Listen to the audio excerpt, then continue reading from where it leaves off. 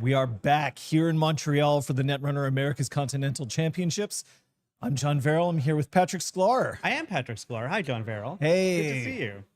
We've just finished our lunch break, and therefore we're on to round 4 of 10 today on our day of just basic standard. We have refueled, as have all the players, and we're going to see their best games ever this round. For sure. That's what we're looking forward to today. We've been seeing an excellent field so far, and surprisingly, a little bit more HB than we would have thought. Yeah, it's what, 30-ish% of the field right now? It is the top faction among corps. Do we know what identity specifically are Leo reigning? is well represented, Leo's doing pretty well, and it would seem that the snare bears are a big reason for that. There's also, I've seen a handful of cheeky mirror morphs as I was going through the list as well.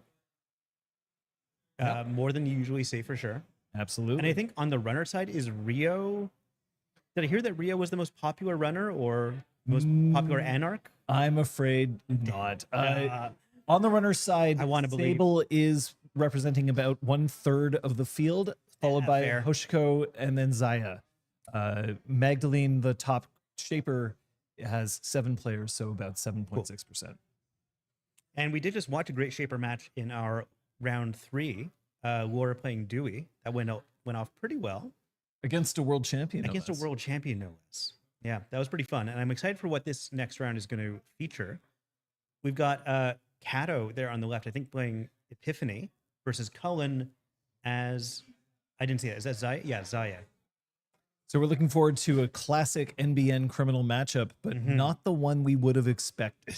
No, and I'm grateful to not see Nebula, personally. Cullen on the right side of your screen playing the runner is also known as Print Artificer. He was responsible for making the click trackers that are prizes for top tables at Continentals, along with our Crown of Servers trophy. That's right. Yesterday. This is the last time we're ever giving him free advertising, so I hope this works for him. And he doesn't even know. He doesn't even know. Kato, of course, has been a big help with a lot of streaming setups in the past. Kato pointing at the cameras, shouting us out. Thank you, Kato. We got thumbs up coming in from Cullen too. All right, they're both mugging for the camera. I don't know who to root for now. I mean, why wouldn't you root for both of them? Let's have an excellent game from both of our competitors here. I love that. Love that playmat. Oh yeah, the Muse playmat. Love that. But I'm never going to claim neutrality, even as a streamer. I think like this disingenuous. No, if you're true neutrality, then you should be cheering for whoever's playing Ampere. Yes, that's right. And we're gonna check how many Amperes there are. In fact, there are no Amperes or Novas today at Continentals. 92 players at the tournament today. Yep, 92 remain. And honestly, pretty surprising in terms of the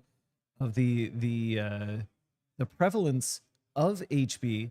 Jinteki still representing about 1/4 of the field. Mostly Oko. Mostly carrying that on its own. I'm seeing there's an Isuak and a Restoring Humanity and 1 PT Untaya. And 1 Atea. Oh yeah, and there's an Atea. That's fantastic. And then the Wayland is also pretty big. I think Wayland's mostly op. In terms of Wayland, we're seeing 10 ops and 9 built to last. Oh, okay. So it's almost even there. Cool. Yeah. So it seems like the meta is settling down a little bit. People are starting to figure out that not everybody is prepared to kill you. We're seeing a lot more Glacier this time around, but we'll see what happens when we look to top tables later on. It looks like we're about ready to get started. Yeah, we're picking up our opening hands now. Let's see how this goes. Waiting for the go ahead with the timer to start. Opening is install Res Spin Doctor. Get a quick draw, maybe fix an early hand.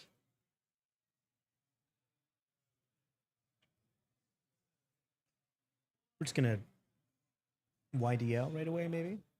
I mean, yeah, it sounds good to me. Get some cash. Epiphany just wants money at this point. And then last click. Probably going to leave deep in the tank on the first turn. You hope that you can ice HQ against Criminal. Against the Zaya, yeah, preferably you'd love to be able to do the classic hedge fund ice RD ice Mhm. HQ, but Looks it like looks it's like not gonna be no the case. ice today. Nope. We've got the Did discards. Cullen start with a transfer of wealth? Docklands Docklands pass. into transfer of wealth, please. There it is. Oh yeah, there we go. Regrets. Patrick Sklar, the all-knowing and all-seeing. Right. So nothing that Kato can do about this. It looks like that's 3 credits down, 6 credits up, and 2 cards accessed in HQ. Yeah, which will be even more profit for Cullen. Cullen likes to roll a lot of dice, and then I'm guessing he doesn't even care what they say. First, that's an Oppo research. Got to know there's an Oppo. And the card, I never remember which one it is. Federal fundraising? Federal Mhm. fundraising.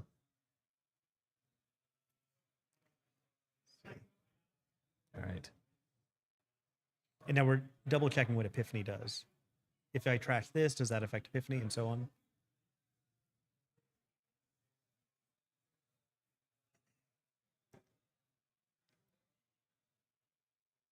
So we're killing the tag. Mm-hmm. With the money we made from Zaya. I mean, Good work if you can get it. and a class act to finish it out. So Cullen has an amazing start here. It's like solid opening hand. And because he didn't draw, of course, he gets that filtered class act.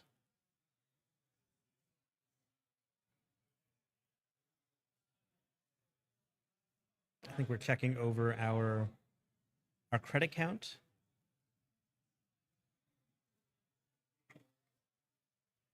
All right, 5 credits on the right for Cullen, although he's got a Docklands pass and a class act already on the table. And there's the draw to start the turn for Yeah. Solid opening. He's counting. He thinks maybe I'm missing another credit. I'm not sure. Went down to 3. transfer of wealth would have given him 6. Docklands pass costs 2. The class two act from costs Zaya. 4, so he's straight up at his 5. Yep. And the 2 from Zaya Mhm. paid for the tag. We are going wide. You've got to ice HQ. It's too much value for Zaya once the Docklands passes down. Have to imagine that Kato is probably looking for ice.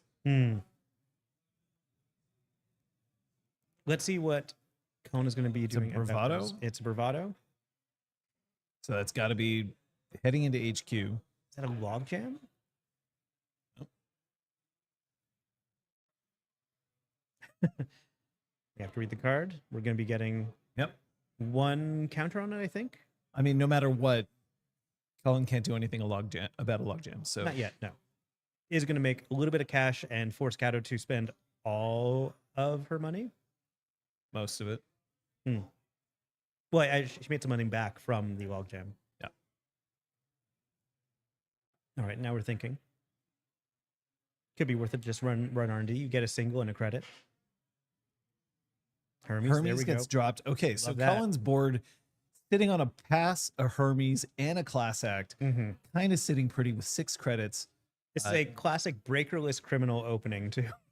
Right. Yeah, he's gonna mess with all of Kato's stuff. Filtering a draw. And popping into CR&D. Yeah, let's check R&D. Okay, we're resing the federal. We're resing a gaslight.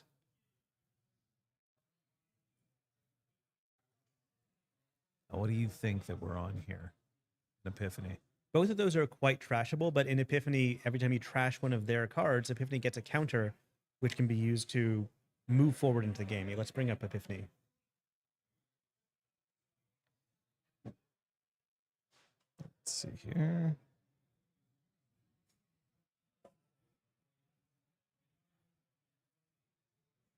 Okay, we're popping the gaslight. Going to go looking for an operation. Yeah. I'm seeing some fun stuff in Kato's deck as she goes through it. Yeah, if we can bring up Epiphany, just so that we can have a look here. Right, the first time each turn the runner steals or trashes a corp card, put a power counter, and then you use that power counter to look at R&D and install your best card. So we went looking for a predictive planogram with the gaslight. Basically, that gaslight becomes. Please give 3 me credits. money. Yeah, exactly. I need to get back up to 5 credits, please. That makes sense. It's a fun use of gaslight. Yep. It's not always to find end of the line. No. And you know what? You remove a non-installable card from R&D as well. Maybe that matters. Filtering for Epiphany is useful at this point, right? Mhm. Like the value that you get isn't just being able to install, it's also being able to see 3 things and choose. And if you don't get the choice because you only have 1 installable, well, then you're sort of stuck. You Yep. can choose to install it or not. 100%. And sometimes if you only see ice, that's not worthwhile either. Right. All right. Federal what have we got? fundraising. That's the chance to figure out what's going on here. And the draw. Mhm. Now we start our turn properly. So we've had the mandatory, we've had the draw, federal fundraising. Both these players at 2-1-0. The expectation here is that 8-2 will make you into the top cut. Yep. 7-3 is probably going to put you on the bubble. You really would prefer to be 7-2-1. Right. So this round isn't going to knock either of them out, but it will make things a lot harder for one of them.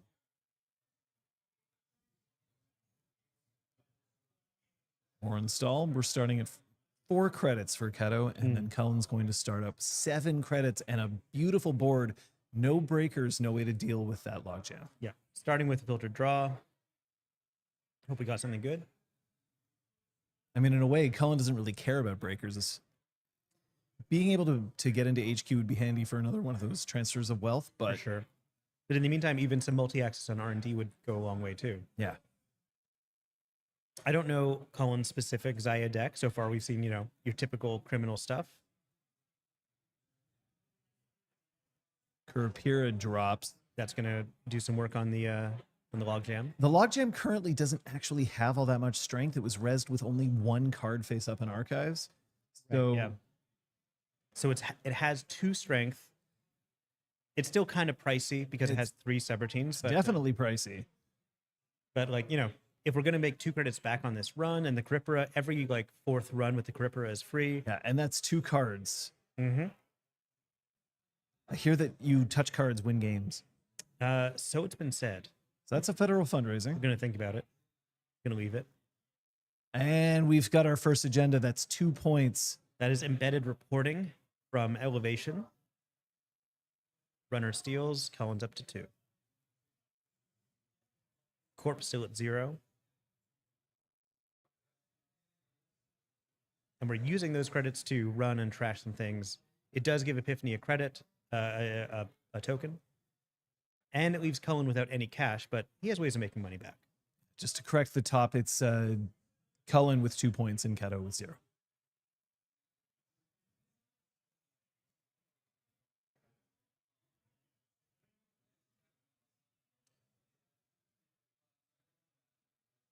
Kato's got some thinking to do here. Yeah, Cullen's got a pretty dominant board state at the moment, can get in anywhere he wants, but has no credits. the no credits means that maybe she has a chance to, maybe a window to install something, Predictive for 3 cards. or even go for a low strength oppo. Just Just tag him. He Tax can't, out he can't for get those- rid of them. yeah.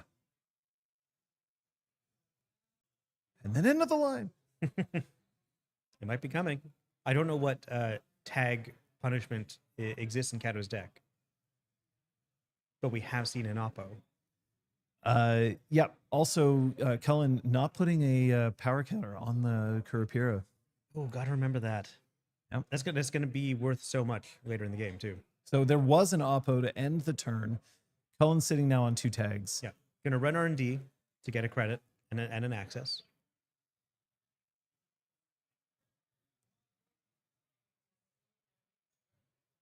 That's another agenda. Okay, Stoke the Embers for 2 points. Cullen is touch up to cards, 4. win games. Yep. Taking credits, removing tags. Looks like.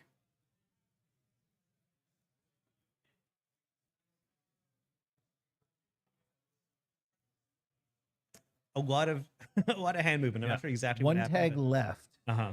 So, 1 credit. Big Oppo is now online. Of course, Kato doesn't have a huge amount of cash. We are running again just to see. One of Maybe I those can win the predictive game. planograms would help out right now. Oh, yeah. We did use one last turn. We're also not sure how many cards Cullen has in his grip at the moment. That could be very important information. Looks like a good stack. We got 3 credits, and the line is up for it. If indeed Kato's playing it, I kind of doubt it at this point. Kato can check if the top 3 cards include it. Is it worth diving in? Drawing up. Draw, or draw, end of the line. I'll install something so that you can get it out of there. Yeah. All right, we're thinking. Epiphany versus Zaya, and Cullen's already taken an early 4-0 lead. But both players pretty poor. And Cullen's still on one tag that he probably wants to remove sooner rather than later. I don't think it's worth it at this stage for Kato to trash the class act, but that's also an option. No, the class act's kind of done its work already, and it's almost certain that Cullen's going to be playing another one to refill his hand if he's worried about getting damaged. Of course, right now, Cullen's probably looking to just make another run on R&D to gain a credit and then clear the tag. Yeah.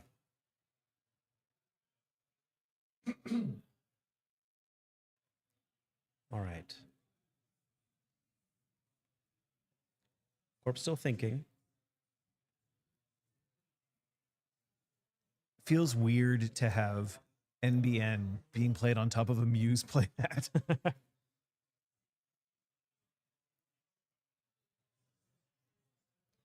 Yeah, I do love the DDoS playmat on Cullen's side, though. That's a classic. Classic. That's Adam Doyle, right?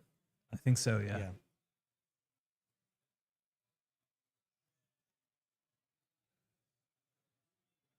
All right, popping the Spin Doctor. Spin Doctor getting, I'm not sure. That kind of happened real fast.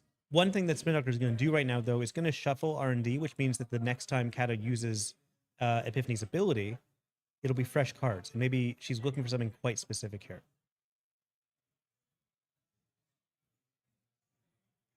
Cullen electing not to cut the deck. Bold strategy. See if it works out for him.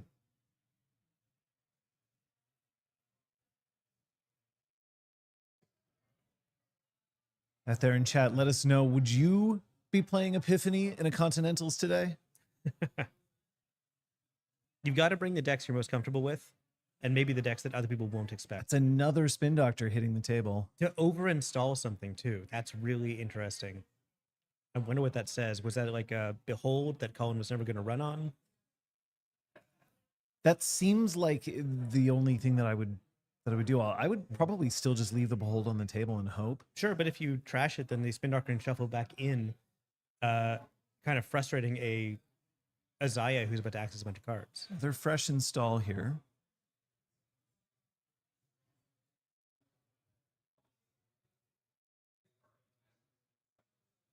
There's absolutely some fun Epiphany decks out there. I think that as we move forward in the meta, we're going to see more and more options that are going to let people play around with some of the lesser used IDs. Yeah. We are getting another standard ban list update in September. Oh, yeah. I can't wait. Before Worlds. I don't know what's on it, but I'm excited to see it. There's no narrative justification for ban lists at this point. I keep trying to get in on those conversations, but they never let me. Pinhole threading gets discarded. Narrative has its own ban list, of course. There's only one person on it, Sundog. Oh. Oh. The only Canadian to ever be on a Netrunner card. and we killed him. I'm doing my best to lower the mortality rate from 100% to somewhere under that. He had the audacity to call it a DZMZ, and they paid the price. Turtok, that's a good point. Possibly that was an agenda, and we over-installed it with the Spin Doctor to rescue it. Although I think like HQ is feeling pretty secure right now, even with the Caripra. All right, let's see what Cullen's going to do here. Since Cullen is acting so quickly, but he's not building up his credits at this point. Yeah, HQ, it's going to take It's 4 credits to get into HQ. 4 credits. And let's hope he remembers the token, the power counter on Kerpera next time. Yeah.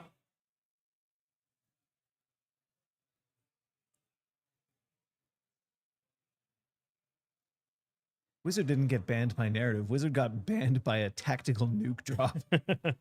Shout out to yesterday's Chrono servers, one of the teams. Wiz Memorial Crater. Yeah.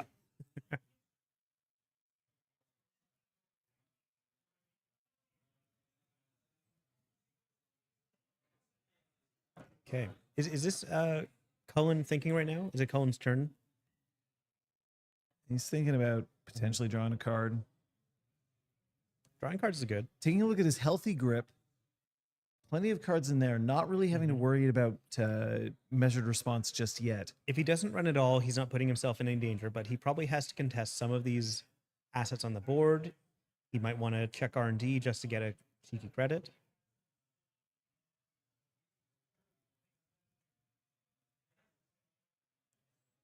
All right. Another install. A new Going server. horizontal on stream. That's Yep. what we like to see. A new iced remote down over there. Looks like we're using Epiphany's ability. To put a new server down. We're not going to put anything in that new iced server. Spending 3 credits to Moonpool. Moonpool. Oh, okay, so that also makes sense with the over-installed agenda. Just a way of very quickly getting things into archives. Colin's thinking, maybe I should have checked archives.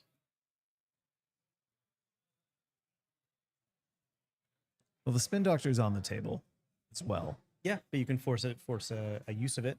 All right. It's never bad. Couple So of we points. see 2 agendas in there. Throwing Means- themselves back in R&D. Moonpool's going to put 2 advancement tokens on that card.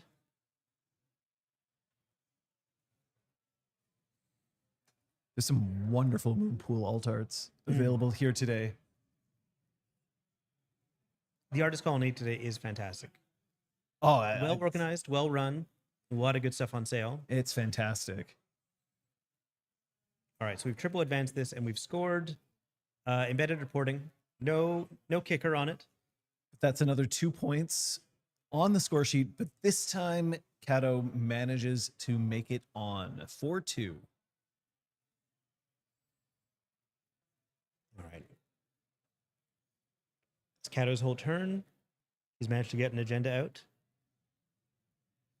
Once And again, rescued both a couple players- that were in. R&D is now a little bit denser with agendas, which is interesting. Yeah, and Cullen, 1 credit. Kato also at 1 credit. Oppo Research, not as much of a threat when you're poor like this. No. I do want both players to start making more money. But Kato's also got that federal fundraising that's just been just enjoying it the entire time. Can we bring up federal fundraising? That's the card that is helping arrange the top of R&D and drawing a card. Yeah, it's been doing a lot of work. It is easy to trash, but it just feeds into Epiphany's game plan if you trash it. Yeah, we're checking R&D, of course. Going to earn a credit after this run is done.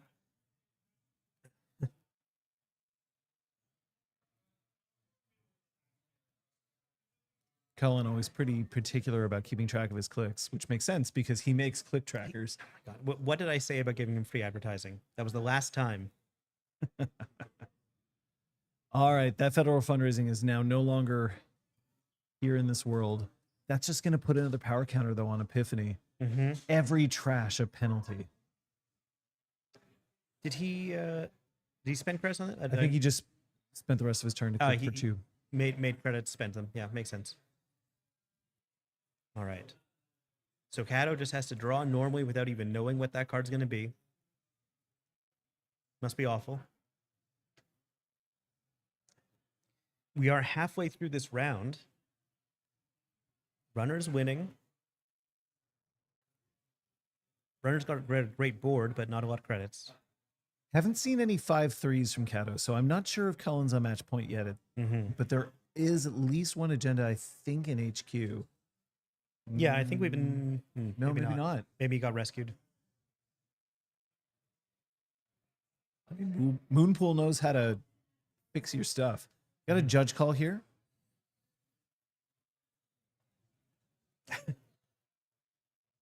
Judge looks as confused as we do.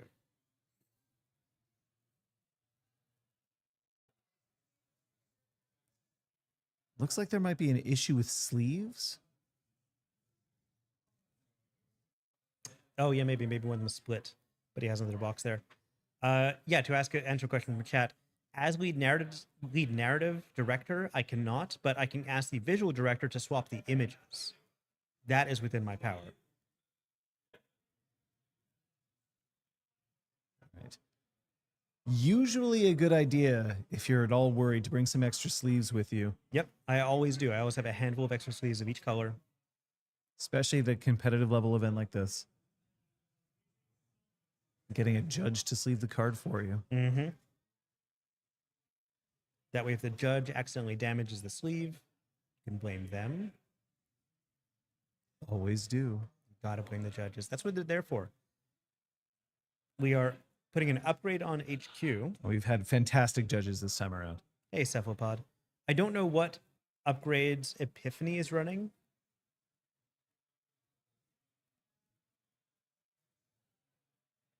I mean, that could be a Holoman. That we're just is waiting for its opportunity to move to the scoring server. Seems like the smart play to me. Mm-hmm. But the Hallman is not going to be all that useful sitting on only 2 credits. No. But if Cullen is able to make a bunch of money, then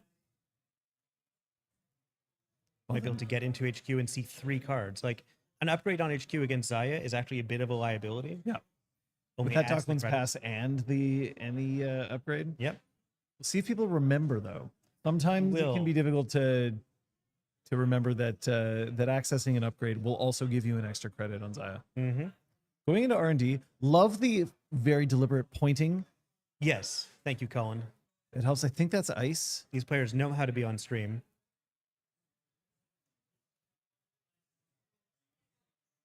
Cato, by the way, recently was on the Rascal podcast, or a few months ago now, talking about Netrunner so enthusiastically that I think from that podcast alone, maybe a couple dozen people picked up the game. All right, we've got Chesva. This is going to come in very handy. We're making money. Next turn, I think HQ is on the table.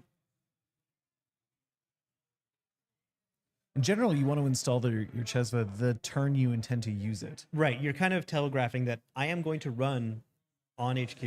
It's also wasted 2 credits. Damn right. Yeah. But I think Colin is sitting on 5 cards in his grip, so maybe he's just trying to hold on to cards as much as he can.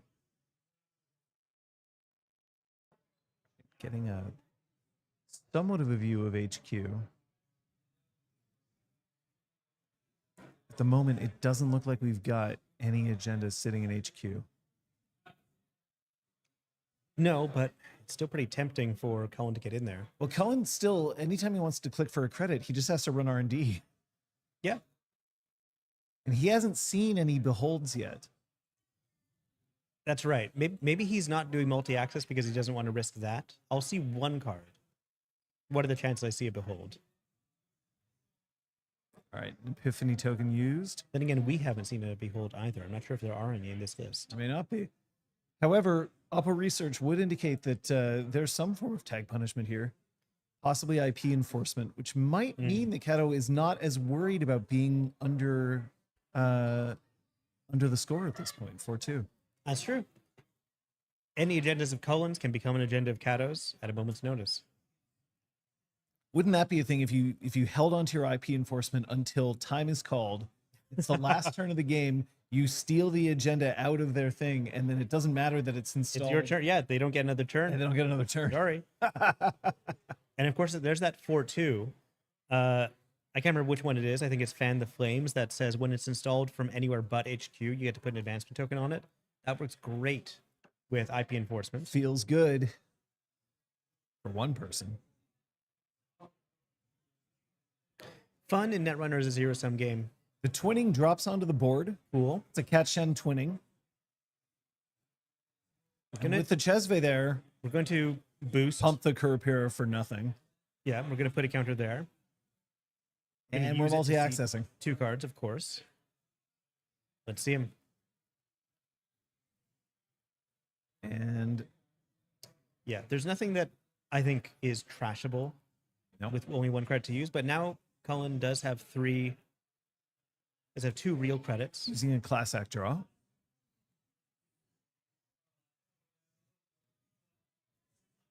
What should Patrick know? I might have missed something. What should I know, Cephalopod Wizard? Thing? I mean, yes, there is that.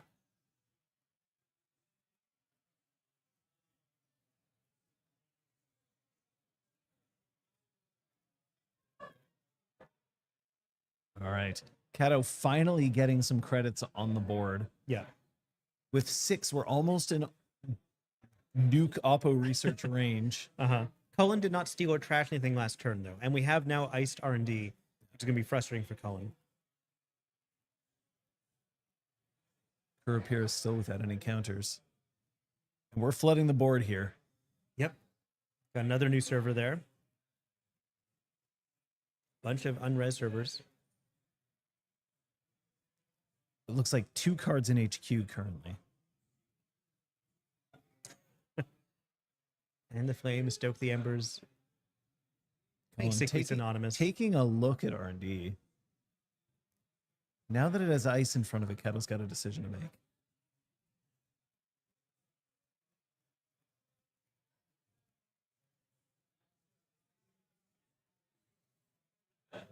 Yeah, what is Cullen's plan here? Okay. That's a whole lot of money, but Cullen is free to bounce. Maybe like just charge up the twinning and let it end the run. That's fine. I think Cullen likes that. You can now save R&D for that like final deep desperate dig. Right. Because Funhouse works every turn except for the last turn. Checking out archives, hoping to suss out either a spin doctor that's sitting on the table or not. There Yep. it is. Gonna get rid of that spin. Are we 2 or 3 spins down? I think that leads 2. That's 2 spins. Shuffling into unknowns.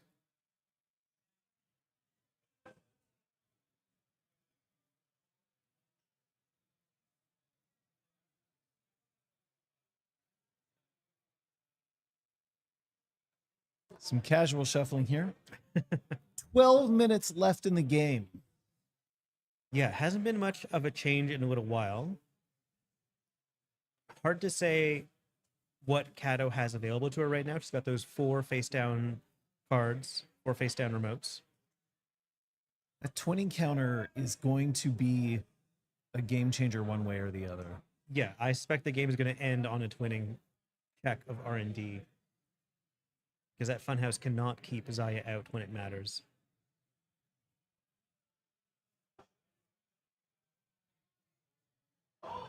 At this point, also, we don't know what kind of tag punishment we're running here. And the only resource that we care about right now is the twinning. I mean, you can afford to lose a class act.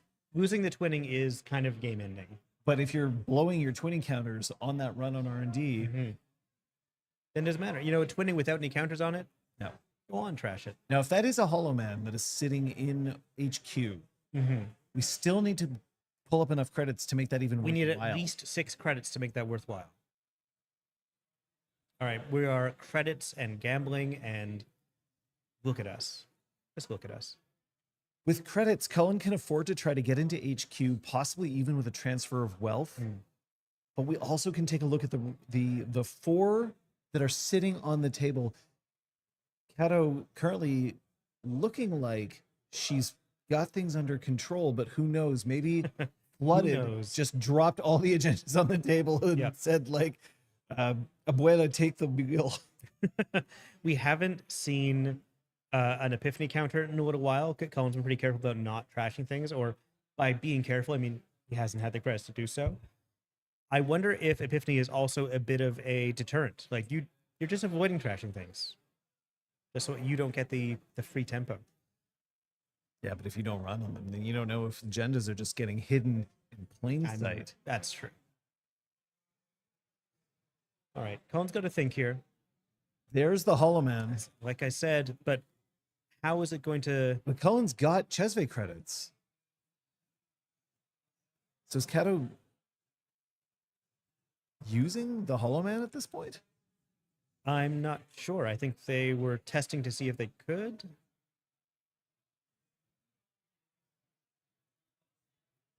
because they do have a predicted planogram in hand, maybe, or no? I think they've just used it. All right, so where's this Hollow Man going to go? Well, the Hollow Man is rezzed. Can we have the Hollow Man up, please? It's rezzed because you thought you were going to use it. So, So what's the plan? when your turn begins, the draw has already occurred. Mm-hmm. So the Hollow Man can't shift. That's true. Yeah, you have to shift before you see the mandatory draw. We're checking with their head judge about this.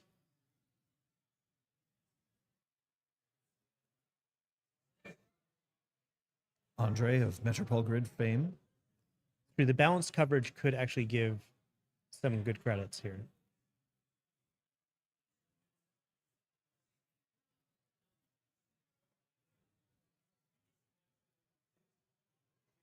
Problem is that at a competitive level event, knowing that the Hollow Man could have moved means that Cullen now knows that There's something on the table that he's going to want to try to access. You've got 4 clicks. You've got to check 4 Facetown remotes. Yeah. And since Kato has seen the top of R&D by doing the mandatory draw, you can't pull back. You can't take back this action at this point. Mm-hmm. Yeah, there's a twinning alt art on the table on Cullen's side. That's the 2 faces you see with the counter on it. Yeah. And it is also an Andre you see in the background. It's a Cat Shen alt art. All right, looks like we are going to be allowed to do something with the Hollow Man. Cullen is also quite a sportsmanlike player. He may just be letting it go. No, I mean, I think that we were able to see the top card of R&D anyway as a start of turn trigger, and therefore we could say that we hadn't yet entered the mandatory draw phase. Okay. Seems to be what happened there. Cool.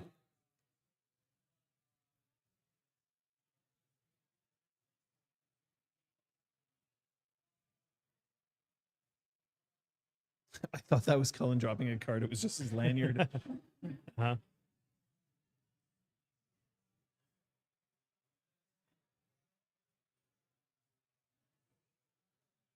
All right. One of these cards must be scoreable. Oh no, we just moved the Hollow Man. The Hollow Man's over to R&D R&D. where it's a bit safer. That's funny. Gaining some credits. You know, the tag punishment might also be just a B1001. Like if one of those is out there, then That might be. Finality gets dropped onto the table. Cullen Okay. looking to finish this up. if this is a B1001, so we're taking a tag just to go through. Yeah, well, there's a few steps so far, Colin. Let's not go too With this fast. now, Cullen also will be able to get a hold of a bunch of credits. Huge credit swing. That'll be a 4 credit gain. Yeah, we get here. Now Kato's going to res the B1001. There we go. That's really cool. Yeah, we already took the core damage, though. We have to take care of that.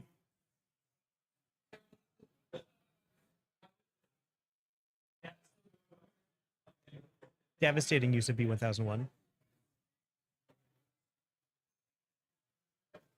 We're not going to access any cards. The B1001 is canceling the Apocalypse. Oh, still Cullen gets to draw because he got Steel Skin in there.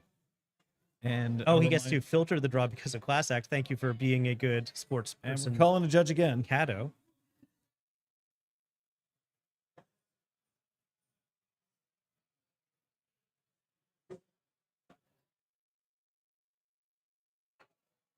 This does count as drawing cards. Yeah, but I think it was he added 2 cards to his hand, and maybe they got mixed in before he drew the 3rd card that would have been part of the filter effect. Put them on top of his hand. I think that would be okay. Yeah.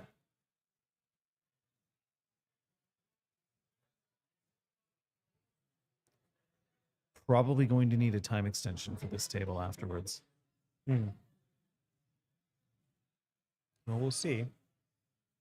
All right, so we have to deal with the B1001 before we even try something like that All right, on so R&D they- again. So it's going ahead. Tag's taken away. Don't need it anymore. But that finality just causing some core damage and then blocking. Yeah, by the- that hurts. I mean, by that's the- what you love to see against a finality. That's one of the main pain points of finality is it's such a heavy upfront cost. Now we just got to hope that there's not a second B1001 out there. Out of vengeance, Cullen goes in and just cracks that Bioroid over his knee.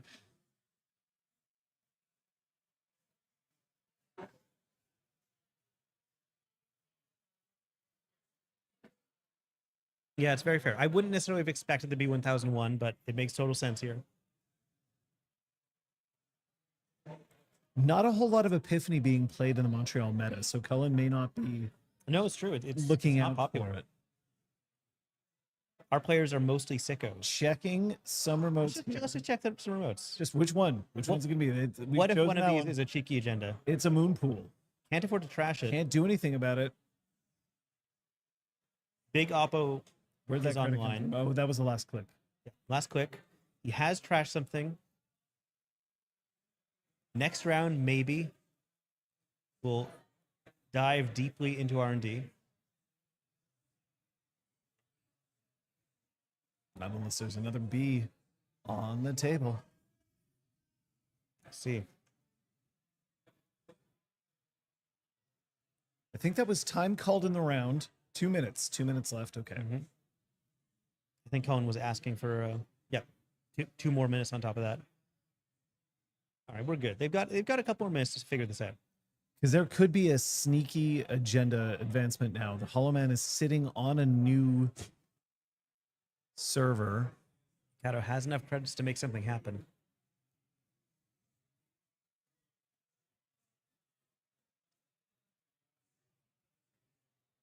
But Hollow Man is expensive for what it does. Actually, it's very cheap for what it does, but it is an expensive card. Very expensive effect. Yeah. But it is already rezzed, at least. We are checking through our collection for something.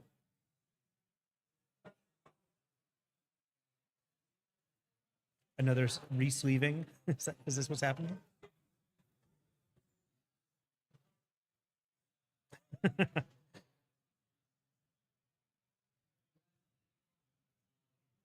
Oh, were these like two different purples that are almost identical? See, now, if that's the case, that could be, okay, it's a re-sleeving. If it's a different color sleeve, then that would be a game loss by the strictest sense of the word. But that may not have been the issue.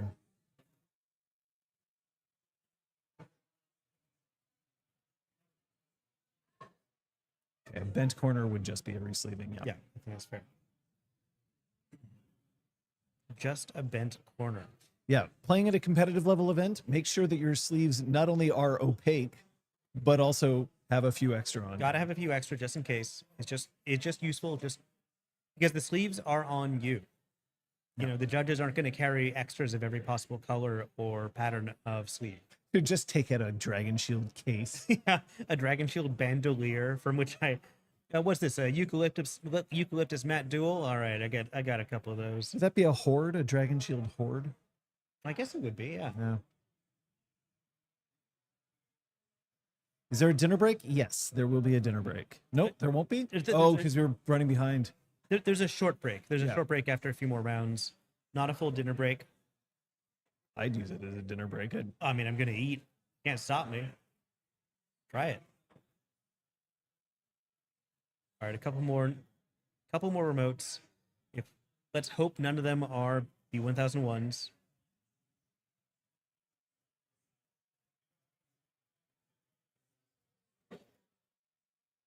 The reorganizing of the play field here. Things are moving around in a way that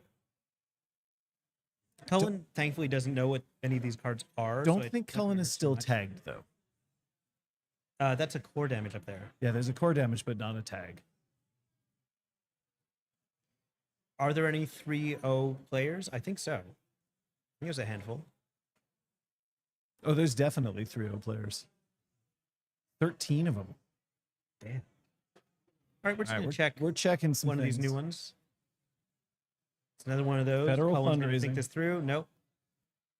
Has Cullen He's just looking. Now he's got a little bit of the shakes here, knowing that their time is running out. No point trashing the second Hollow Man. No, there's no point there. I don't think he's reset his Chesva. He might as well be using that, honestly, to just get another another token on the twinning. Maybe it'll come Running in here. handy. Now, here's the interesting thing. If he runs and Kato reses that ice, Kato may not have the powers that be, may not have the credits to use the Yeah. thing. So it's that ice isn't really that much of a threat at all. That's a good point. Cullen going for that R&D glory run here, hoping that there isn't another B1001. Okay, so we Now take Cullen the has a temporary tag. tag. We spend 4. Is the run going to be ended? Do you have anything cheeky to do? Oh, Is it? Is my. it? Is Kato just messing with him? I was just checking. There it is. Oh no! The B1001. And that's the end So- of Cullen ends his turn with Yeah. a tag. Oh no, he No, Cullen won't have a tag any longer. right because the B1001 spends the tag. Thank you.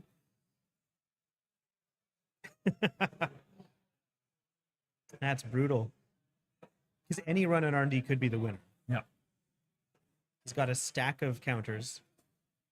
Kato's now only sitting on 3 credits. Credits can happen though. Time and round called for top table, so I think Kato gets one more turn, and then Cullen gets a final turn.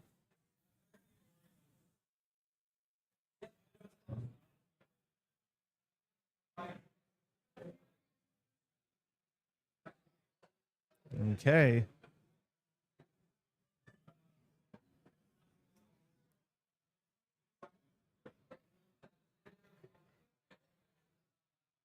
Kato trying to see if there's any way out of this. Resing. Because I think that one makes you a bit of cash. Let's bring it up. Click the text. The wrong card that I meant to bring up here. Balanced coverage may be the thing that will Mm-hmm. save Kato, but we'll see.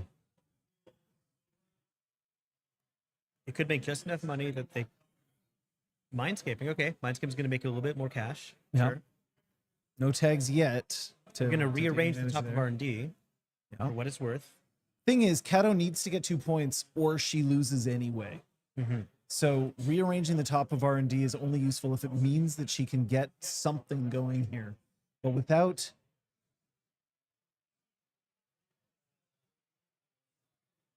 a lot of credits. Now the thing is that Hollow Man is still on the field.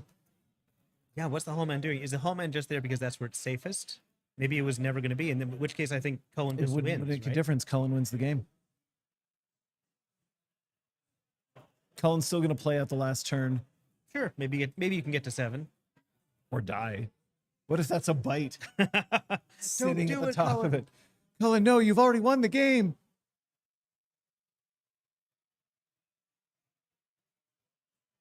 Mm-hmm. Cullen He's playing it like making that move into R&D.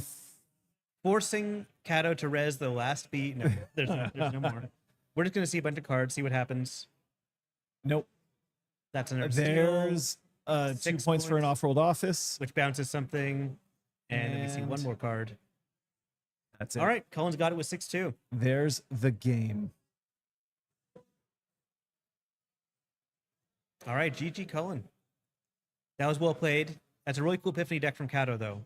Kato just not finding the credits to be able to capitalize on that Hollow Man fast enough. Great game. Cullen From makes it 2 up players, I love to 3-1. see too. Yep. Yeah, Cullen's at 3-1, Kato's 2-2. Both of them still have a shot at the top 16. Absolutely. Still within striking distance. A little bit harder for Kato now. Yeah, very well played. Great games all. Cool. Well, that was round 4, the post-lunch round. I'm looking forward to round 5. I will be joining us again, and I think I'll be joined by Eric from Neon Static in the following round. That's right. I'm looking forward to seeing who gets to be placed on the stream table next time. I am asking out there in chat again. I asked who amongst you would have played Epiphany here at Netrunner's Continentals for the Americas here in Montreal, Quebec. It looks like Zaya managed to take it out this time around, but if we take a look at the standings at the moment, not all of them will have reported just yet. But again, we're looking right now Yeah. after we can see some. so after 3 rounds Mm-hmm. in the top, we have a lot of a lot of criminals. There's a lat and a I absolutely love it. Laura 42 still with Dowie. Oh, that's awesome. And Leo Construction sitting at 9 out of a possible 9 points. We've also Very got cool. a lot of Musla hats, not as many sables as you would have thought. Musla hat at the moment very well represented at the top tables. And also in terms of corporations, quite a bit of HB, quite a bit of Wayland, one Nebula, but there's a distinct lack of Jinteki at the That's very top. interesting. There's an Oko in 6th from Kizra, but that's all I see in the top right now. So in the top 16, we only have one Jinteki. It looks like everybody is teching against the egg. Cephalopod would have played Epiphany. Thank you, Cephalopod. You've been tinkering with Epiphany for a little while now. And as for the Diogene versus Diogenes situation, I think there will be some kind of a street fight later. If they're paired together, we're throwing them on stream. They have to be on stream. Obviously, they're going to be on stream. We have to. We're going to get pictures taken.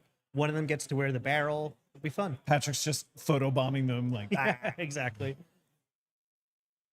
All right, folks.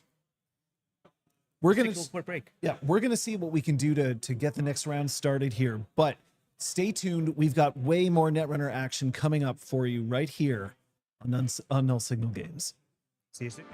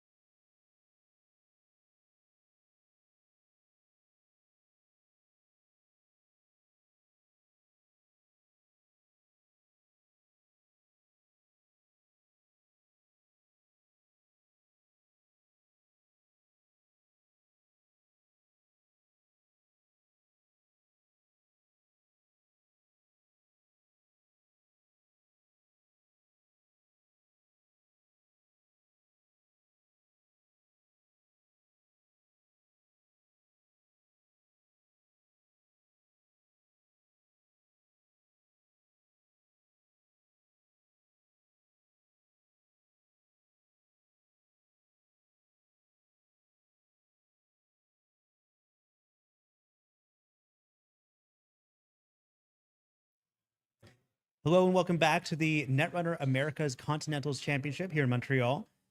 We are on round 5, and this time we've got a couple of players. We've got Diogenes playing Nuvum and Orietes or Kyle. or Kyle playing Hoshiko. I'm excited to see this matchup. This is pretty cool. I haven't seen any Nuvums yet this Continentals. Me neither.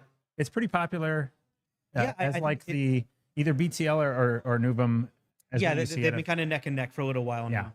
Like the top Waylands are Op and B2L, but then like Nuvum is kind of like hanging around, or Nuvang is kind of hanging around the third spot. I think cards like Petty Cash are one of the Nuvang relics from Elevation. Yeah, Nuvum loves a Nuvang. I'm not sure. I always hear Andrew say Nuvang. Yeah, and where's the G? Where is it? I'm doubting myself right now. I keep saying it like, well, that can't be right. I think the Hoshiko is like pretty good stuff. Hoshiko, like reg, Yeah. A lot of companions. I think we flipped through the deck and saw a bunch of those. Some just good Netrunner tools, and I think that we at least some of the spice, at least in the PD deck. Oh, it's a PD deck. Why don't I think it's PD? It is not Nuvan. Okay, we know how to pronounce PD. I mean, I knew it was PD, but I was pronouncing it Nuvan. That's my You issue. fooled everyone. Yep. All right, so we saw opening here of just ice, and what's our third click? Are we thinking about it? We're thinking. We're wondering. It looks as if maybe it was a draw. Yes, it it was was a draw. It must have been 4 cards in hand. There's this wiki that's 4-0. That's pretty cool. Sweet. All right, so we see Botulus, click 1, and running. Love those HQ. backroom deal tokens too. That's pretty good. Good early game pressure here. Seeing a Managarm Skunkworks. Do you go to 0? No. No, Not installed. Not yet. Yeah, that's a rough. It's a good thing to trash, but it's not the right time to trash it when you're only at 3 credits. And Fencer. Fencer Foyne is going to help out. Great. And a Gachapon. Okay. Cool. Gachapon. I haven't seen Gachapon very much lately. I like Gachapon quite a bit. I hope we're going to see it popped during the Corpse turn. I do. I hope so too. That's the time to do it. So many companions in this list that the Gachapon really is pretty almost guaranteed to hit a virtual. Yeah, you're going to see a Paladin. You're going to see a Fencer. Taka, I think. We got an RLC. I think I've seen a lot of these PD decks that'll do RLC to install a humanoid resources. Get the click back. Get the click back, then triple you can click fire it. that. Oof. It's pretty good. That's pretty cool. From And hand. Probably the operation is another RLC too. Yeah. That's just how it goes. It's really quite nice. And what did we just click for credits? We saw install, click for credit? Yep. Okay. Sometimes when the players are really fast, that it is a challenge. So second token on such a virus counter on Botulus. That's right. The botulism is increasing. Careful of your jars of pickles, folks. Yep. We all ate chicken for lunch. So it is on Kyle's turn here, popping the Gachapon. Seeing installables would be... Rising Tide and Buzzsaw are the only ones you can install from here. And your What's the discount? discount is 2, I believe, on Gachapon. We can bring it up on that little thing. That's over there true. if you That's want true. I think it's probably the Rising Tide. If it was me making that decision, and it sure isn't. to. There's a good reason. Discount is 2. All right, so we're trashing the... we're removing from the game a Steel Skin Scarring because I think Kyle is guessing that this isn't going to be a damage deck. Right. Oh, thinking about removing the Keiko. I mean, the other cards are all very useful. Like sure. The Keiko is a great card, but the others are going to have their purposes. Yeah. I think a lot of times there'll be like 2 Keikos, and then you can get into a board state where you kind of need that MU at some point. So hopefully that works out. Yep. Getting a Rising Tide out early. Hopefully we're going to be trashing other barrier breakers later. See how this goes. Also, the economy of Kyle's deck seems to be built around the companion stripping and then Keiko giving money and things like that. So that's a nice synergy piece. All right, we've got a Spin Doctor. There's only 1 card in Archives right now. So are we going to use the Spin Doctor? I'm not sure. It's kind of a tricky question. Yeah, we're going to use the Fencer credit to trash a Spin Doctor. I love that Fencer Fueno has kind of re-emerged. I guess not re-emerged. Yeah. Fencer Fueno was never... It was never merged. It was never merged, submerged in the first place. Nice. Which is where you want a narwhal to be. It is. Yeah, it's a nautical reference. Love it. Yeah, it's definitely come back with the popularity of Alco and all these decks. horizontal decks. Yeah. The runner needs to be able to challenge them. Spin. Are you just going to wipe out all their spins? No, you don't want to go down to 0 credits. Yeah. Yeah, the economy seems a little taxed, and a fermenter is going to help out a lot with that. Yep. That's last year's NANPC fermenter alt art. This year we're getting Charlotte Cachadors.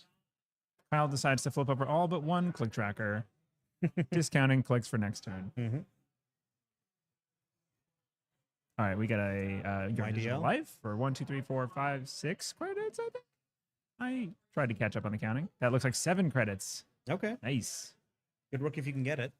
Yeah, and Resing of Tranquility, and so probably 2 more credits. Yeah, on it was the net Keiko one. and the Steel Skin that removed from game from the Gachapon. Yep, taking 2 more off of the Tranquility. Most of the time, taking the credits, generally speaking, off of the Tranquility home grid. All right, and we've got a classic PD server up and running right now. We've got a Tranquility, something in it, something defending it. This Tranquility, from the games that I've seen today, has been a very important economy piece in a lot of decks. It's a hugely important piece for sure. And it was, it's balanced from an era where we were trashing things left and right pretty easily, so it has that high crash cost. But Yeah. really, you could in a modern day, I think it would be designed with a much lower trash cost for what it does. Yeah. It's just such a solid economy piece in more ways than one. Pitching Horizon says we clicked for credits. I was talking too much. I missed most of Kyle's turn. I'm a bad commentator. Thank you Okay. for acknowledging this. Yeah. All right, triple advance on the Luminal. Okay, the Ooh, Luminal's a great one. That is spicy. When a PD scores a Luminal, their chance of victory skyrockets.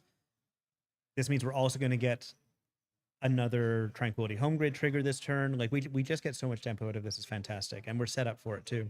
Tranquility, Luminal, rather, recently released from the ban list, and it has kind of single-handedly brought the purple decks back into existence. Yeah, very much. And there's so. a lot of them here today. It has reemerged after being submerged, Just like Fencer. just like a narwhal.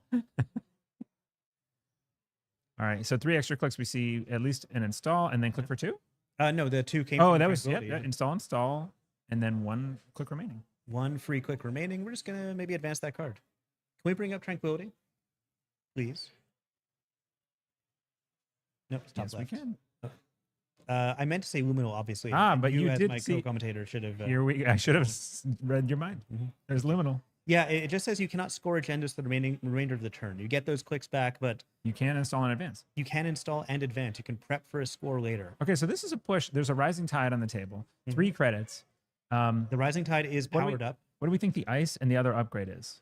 I mean, there's Mana Garm? in PD. There's going to be drafters everywhere. There's probably a Mana Garm in that server. I I mean, would in fact, we're almost certain there's a Mana Garm in that server because we we saw it one in earlier. HQ. Right. I think a drafter would be bold because of the install, but you could also use the drafter's ability to overinstall this thing to Overinstall. bail. Yep.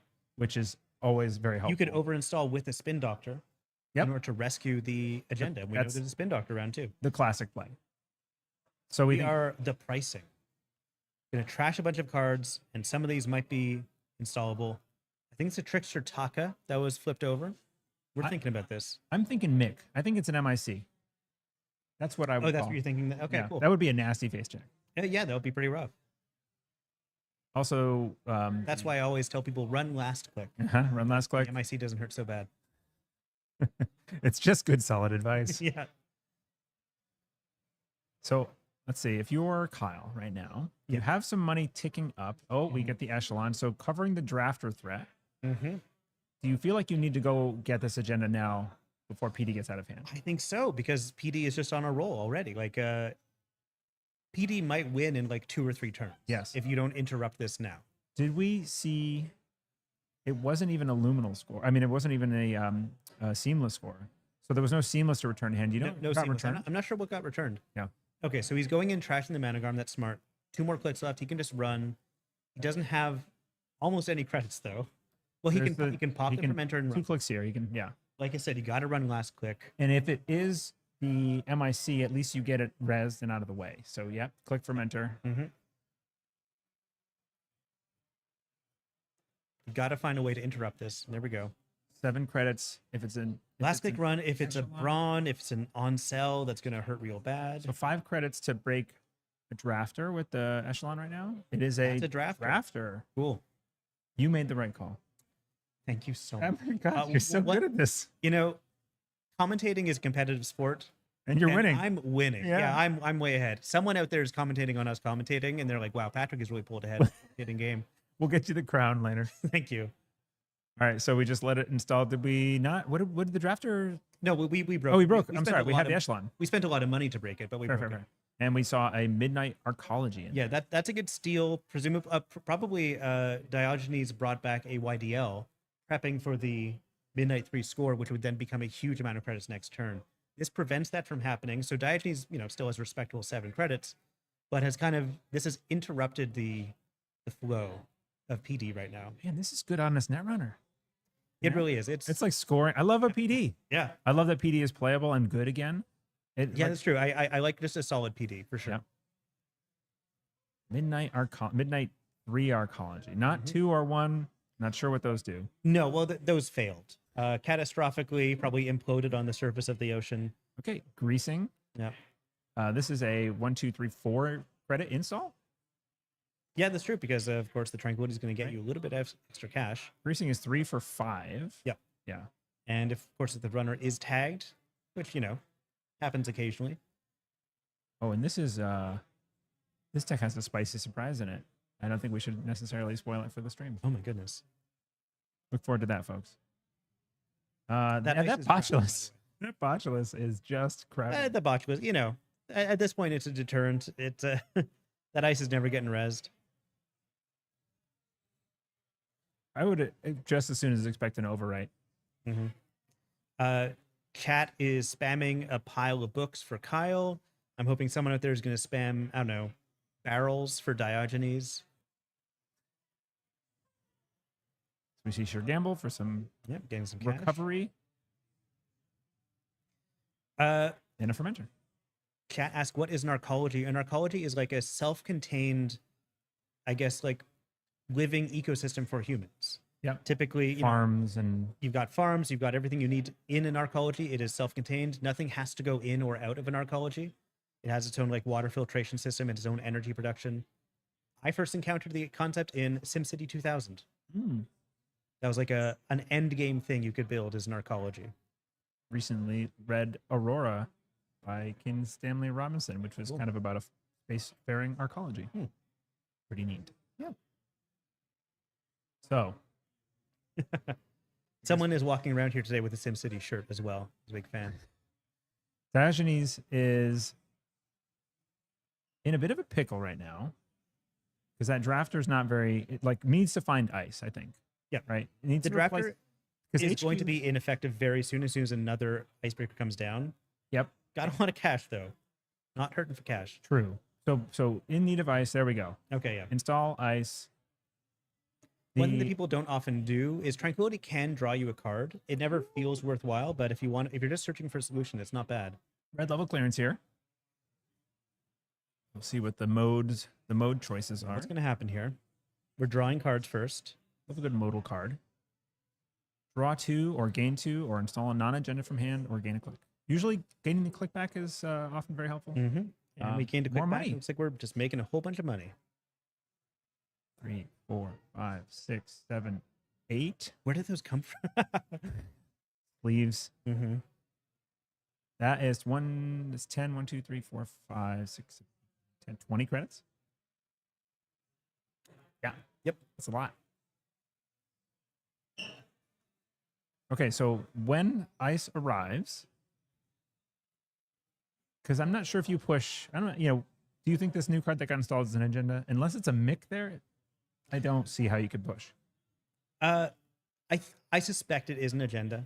I think that Diogenes might have been like drawing up and probably seen a lot of agendas, and HQ is super vulnerable right now. Sure is. So you just want to be installing the agendas in something that's even mildly defended. Yeah. And maybe no matter what that is, it could just be taxing enough that it'll keep Kyle out. Kyle might be thinking, oh, Diogenes would only install an agenda in a server he knows he can protect, not realizing that Diogenes is just putting whatever ice he finds there. Kyle has tagged Dr. Nuka. Uh-oh. Dr. Unfortunately. Nuka's time is short. Those aren't actually tags. That's just a counter right now. Yeah. Oh, there he is. Soon, RSVP, Dr. Nuka.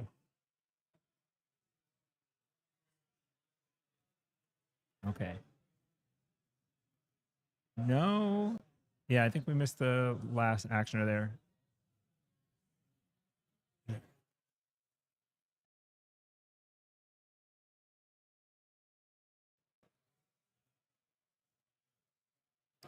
Okay. So resing, it's a brawn. It's a brawn. Brawn is Painful. significant. On 4 credits, I think we're bouncing, right? We're clicking through. We have no clicks remaining. Yeah, I think we're probably going to bounce. Unfortunately, the fencer is about to be Beat it. submerged. Yeah. What is Fencer's downside? Trash something? Pay a credit or trash it. Pay a credit. Okay. It's too bad. Like at 3 credits, it could have done a lot of work. Yeah.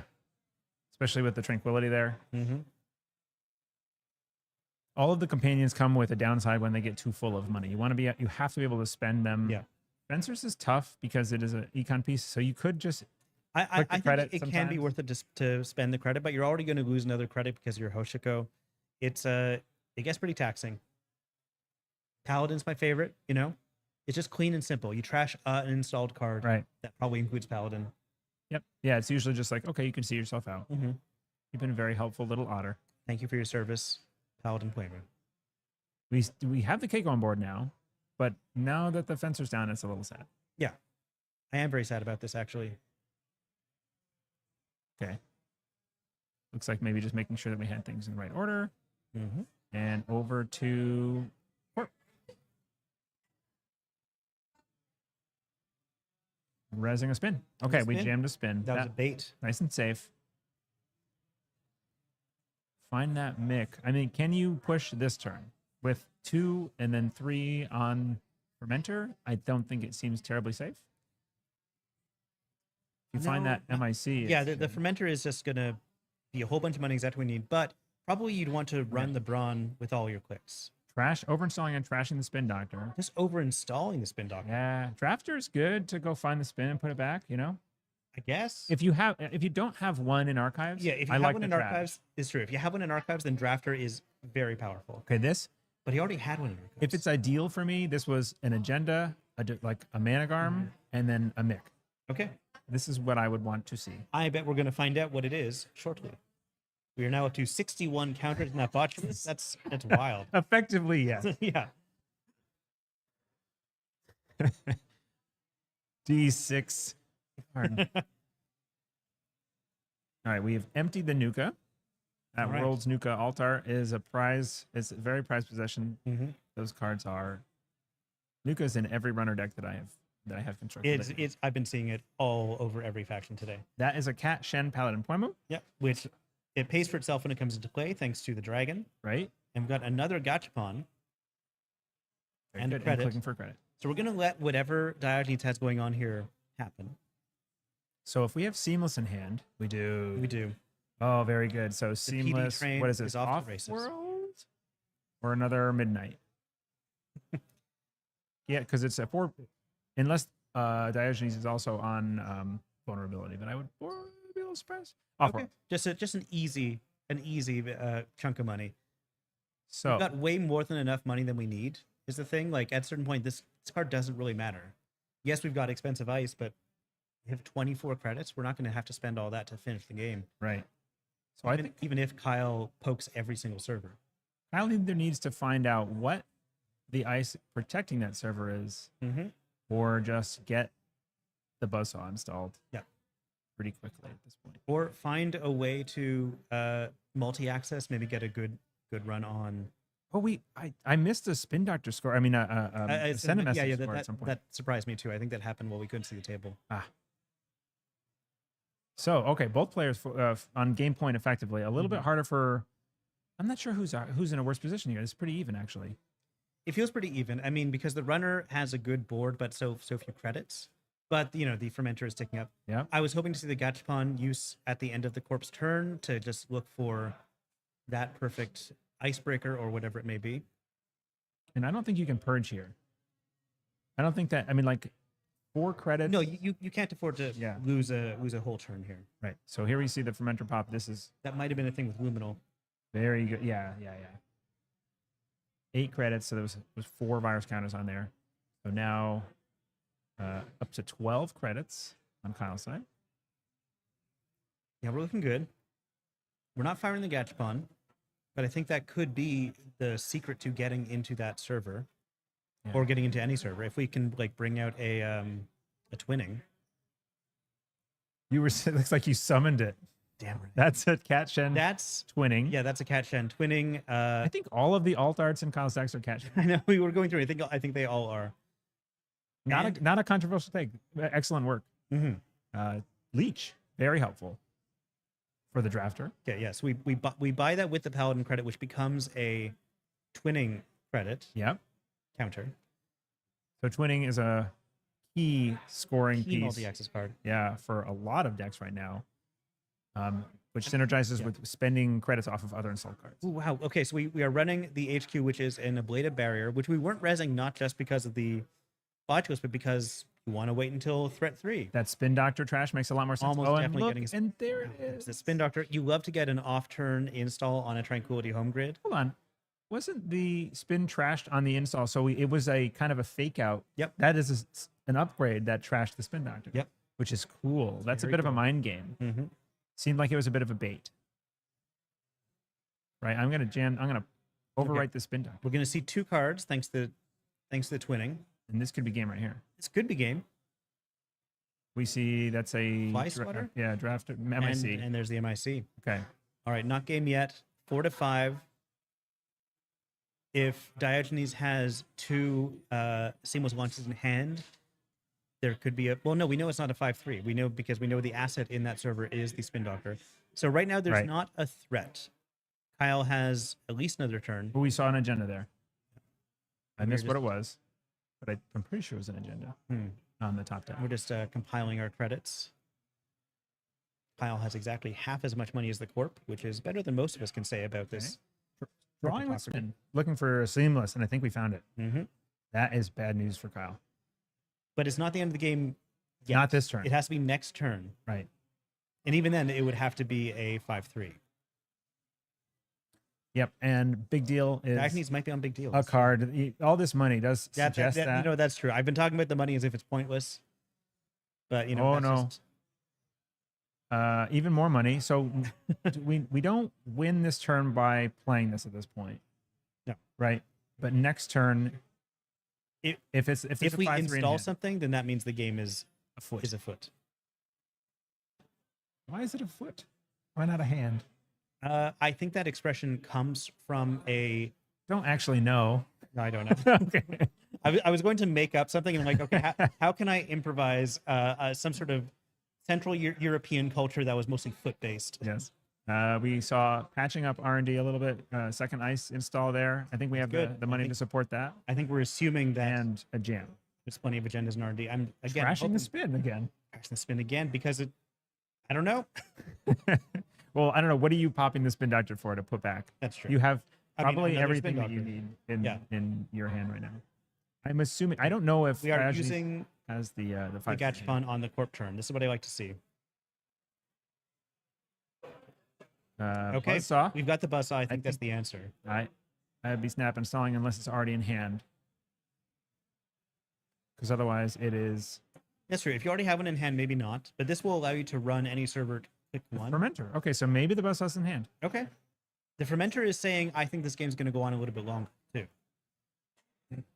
Now I have to decide. What are we which of these- removing? The Buzzsaw. So Removing the the Buzz. Buzzsaw from the game. So there better be one in hand. Yeah. Otherwise, Mm-hmm. So if it's big deal, it's just big deal advance win, right? It's 4 credit, 4. Or one of those cards in his agenda, and then we double seamless for the win. There's a lot of ways this could win. Right. And that's definitely more secure than HQ. So I'd be jamming if I had the agenda. Yeah. If Kyle has a way to disrupt HQ, which I don't think he does, we can install the Buzzsaw that we presume is in hand with the Paladin credit. So 1 click left. What were that? No, I don't think. Okay, Kyle- good. uh, I was Kyle gonna say, what has- did I miss so fast? Time flies when you're commenting. It really does. All right. Do we just pressure this server the whole turn through? I think click 1 is run it. Or fermenter. I don't think you can run if you don't Yeah, have the. fermenter. You got a fermenter, and then you're probably going to. Whatchamacallit? It's all the Buzzsaw. Oh yeah. Right. We were talking a lot about Buzzsaw. There it We're is. talking about the Buzzsaw. That turns the echelon up to strength 3. 4 Paladin, charges twinning. Get a credit back from Keiko. Good synergy. Excellent trigger tracking. Mm-hmm. And a we are finality. Oh, we're going to see exciting. 5 cards total. One 4 of those damage. gets trashed. It was the price. The price for a core, yeah. All right, let's check R&D. If one of these is an MIC though, we could just shut it down. Oh no, it's an MIC. Oh hell yeah. Oh no. Oh wait, breaking, but it doesn't matter. Yeah, well, we should still try to break, force it to be trashed. Like who knows? Oh, that's tough. Because I think this is his last click, right? And an Oh, ablative. we do still have a click. Yeah. It looks Okay, like it. okay. There's a click left. Yeah, yeah. Oh, that was about to be heartbreaking. Yeah, but that ablative, what is that looking for? I think it just installed something. One. We start with something from the bin. Maybe a spin. Cool. It is a spin. Yep. Drawing 2. And took 2 non-agendas off the top. That's bad, but now you can shuffle in some non-agendas. There. That's what we're doing. Because this is So it was definitely a net, going to be the last turn. it was a net non-dilution. Mm-hmm. 2 non for 2 non-agendas. Yep. I love a finality in I missed the finality during the deck check. That's exciting. They both kind of have a, Kyle had the finality and Yep. Diogenes. I've seen a lot of finality today as well. It's been a good way of closing out games. Yeah.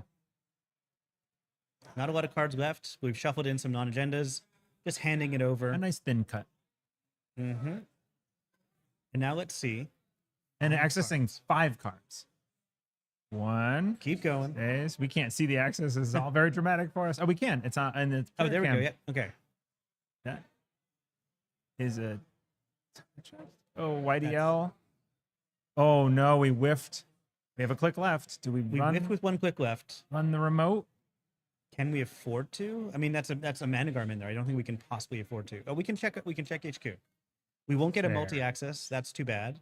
Maybe we should have kept 1 twinning for the HQ flush. Digging for 5 felt right to me. Yeah, The odds were pretty good. but there's 8 cards in there, and we know that he's HQ's drawn huge. non-agendas. It's a drafter. All right. This looks like it's game. Does Diogenes just win here? I believe so. There's a lot of avenues for getting the 3 points, but if we didn't see the 3-pointer somehow, we'll find out. Everybody get on the edge of your seats. I don't know why we paid for all these chairs when we're only using the edge of them. I want a refund. Surely we can get a discount. There's a seamless. Seamless, 1 seamless. We can sort of read the writing on the wall. Don't see the point in But scoring if it's not a another two. seamless, if it's a 4-2, you might as well just to get it out of that server. There's another seamless. And this has to be. Send a message. Oh, No. Midnight 3 So we're going to Archaeology. 6 points for Oh the my core. goodness. And What? this is going to clear R&D lock as well. Unless Yeah. I'm mistaken. Oh, look at Kyle. Woo. My heart. Mhm. It did. Yeah, it was a funny to play the slow seamless. Is this usually if it's the win, it's just like, yes, I have 2 seamless and here's the game. Right? I don't think this quite clears lock actually, since he saw 5. And Still. we've drawn 4 since the start of the turn. It was 5 and Between the midnight and the Metroid. midnight we've is seen draw 4. 3. Yep. And Metroid. Yeah, exactly. Still, we're now pretty sure that all the gens are in R&D. I mean, that's a big hand. Are you sure? I guess we would have seen a 5-3 jam, but there might be another 2-pointer in there. There might be another 2-pointer in there, it's true. We are bringing a Managarm Skunkworks back to hand, it looks like. Makes sense. Do you just put that on R&D and in case you want to Maybe. res? Because it's not terribly well defended. What is the MIC cost to break? The buzzsaw is 3. It is 1, 2, 3, 4. Well, it's 1 leech counter plus 2 credits. Yeah. And we have those in spades. We have 1. We've got 1, and we'll make it back. And we can always just run HQ to build up counters if we want to. Sure. All right, so we've installed something new in that scoring server. We're back up to 62 counters on the Botulus. It's been a long, long day here in Montreal. We're only halfway through. That's long day. I have 1 long. Yeah, we're round. What is this? Round 5? We're round 5. Yeah. Got 5 more to go after this. Halfway. All right. I'm actually full of energy. We're I've got vim and vigor. Viv, a rare thing. Mm-hmm.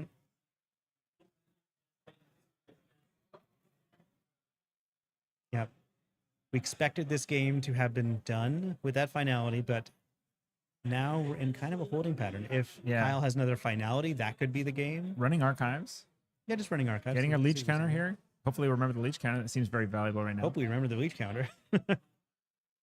I've seen some forgotten counters on stream. There are a lot of triggers to keep track of. Yes, there we go. Mm-hmm. Hopefully, we'll install something to get a thingy on winning. So, what is the play for Kyle to get through here? We just need money and wait. We're drawing up with a sealskin. Okay. 2 clicks remaining. We've drawn a lot. We don't have any fermenters ticking. What's the econ? We've seen a couple of I'm sure gambles get played already, at least 2. True. I think we're out of fermenters. We have drip from like Paladin Keiko, but that's very kind of incremental. A second leech. Second leech, cool. I mean, it's mostly to get that counter on Yeah. winning. Now It also just becomes a free credit because the Keiko is paying for it. sure. We're running HQ, going to get some leech counters and stuff like that. Yeah. HQs And maybe we're are gonna- free accesses. See We're gonna see 2 or just I so think many more cards just HQ. one. How did this keep happening? Okay. Just gonna see 1. Yeah. I'm sure we were aware that was there.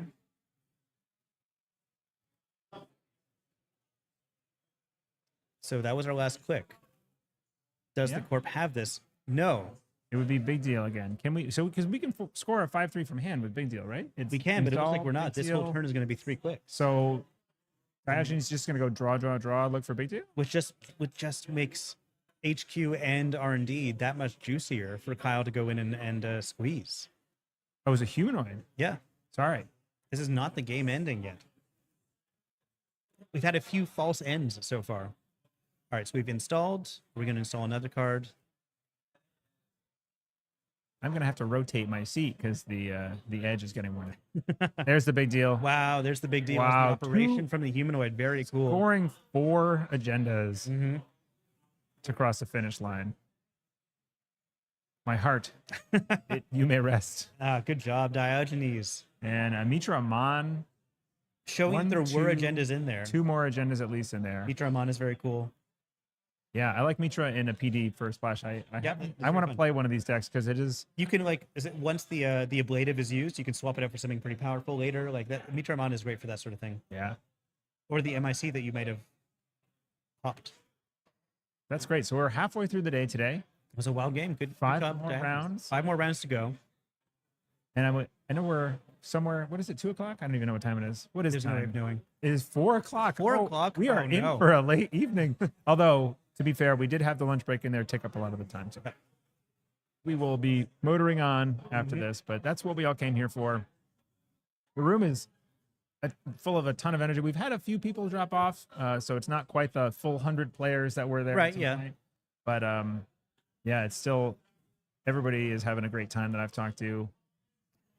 And it's just really good Netrunner. And honestly, like the variety of decks that are getting played is really, really cool. It has been. We've been seeing a pretty heartening variety of decks. Like we thought Oko would be dominant over the entire court field. It's not actually the case. Yep. Purple is back, it feels like. Purple is back in a big way for Yeah. sure.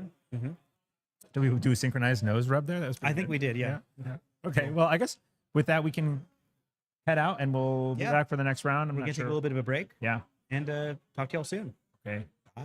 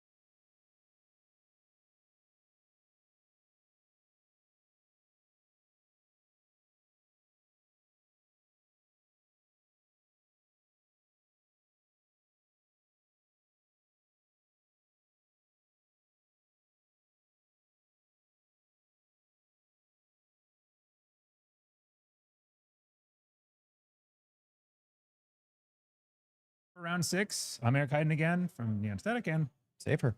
Safer's here again. We're back.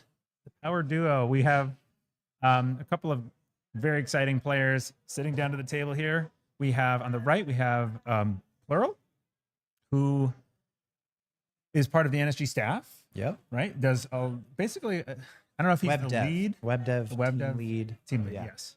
Awesome work. And also was my Crown of Servers teammate with Nick yesterday. We had a lot of fun going up for bagels as well. Awesome. Delicious Montreal bagels. Plural's great. Paul on the left, And Paul on the left. Yes. who I believe is, I could be wrong. I think maybe is a Montreal or Quebec player. I'm not sure. Canadian, maybe? Sounds yes? so. Yes. Right, we're getting a thumbs up from the table. Mm-hmm. Montreal. Nice. Yes. Awesome. A local. And I know that Plural is on Zaya and I think Ob, right? Yes. So we have I believe a kill ob kind of list. Is it, well, I saw flipping a- through the deck, it looked a bit like, Actually, you know what? You're right. I don't think I saw like the thick Ob there's a where, powers and a yeah, arm. right. So a lot of sort of asset spam, It looks like we're already into play. threatening to score and damage, Yes. So moving in either direction. it looks like the ob is off to a aggressive start right from the beginning. Extracting a cyber sand. Cyber Sand. Install, extract. I think so. Nice. Cyber Sand is 2. It's 2 to So res. we're going to extract and we're going to find a 1 coster. You get the tithe, and the tithe looks like it goes on top of R&D here, and then Ice HQ. Nice. That was quick. You gotta play quick if you're if you One of these choose obs. to bring ob to a tournament. Yeah, yeah. You do a lot of fast shuffling. A lot of fast shuffling. All right. We get a lily pad Oh, that's awesome. on Plural side going to 0. So I think we had gamble Oh, no, click 5. 1. I'm sorry. I see the 5 Gamble now. click 1, lily pad click 2. So this is a lily pad Zaya list. Cool. Love it. Click 3 was the draw, I think. Yes. Yep. Last click. So what I are predict a clean getaway. we looking for on Plural side to deal with this kind of something to trash a lot? Okay, we shibboleth. Yeah, so Just getting it installed. shibboleth just to get it installed and probably get it out of hand, drawing off of the lily pad. Right. 1 credit to draw. Maximizing the value there. Yeah, pretty Makes good. a lot of sense. So I think you don't necessarily know which kind of ob you're facing to start off with, but you see the cyber sand, you see the extract play, Gives you something. and I think you're reading maybe like a little bit of like a slower start from the ob, and that is a double ice on HQ. Right. So spin Dr. Res to get some card draw. And then a second ice. Yeah. I think Because that the first was there. the first one was there. So Yeah. yes, this is double ice with the first turn and Population? manipulation. Drawing a card off of a lily pad. I think that the cupulation, if it's me, I'm hoping to like go take something annoying like a bladder wart off the table with it. Yeah. If that's the kind, but I'm not sure if I would grab the spin. I don't know. Spin might be nice. It like kind of turns slash and burn off a little bit if you can take the spin off the table. Yeah. A little bit. Ob can usually go fetch if it can do some sort of trashing thing. And the nice thing is you might be able to hold on to the spin for a little while, so it can't even get spin back if they choose not to pop it here. Mm-hmm. All right. So click 3, clean getaway on archives.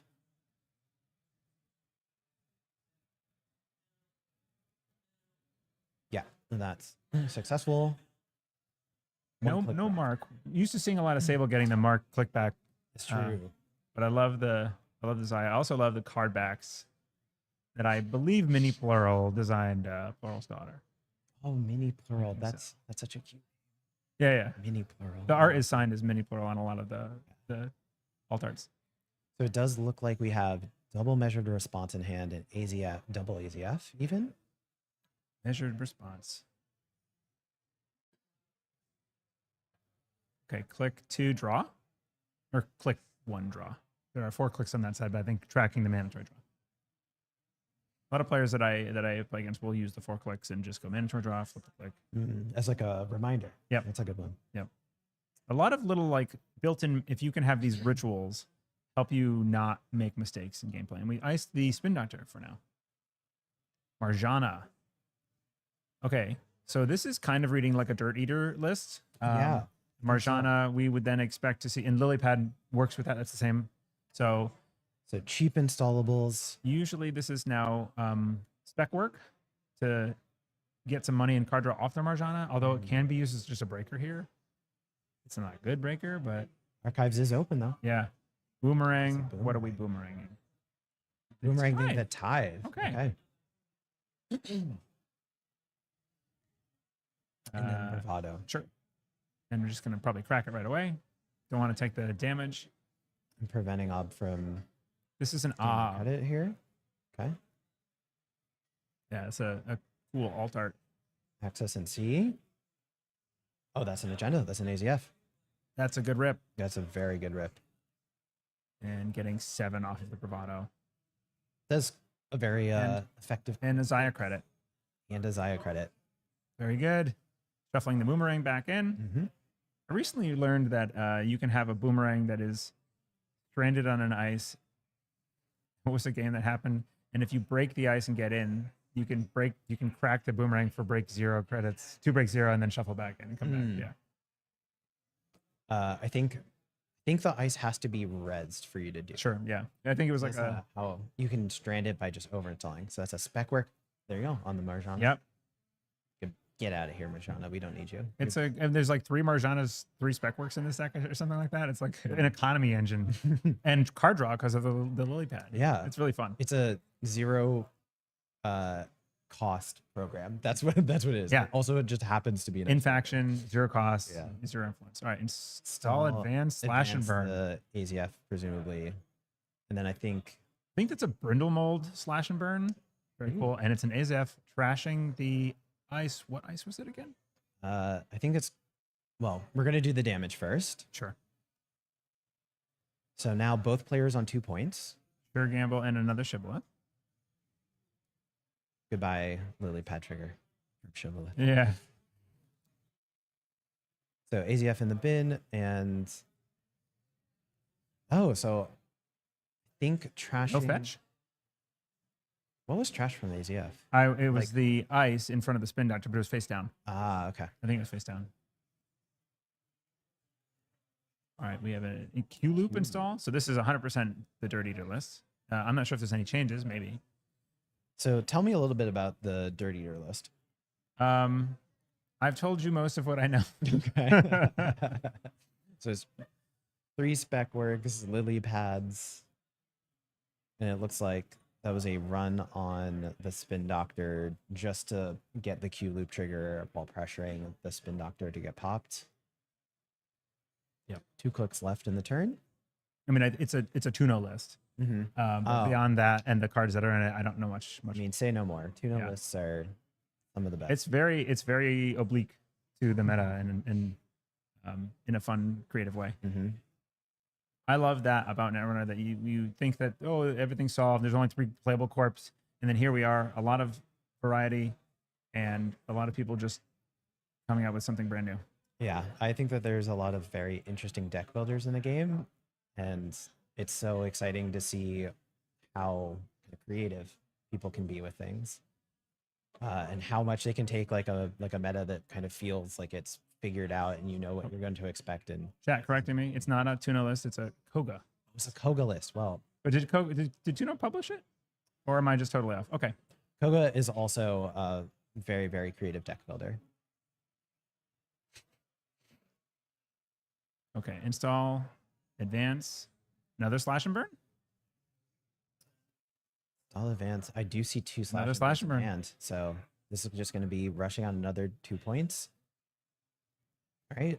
This is scoring out and above the law. Above a lot of trash. What? Nothing.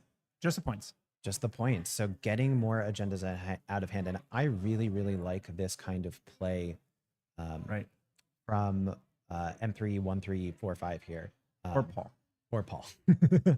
I really, really like this kind of play because you just get to basically remove the agendas from the game. Yeah. It turns out that the runner cannot score agendas if they are in your score area. So going to get the slash and burn here, and there's no spin on the table. And there was no trash trigger, so you're letting them Yep. get the 2 points. So 4-4. So both players are now at 4 points. Yep. So does that play from Paul suggest that maybe there is a fast advance option out of hand or something that is like, or maybe just flooded? I think we saw some of the hand. It didn't seem like it was a flood issue necessarily. Just like, I'm moving forward. You can get this. So I think, we saw a slash and burn in hand, like 2 slash and burns in hand. Yeah. We know that they scored out an AZF and an above the law from hand. So I think that they just saw a lot of agendas and was like, This is how I "Push solved this this out." Yeah. Okay. And we also saw the double measured. So Versus threat- bravado. you're now on threat 4. R&D again. This does seem good because after all those cards coming out of HQ, all those agendas, you're probably not much there. Yes. And that you is a steal. steal. Oh my goodness! It's another ASF. It's the third ASF. Another AZF. I think that's the 6 last one. Yep. So now any access is potentially the end of the game. Drawing off of Lily Pad because of a Q loop install, maybe? I'm not sure. Or was this just a draw? I am not certain. Yeah, I'm not positive of if this was a click just to clicking to run back. So run an R&D. Seeing, Something that stays. I think that was a Jinteki asset. It looked. It looks like a Jinteki asset. but Is this a I'm not Mitra sure. Amon maybe? Oh, asset. I think it might be a Moonpool. A moon pool would I be think it- cool. That would be very cool. I didn't really see as much of the object. Okay, so 6 credits. We already got Zaya, I think. Yep, 1 click remaining. Yep. And we'll see Top what is Plural known. decides what to do with it here. We just set up and wait to try and dig for something else, or I wonder how many cards are in hand. 3. We see it right there. Unlikely that the agenda's in there, and if it is, it doesn't seem like it's under direct threat of getting to be. It's a 3-pointer, it would have to be a 3-pointer somehow scored with like a big deal, but we're not there on credits. Yeah, so at this point with Plural on 6 points, you can't just give up, another slash and burn Right. In the bin without a spin to recover it. And AZF is usually the thing that allows you to kind of score out 2 points, trash a tie, get a spin so that the slash and burn is safe. So this is I think a pretty hard position for Paul here. I'm just catching up on chat. D-Law, thank you. I'm not totally out of touch.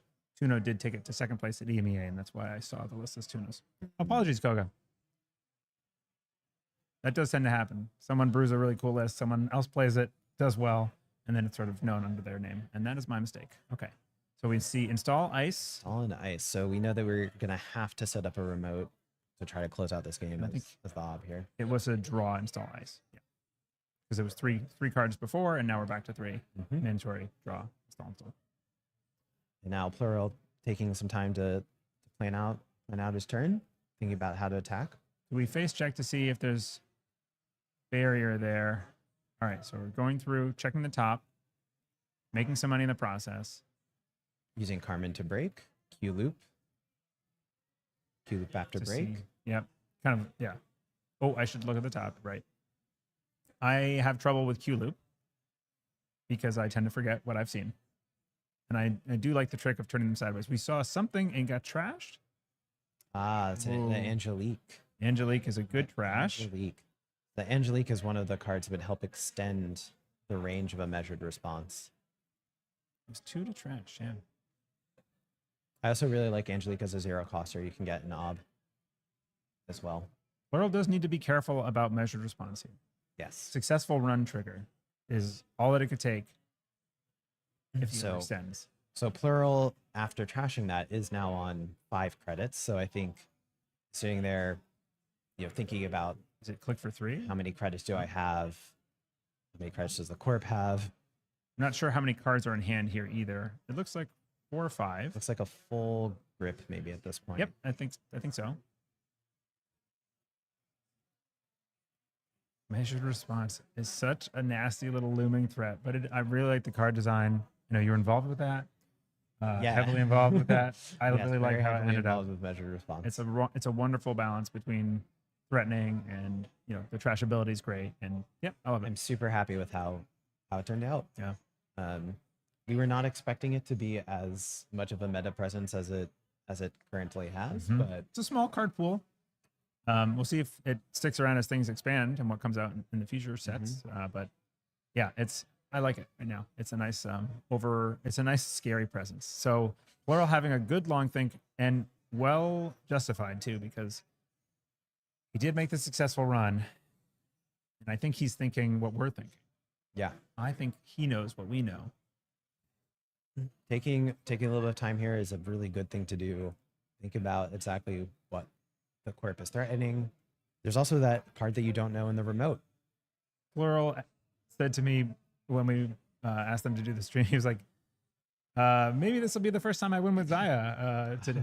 So I think he hasn't done super well. There's a bladder. There's the bladder word. So I think I saw the bladder word, not the moon pool. I see. Yeah, that makes sense. Yeah. Shincheki asset. Why didn't? Yeah, we were talking about bladder words earlier. For some reason, I just was like, wait, was it actually a kill list? Yeah. The double ice on HQ. Right. Kind Yeah. of threw me off. It's not doing like a real asset spammy thing. It's putting a few careful things on the table. Also doing a lot of scoring for our kill deck. So Yeah, I think based off of the hand state that Paul found himself in. right, is what makes cards you're sense. drawing. You have to deal with the hand you're given. Mm-hmm. That's one of the things I learned playing the deck in COS. Yep. I was not more aggressively kind of scoring out 2 points just to get them out of hand. All right, 1 click remaining. We've res the bladder wart. All right, install. I think I missed an action in our conversation. Mavirus, resing a Mavirus. Nothing to purge here. Just trashing because Ob loves to use Mavirus to go fetch a 2-coster. So I believe this is going to Cyber's go find Cyber's Hand because popping this on your own turn is what's going to eat the trigger, and then this allows you to use the Cyber's Hand To go find another on bladder the wart. opponent's turn. Right, a foot or a bladder wart. I don't think we saw the foot flipping through the list. I don't know. It'll be interesting to see if that's Yeah. one of the targets. That's a common target in this kind of list to go find a foot, but usually only on a score. Oh, you know what? Excuse me. That is finding a Kesselroyd for Nice. R&D. Buckling down on R&D. Mm-hmm. Right. No fractor There's installed. no right now. factor installed. We've drawn through a fair amount of the deck. It would not be surprising if we have the Kurapir in hand, if that's the breaker. It is sort of the default breaker. All right, so we are unclicking the clicks here, just for reference. Chesva's good. It's just going to set up. Lily pad draw. I'm kind of feeling like you don't run here. It would be very risky to touch, and I don't think you're being forced to right now. Yeah. Oh, okay, there's we're a doing transfer as well. transferring. Transfer on 3 credits, which is nice. So yeah, I guess how do you measure response when you only have 3, and then you'll go to 4 with the bladder wart. Resing Maskarovka? What's that? Maskarovka. Yeah. Yep. So that's going to get $2 back. I think that the Q loop trigger was missed here. So they're going to call a judge, which makes a lot of sense. Right. Can So- I still? The Q loop Let's trigger. play judge game. What would you do? uh, So first of all, what's the situation? Is that so the situation here is that Q loop says the first time you initiate a run. yes? So they had already basically gone through some process of the run, and you have the new information of the Maskarovka being rezzed. I can't tell you what the appropriate judge call here is. I am not up on like exactly judge rulings, but it is very appropriate to call a judge, and I think this is a great time for us to talk about why you should call a judge. Yes, it's been a theme. This kind of, this we see Andre as the head judge there on the right, just sorting the questions out without putting pressure on your opponent to, say, can I take back? Can I gain an advantage? And being the person to say, no, I don't think I want you to have the advantage in a competitive event. It's totally fair. And this way the judge gets to do it impartially. Yeah. I think maybe Andre might say, if it was me, I would say, I'm sorry, you've missed it. It's a May trigger. Is it a matrix? Yeah. The Q loop is In that case, that does you make may the look at the judging a top little 2 bit cards. easier. Yes. You've revealed information. We're shaking heads. I think we go, yep, okay, plural goes. That makes sense. So the fact that it's a May trigger, I do know what my Yeah. judge call would be. All right, so we're transferring. We did res nothing. We didn't res nothing. Res the It was the Maskarovka. the Maskarovka, I'm sorry, I was looking at the because there's Tide no fractor server. installed. Yes. Yeah. Yeah. So we get a credit back. So, So you we'll get the 2 credits back. be able to steal 4.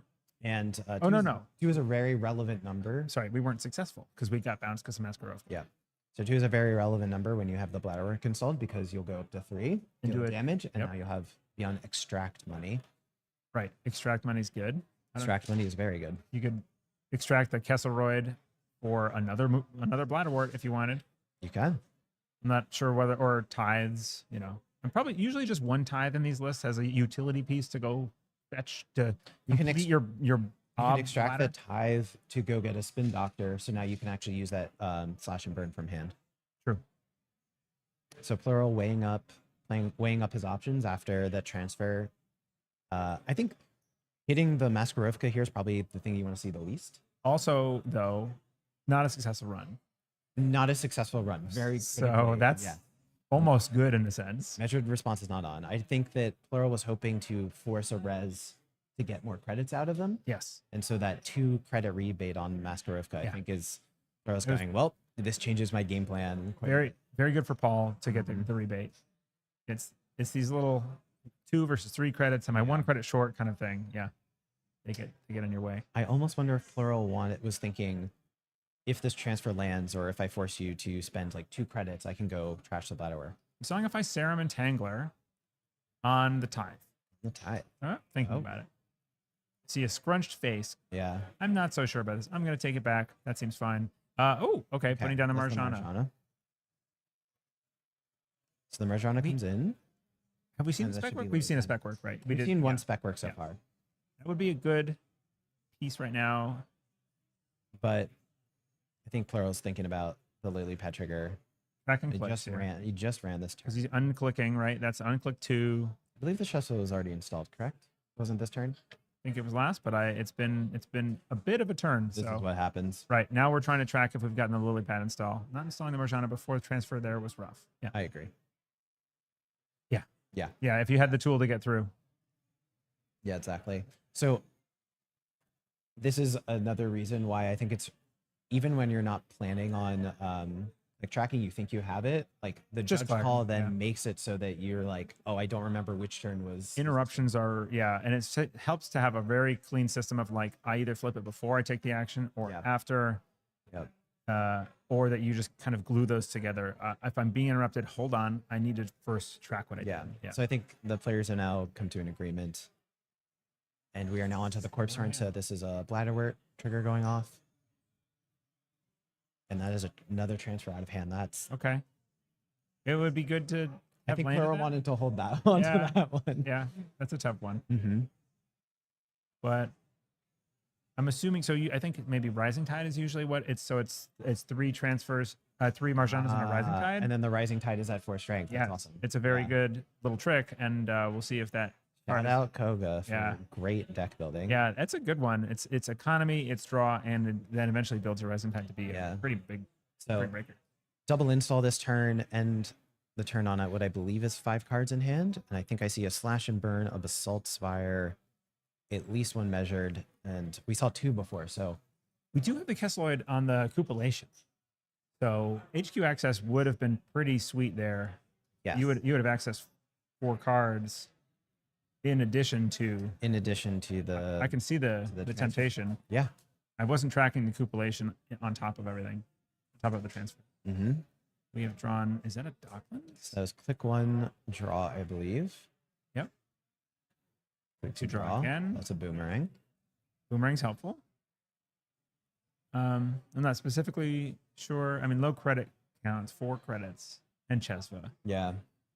Again, I think you're a little concerned about measured Yeah. response on this kind of credit total. If you miss, that's the game. And I don't think that Paul is presenting a need, right, to make a desperate run right now. Yeah, I think the thing that Paul is representing more than anything else here is Basalt on the table and a no advance play, either through Hearts and Minds or Slash and Burn. I and Burn believe would get that you there are to- still 2 Slash and Burns potentially in the pool. You think 2 double slash and burn? So you can no advance a 5/3 with double Slash and Burn. Sure. Slash and Burn. Now that would be an incredibly, I would say, aggressive and risky Hearts of the line cards to take. kind of thing. Yeah. Have to have the perfect hand. Now, we know that Paul didn't do that, but Plural doesn't necessarily. So Yeah. Plural has to make the judgment call of, I think it's. Yeah, I agree. did you do that? And if Plural just runs a check, is a successful run, and then doesn't seems- have the 8 credits, then you very well might die to Bladderwork, Cyber Sand, Right. searching for Bladderwork I measured. think this seems more like bait because of measured responses in hand. Although there's only 3 credits on the table, so that's nope. You don't need to worry about measured. Extract. extractable, make it Sure. so that you can always go. One copy of them, yes, yeah. Mhm. But usually one copy, Bladderwort, there have to be like Bladderwort measure maybe. Yeah. Yeah. 4 cards in hand here. We are running the So Bladderwort. this is just, I believe, a run on HQ. So this was Boomerang the Maskarovka. Okay. Yes. And we are remembering the Q loop trigger. Yep. Very good. I will say playing with Q loop, brain burner experience for I sure. like to keep the cards rotated so I remember that I have seen them, and that is enough for me to go, that's right, I remember what I saw. But you can also take notes. You can. I have a hard time with being consistent taking notes. Practice makes perfect. Because, well, then it takes you away from the game for me. When I have to stop and write something down and come back to it, and I'm like, what am I doing? So it's not for everyone. I feel We like saw an agenda in hand. we know that there are 2 agendas hand. Yeah. Plural doesn't necessarily, but Plural is making this run on HQ Afshar? as an Afshar. So, this is actually incredibly interesting. So break 1, lose 2. Okay. Chesva. So Plural is basically making sure that he still has a credit because You have to be able to using spend the one off the Chesva cupulation. for cupulation here. exactly. Okay, this could be game. Very likely is game. We happen to know that there are 2 successful hits here, and it's probably you're more than likely to game. So you would have to miss both of the agendas in hand to Is not win that the here. card? Plural the got the result of this game. game. Very good. game. Very well played. Yes, And a little scary down a little, these low a credits. little scary. And this is exactly what we were talking about, where you kind of have to make the hard call. Oh, was that the rest of the hand? No, those were what was scored out. Yeah. That's right. Oh, Yeah. That flooded would have been a little rough. It definitely would have been a little Yeah. rough. So Plural gets to move on here to 4 and 2. Yep. X2 is a perfectly fine record. You can be 8 and 2, and you're almost guaranteed to be in top cut, which is Right. pretty good. Meanwhile, Paul, you can definitely make it with 7 and 3 if you have a really good Strength of strength schedule. of schedule. That's a bubble, right? That's I- right around the bubble. I believe so. Yeah. I believe think so. guaranteed is 7-1. I could see that.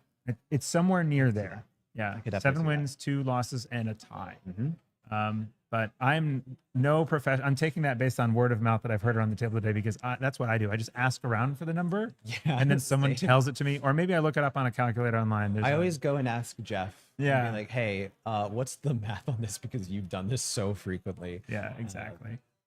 Yeah. Very cool. I mean, that was a really great game. It is inspiring me to need to play some Dirt Eater. Dirt Eater seems like a really neat deck. I It seems really awesome. love the asset obs. They're not just kill. Mhm. They're just tricksy, and skill is so critical in ob because you have to know so many lines and you have so many options available to you all the time. I really love that about that ID. I hope it never gets banned. No comment. And I hope it never gets banned. And so do Well. so many people. Okay. I mean, I don't think that ob itself.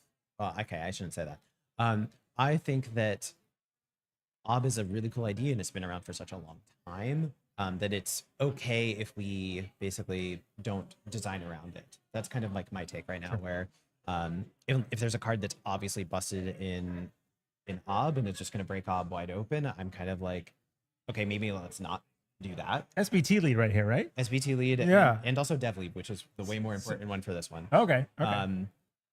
No yeah. pressure to spill the beans. Please don't. I don't mind. Don't get yourself in trouble. This is my own opinion. This Yeah. is my own opinion. Not my own representing takes, NSG in any way right now. Not representing other dev or SBT members' opinions. Very But my opinion is that ob, is a super fun ID.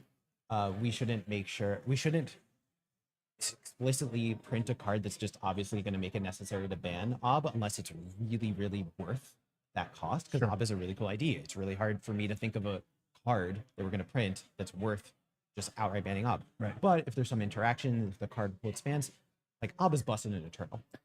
Oh, I bet. I don't play Completely Eternal busted personally, Eternal. but I can see that the spider web of Eternal and Ob is just mind crushing. Yeah. But I just think about the comparison of play of like playing that game as Ob versus playing like a BTL where it's mostly just advancing behind ice. Yeah. It's just a very different experience. Not very different Neither of them is a bad one.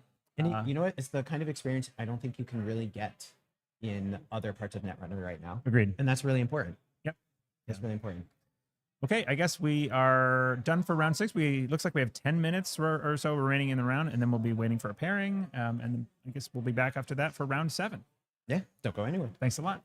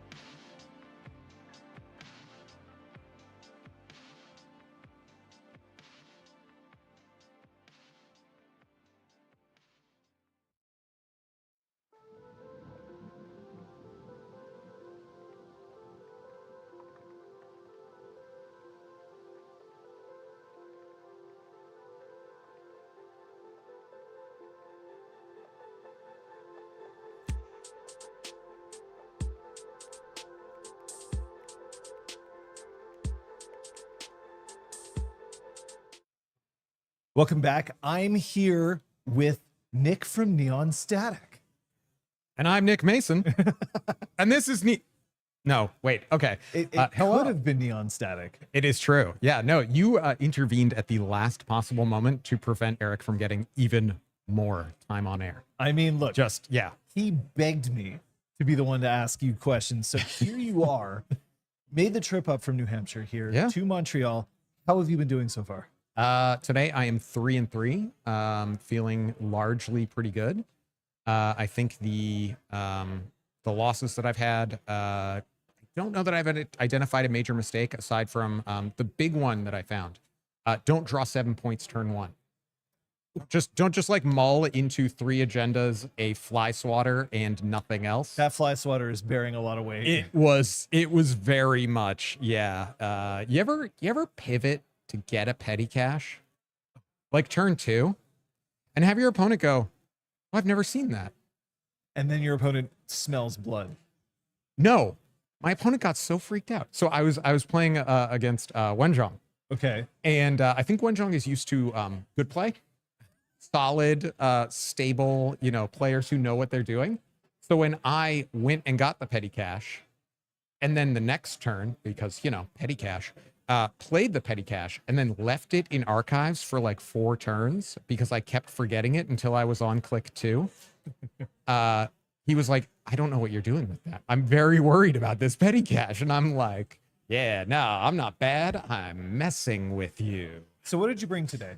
I brought Sable. The training weight's off with an additional training weight added. Okay. Yeah, I didn't like that it only had 1 twinning. And I expected a lot of above the laws and other like kind of stuff like that. So I took out one of the Nukas and put in a privileged access just to recur it, and with the thought that it can deal with rig shooting and things like that. Praxis is probably a pretty good choice at this point. I haven't Hasn't worked out for played you? it yet. Okay. I keep pitching it because I'm like, well, I have the twinning down and there's no real threat to my resources, so I think I'm good. But And your corp? my corp is Nubem, basically the Measured Regards deck, card for card. How many people have you killed? Today, oh geez, counting none None? people. Wait, If you don't kill one someone by the end of the day, person? does Eric need to worry? The bloodlust is not sated. Yeah, exactly. Yeah, no. We're gonna have it out later. Yep. When you came up here, you played in Crown of Servers yesterday. Yeah, You it's a good time. You're here now playing standard. How do you, compared to the opponents that you faced in Crown of Servers, what sort of decks have you faced as a runner? I am seeing a lot more oddly like asset based decks. Okay. So part of that is just like the Oko egg based decks. There's just cohorts and bladderworts and butts and everything all over the table. Right. But also, just walking around the tables and everything, I'm seeing like, poetry asset spam. I faced a Thule asset spam, which was a nightmare. Yeah, I heard about that one. Yeah, it wasn't. So turn 1, my opponent accidentally went to res a card and like showed an agenda by accident. Call a judge over. It's just revealed information. I'm like, fine, I'm gonna go get that agenda. I kind of have to. And that was the last agenda I saw until the last turn of the game. Yeah. Yeah, it was rough. I couldn't see any card draw. I couldn't see any econ. I had all the breakers in the world for a deck with no ice. Did you expect that HB would be the most popular faction? Absolutely not. No, I was expecting it just be eggs and Nebula Ob. So Like those are the 3, right? Nebula, in fact, is not particularly well represented this time around. Really? Yeah. I haven't looked through the layout. If we look at the tournament here, Nebula has 7, which is still 7% of the field, but not nearly as much representation we've seen before. Yeah. No, I definitely would have expected a lot more Nebula, but interesting.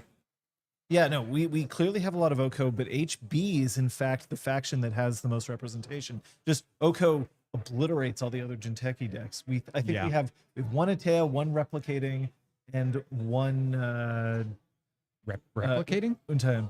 Sorry, Restoring humanity. Okay. Yes. replicating perfection. Yeah, someone's playing Eternal here, and we said it was okay because it was replicating perfection. Mhm. Yeah. Yeah. I know what that means. There's only 3 Tule here, and you managed to get locked up with one. Managed to find one. Yeah. Yeah. But Found of him. course, the blue crush still. Oh, yeah. Well, that was not a surprise. blue card's good. Yeah. No, I think just criminal just in general with between the econ tools and all the ways to get in early, put on the pressure and transfer of wealth. Like transfer of wealth is so key right now. Transfer of wealth, is it the, I mean, account siphon aside, account siphon could just shut a corp down. Sure. Between diversion of funds and transfer of wealth. Oh, it's transfer. Oh, of Transfer course. all day. Yeah. Like, yes, you're stealing less. Getting the access though. Getting the access, you have the options on what you want to do with the tag. Yeah. It can be something you clear. It can be something you install at no free lunch or something. Right. Float it if you're feeling spicy. And then the number, my opponent put down a Manuel in one game. They were playing a Zaya, and just like the number of accesses that generated, and then because it's Zaya, credits was crazy. So it made it really difficult to even any access became really dangerous because it was going to be 2 or 3 cards. Absolutely. Yeah. What card's been MVP for you today? Transfer of wealth. Like honestly, the most important, like the most freedom I've felt in any of my games, corp or runner, has been when I'm able to knock my opponent down to where a lot of the threats go away. That's like the big the big control element out of those Sable decks, between that and just having 5 clicks most turns. So Nobody said no to 5 clicks. it's true. Yeah. How do you respond to the rumors that the reason why you're playing and Eric is streaming is because he was too much of a coward to face the Continentals opponent suite? Is that a rumor? I Or thought is it that was just just what. fact? Yeah, I thought everybody knew that. He plays in the crown of servers because he's got 2 other people to carry him. How do you find Montreal? I love the city. Okay. It's amazing. There's so much like the thing that I can't get over, which Eric kept pointing out to me because I was like face down, like looking where we're going and stuff. And he was like, look at all this art. There are murals everywhere. And they are like such high quality too. Like I saw one that was like this girl with a dog, and the dog was wearing a hat that had all these like reflective baubles on it. And the detail in the reflections was enough that if you got up close enough, you could see like what it was looking at on each of the little, it was, it's really cool. And I yeah. do love the street art here. It really does help. Yeah, it's amazing. Between that and we went into this one like touristy store that was actually like a series of stalls set up in this little interior courtyard, which I know are kind of a common thing around here with like, spiral staircases going up to the 2nd floor and everything. And there was just this tree growing in the middle of it. So you're in a shop, there's a tree growing out of it. The weather was gorgeous. It was so good. It's been a bit warm, but we have had some pretty good weather for Continentals this time around. Yeah. No, it's been great. I'm like now thinking like, I could find another excuse to get up here. Spend a little time walking around. It'd be We good. just want excuses to have you around. Worlds maybe next.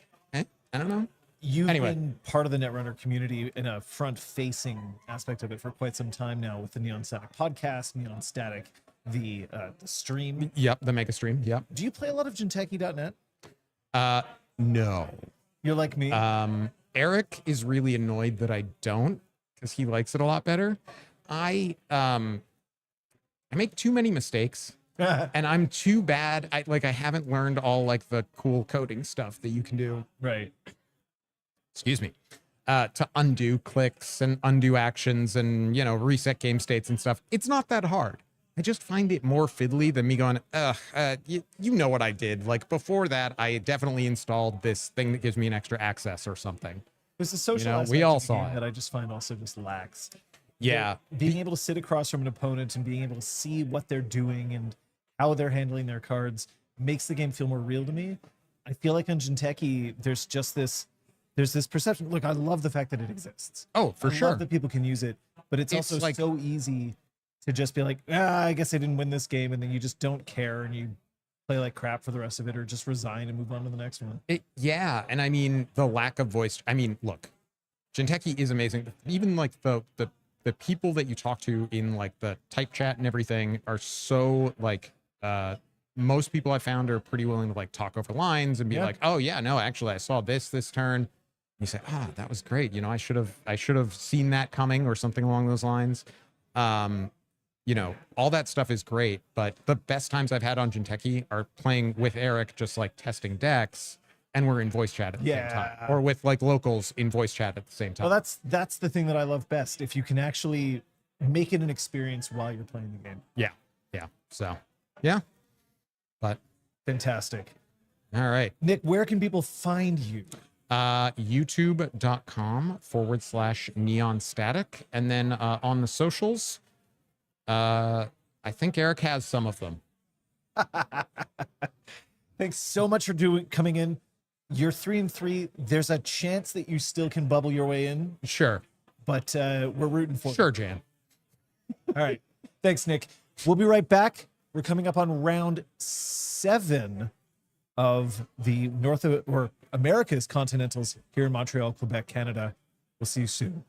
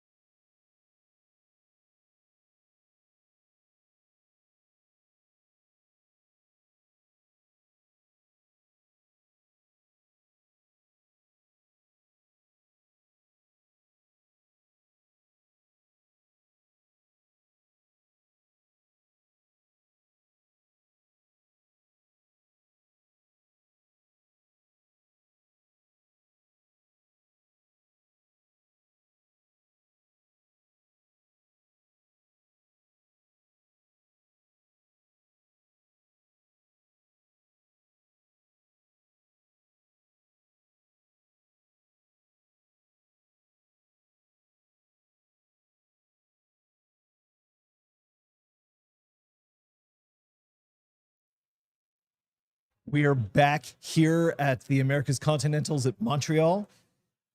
We've got a 2-time world champion sitting at the table. We do. And we also have Radino as well, who is also a shark. Both of Absolutely a these shark. players are great. This was table 3. Both of them eerily calm when we pulled them onto the stream table. Yes. They were like, oh, yes, we do this all the time. Locked in. So I think that these players are very familiar with each other. They probably played plenty before. And we have I think what people typically think of when they think of this meta in a Sable versus Nebula matchup. Yeah. Except that Nebula, of course, not as well represented as we thought, but this is Sokka. This is Sokka.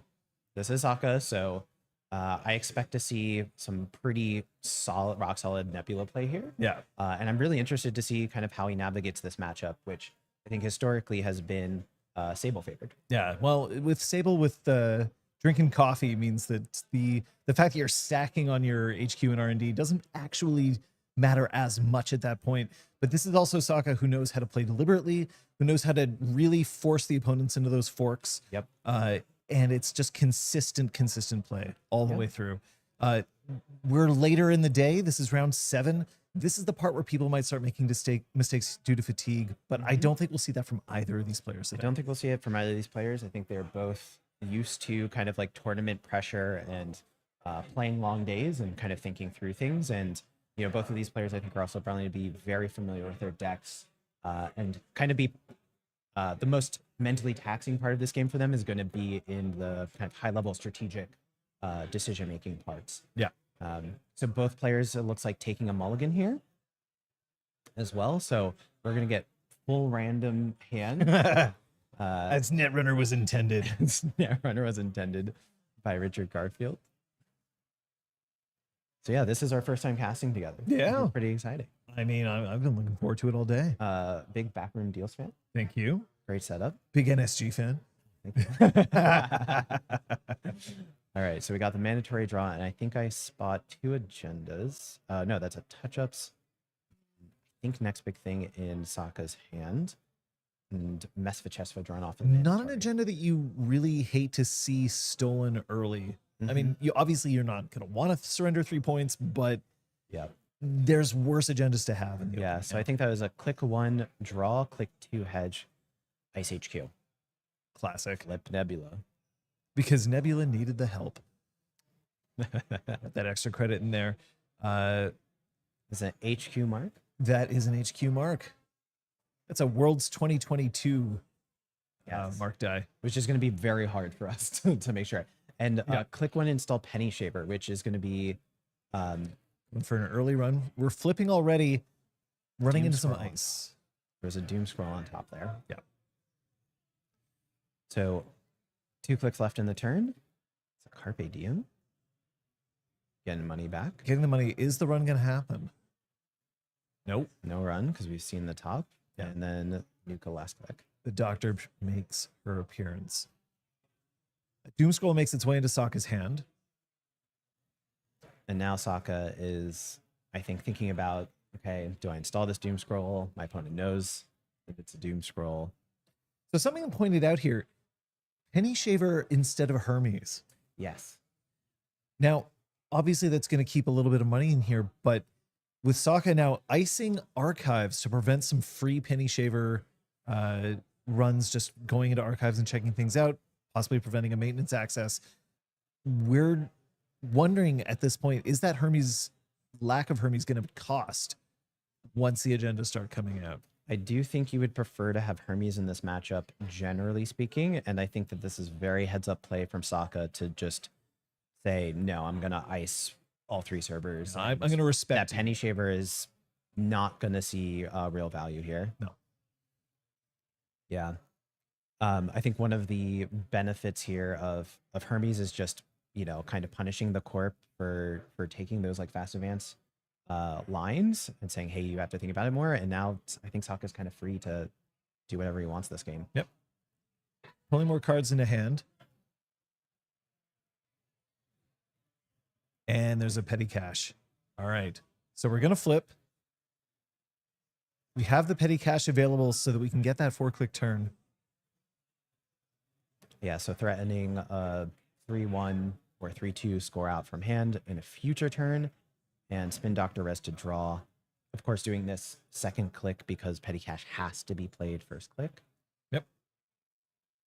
And now I think Sokka, I saw another next big thing. I think Sokka's thinking about going to discard Yeah. at some point and discard some of these agendas. Well, he's gonna need some.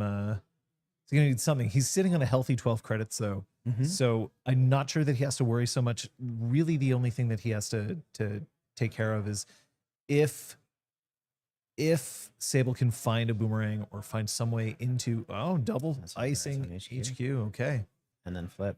respecting the discard. transfer of wealth. So on the other side of the Archives. table, here developed a stone chip on the previous turn, drew up with Nuka, and I think he's just looking to kind of sit back and set up a little bit. Yeah. Knowing, okay, well, you managed to ice everything. You didn't flip on the previous turn. We're running on archives, forcing the res. There's the Doom Scroll. So I think that this is just going to be tag in a net. It's enough to slow you down, but you are going to get the click back for And that. that is a second Penny Shaver hit out of hand. That is That's a a- great discard. Great hit for Did not need that card at all. So making a Penny Shaver buck here. You forced the res. You now know exactly what's there. You probably know that it's a little bit less likely to find a Doom Scroll in R&D or HQ now.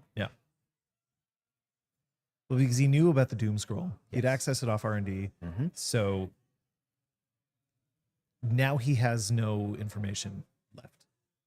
Yeah. So typically, I'm not familiar with the exact distribution of Sokka's list here, but usually a lot of the popular lists at the moment are on 7 or 8 pieces of ice. Yeah. It's actually not that many pieces of ice. So drawing 4 this You got to turn find is your a lot. operations when you want them. Radino punching the doctor for 3 cards, and then thinking pretty heavily about Thinking hard. what this draw is, what to do with it. I think it's just credit here. yeah, Mm-hmm. discarding a Chesva. To me, that reads as I've managed to draw all 3 of my Shesvas.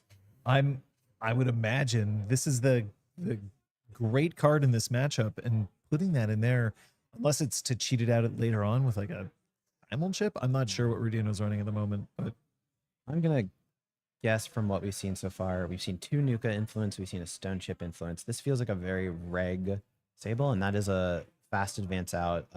2 points scored for Sokka here. I think it's just, let me get this agenda out of my hand. yeah, Let's get a absolutely. little bit closer to threat 3. I think this also says like, okay, I don't have false lead in hand, right. because you would always prefer to score out of Of course.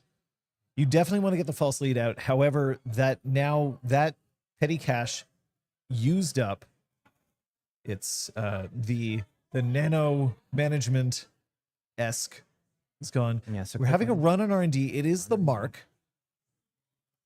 and that is an unsmiling Serevna, I believe. Yep. Now it's going to tag him again. Going to get cut. So this is I think a much more impactful face check. than Boomerang is the- that's a pretty rough hit. Mhm. Mystic And maybe, Mystic, too. It's not great. So Redino really, I guess, paying here to flip the Drawing 2 Nebula cards, back. neither of which were an agenda that I could see. And the card stays on top. Penny Shaver gets a buck. And we get the click back. Yep. Click back. But we now have 4 clicks left. We took a tag. We let Nebula draw 2 cards. We took 2 damage out of hand. I think the Boomerang and the Mystic were cards that you probably want to keep around. Yeah. Imagine if it was the other 2 Chesva. All right, fair. You know what? Since we read the hand as Shesva's. All right. We're just drawing cards up. Are we floating this tag? Clearing the tag as the last click. Not So? pulling from the penny shaver, instead choosing to click for credits. Yeah. Yeah, that's interesting. Maybe just trying to make sure the pulls from the penny cash are as efficient as possible later on. It's possible. And maybe not needing to worry as much about credit totals. So petty No. cash getting played, a predictive planogram as well. Mhm. That's just a quick turn from Sokka. Yeah. The intimidation tactic. R&D once again the mark. Wanting to go through that Unsmiling Tsarevna again. I don't know. Still in a healthy grip of 5. Yeah, I'm not super thrilled about running through a Tsarevna again. I think that No. Radino might want to be looking for a more permanent solution to that. Well, there's a boomerang. Okay, that's a boomerang on the Tsarevna, so we are probably going back. Yeah.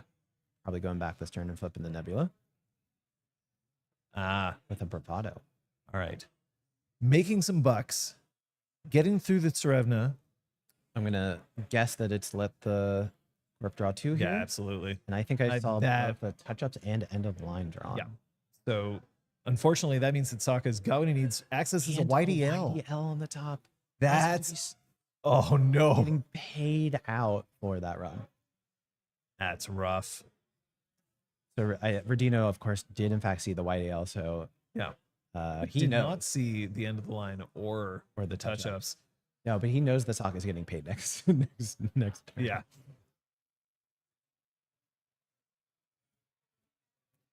So that's the boomerang getting shuffled back. 7 credits still and a grip of 3 cards. And you know what? I actually really like the run on spin here. You saw the YDL. You said, nope, you're not going to draw that next turn. Yeah. So 2 getting shuffled back here. I think that was hedge fund. And did you see the other card? No, so it wasn't a predictive. It's not a petty cash. No, I didn't see it. I think, I think Sokka's maybe played 2 hedges this game. So it might have been hedge. Yeah, makes sense. You want that petty cash to stay in archives. And that is a final click sure gamble for Radino here. So now out of range of any public trail shenanigans. Sokka still has a full grip here, so probably would like to have an operation that's ironically not touch-ups or end of the line here, because those are kind of difficult to play from hand. Ideally, you'd want that YDL, Mm-hmm. but Sokka didn't know that it was a YDL, so yeah. that's why he popped his spin. Yep. Now, we do know the touch-ups. If one of these Ice on HQ is a Mesfachesva and you're willing to give the runner that information, Sokka could consider touch-ups for value. I mean, Here? it's not bad depending on how many he's running. Yeah, and, the runner at this point has not found a more permanent solution through the Tsarevna. No. And is on 3 cards, so I'm We've very s- curious to see what Sokka will end up. We've seen Sable, and we've seen a few other criminals today running Steelskin Scarring. Mm-hmm. So holding on to that touch-ups just to be able to call event, get those out so that you don't have to worry about that, blow someone up at the end of the line. So the stone chip that's installed right now, I think, is part of Radino's backup plan. So I think he was very happy to see that's a click 1 planogram. Predictive for credits. money. That's going to flip. Koga in chat calling out the best blue console being Penny Shaver. I think that's a hot take, but Not in this Fair enough. matchup. At the same time, Penny Shaver's holding on to a lot of cash. Penny Shaver is We just don't know why Rodino hasn't pulled that money off. waiting for the most opportune time. I think that Radino's credits are pretty healthy for this state of the game, and I think that he's doing just fine here. Well, both players sitting on quite a bit of cash. Yeah, I think that the early game was like a little bit on the slower side. We had the triple ice on all servers. And to me, what's happening here is both players are comfortable with the pace of the game and saying, yep, we are not in a position where we need to rush anything out here. Essentially coming out in defensive swift. Install with the flip. Is that a table behold? It could be a table behold. I think they might be trying to fork the runner. I'm wondering whether there is a false lead somewhere that kind of slipped our notice, but you would think that you'd hold the false lead in hand, hoping for the flip. But this is a fork. This is what Sokka is known to do. Putting a decision in front of the runner and saying, you're actually going to have to try to flip me, or you can check my remotes. You're likely not to do both. Mm-hmm. Yeah, so we'll see how Radino chooses to handle this. You do get paid off of the penny shaver checks here. So click one access. That's a and behold. that is the table behold. All right. So take 2 tags. You can leave it. You don't need to trash it. Trashing it would turn on Oppo research. So generally speaking, you leave these beholds on the table. Yep. They are You're the just known never going back. behold is Yeah. And Sokka doing a very gracious thing here for his opponent, Leaving it respecting it, just leaving it rezzed. I feel like that's the appropriate thing to do with the stage. You know, you could I be think so. taking notes. You could write down, look, server 3, but I think, you know, when you reach a certain level of play, you just got accept, you know what, I'm not, we all know what's going on here, and we're just going to make it really apparent because we just want to play really good games. we're respecting the tags. Mhm. And then last click for a draw. And now we're taking the penny shaver box. So Yeah. run into the behold. Oh, no, we're not taking the penny shaver box. Oh, not taking Last it's click just was a exchanging draw, it. and then the penny shaver was just swapping it out for a 5. Keeping it nice and clear for us casters. We appreciate that from the players. Yes. So Sokka remains flipped here. The runner is on 7 credits. There is notably. a petty cache sitting in archives, and I don't Mhm. think Sokka has anything that he can do with it. So I think that you could like fast advance out something, but I think that if Sokka had, you know, usually these decks are on a one of public trail. So if you had a public trail, you could do something like public trail. I mean, he's probably not on Mindscaping, but Yeah. Well, a public trail oh, you know what? touch up. Well, no, you You wouldn't be could able to do that. actually. Public trail touch ups, and then into the line would do it, except that there's no. That's a regolith. So that's install Interesting. regolith, take money off of Rego, if I'm not mistaken. All right. Sokka just deciding to get rich or die trying. So one of the very interesting things about public trail lines here and the stone chip being on board is sometimes you want a public trail and just trash the stone chip. Yeah. So that you don't have to deal with it on a future turn.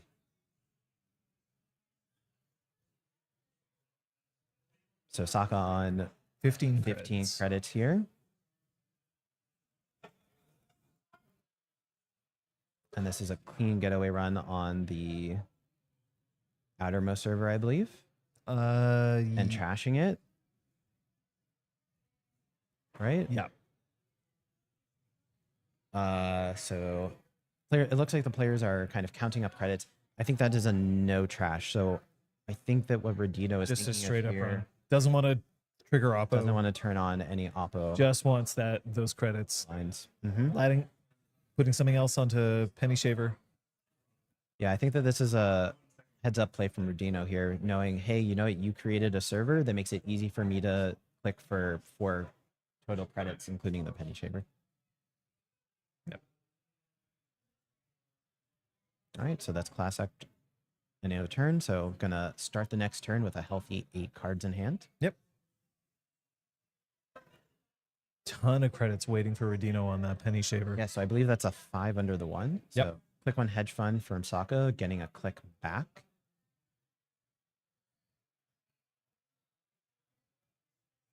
So take money off of Regolith for the remainder 3 clicks.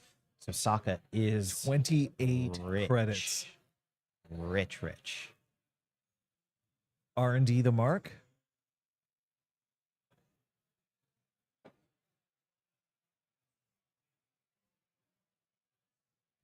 So Sokka here is 6 cards in the grip for Redino.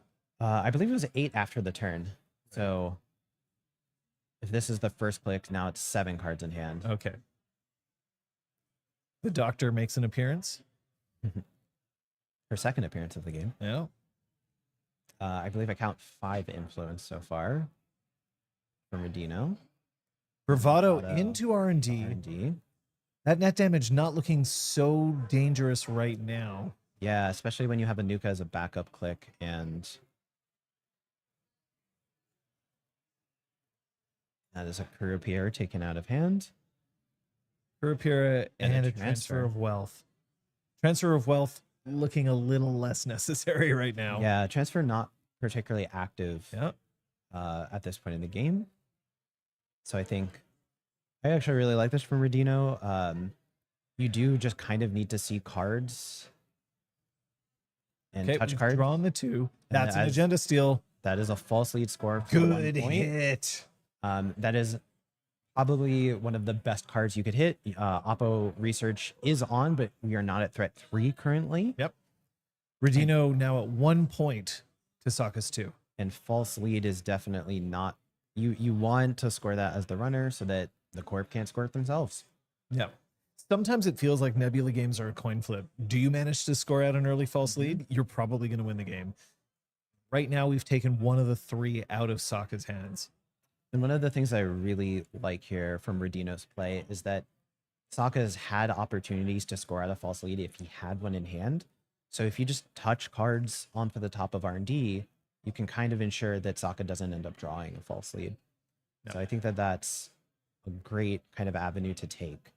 It seems random. Yeah, Um, absolutely. But if you start kind of doing it in your own games, you end up noticing these patterns that kind of emerge. So now Sokka taking some time to think through what his options are. Still a decent board state. We don't know what's in the remote server next to the Behold. We don't. It's been sitting there for a while. It may just be another Behold. It could be another Behold. It could be also potentially the most dangerous thing would be a Tomorrow's Headline. Yeah. Um, Waiting for the right chance to yeah. initiate a tag. Getting even richer with Your Digital Life, and we're over installing the We're Behold. over installing the Behold. It's going to be better in archives than it is face up. Yep. And then Oppo Research. Baby Oppo, 2 tags, flipping yourself. Just trying to maintain pressure and do a tempo play here, I think is still great. Yeah. Archive's not a great hit for Mark right now, but we're looking at a 4-credit, 2-click swing if Redino is going to end up clearing these tags. But still, 6 credits.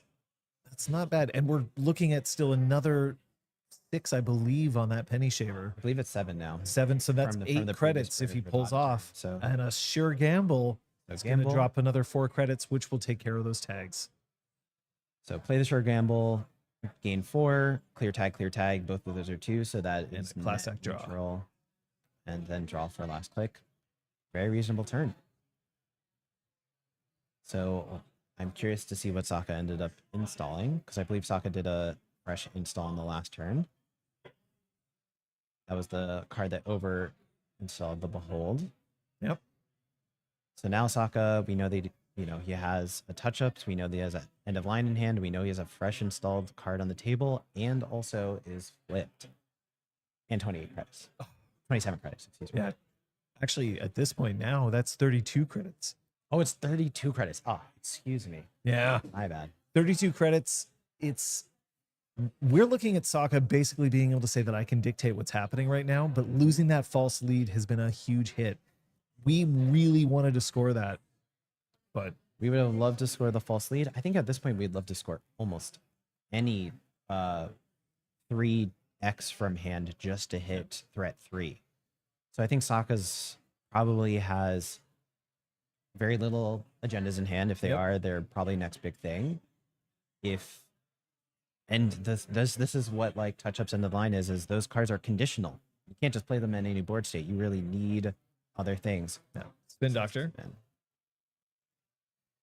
Redino already losing one of his Chesves. So we have less pressure to be able to flip Yelling Arena back. true. Sokka might just be waiting for Redino to make a mistake, to make one run that was ill-advised in an attempt to try to flip. Again, looking for those forks so that he can take care of the game. He has the money to do so, but right now it doesn't look like he has the cards. Mm-hmm. I think Redino's looking for like a Carmen or a break, like some sort of sentry. Touch-ups. All right, so install touch-ups, Touch-ups for value. pass. So that's a naming, bravado, pinhole threading, transfer of wealth, double transfer, and a bravado, Chesva. Chesva. I mean, But he called event. so yeah, called event. I Would have loved to get rid of that Chesva, I'm sure.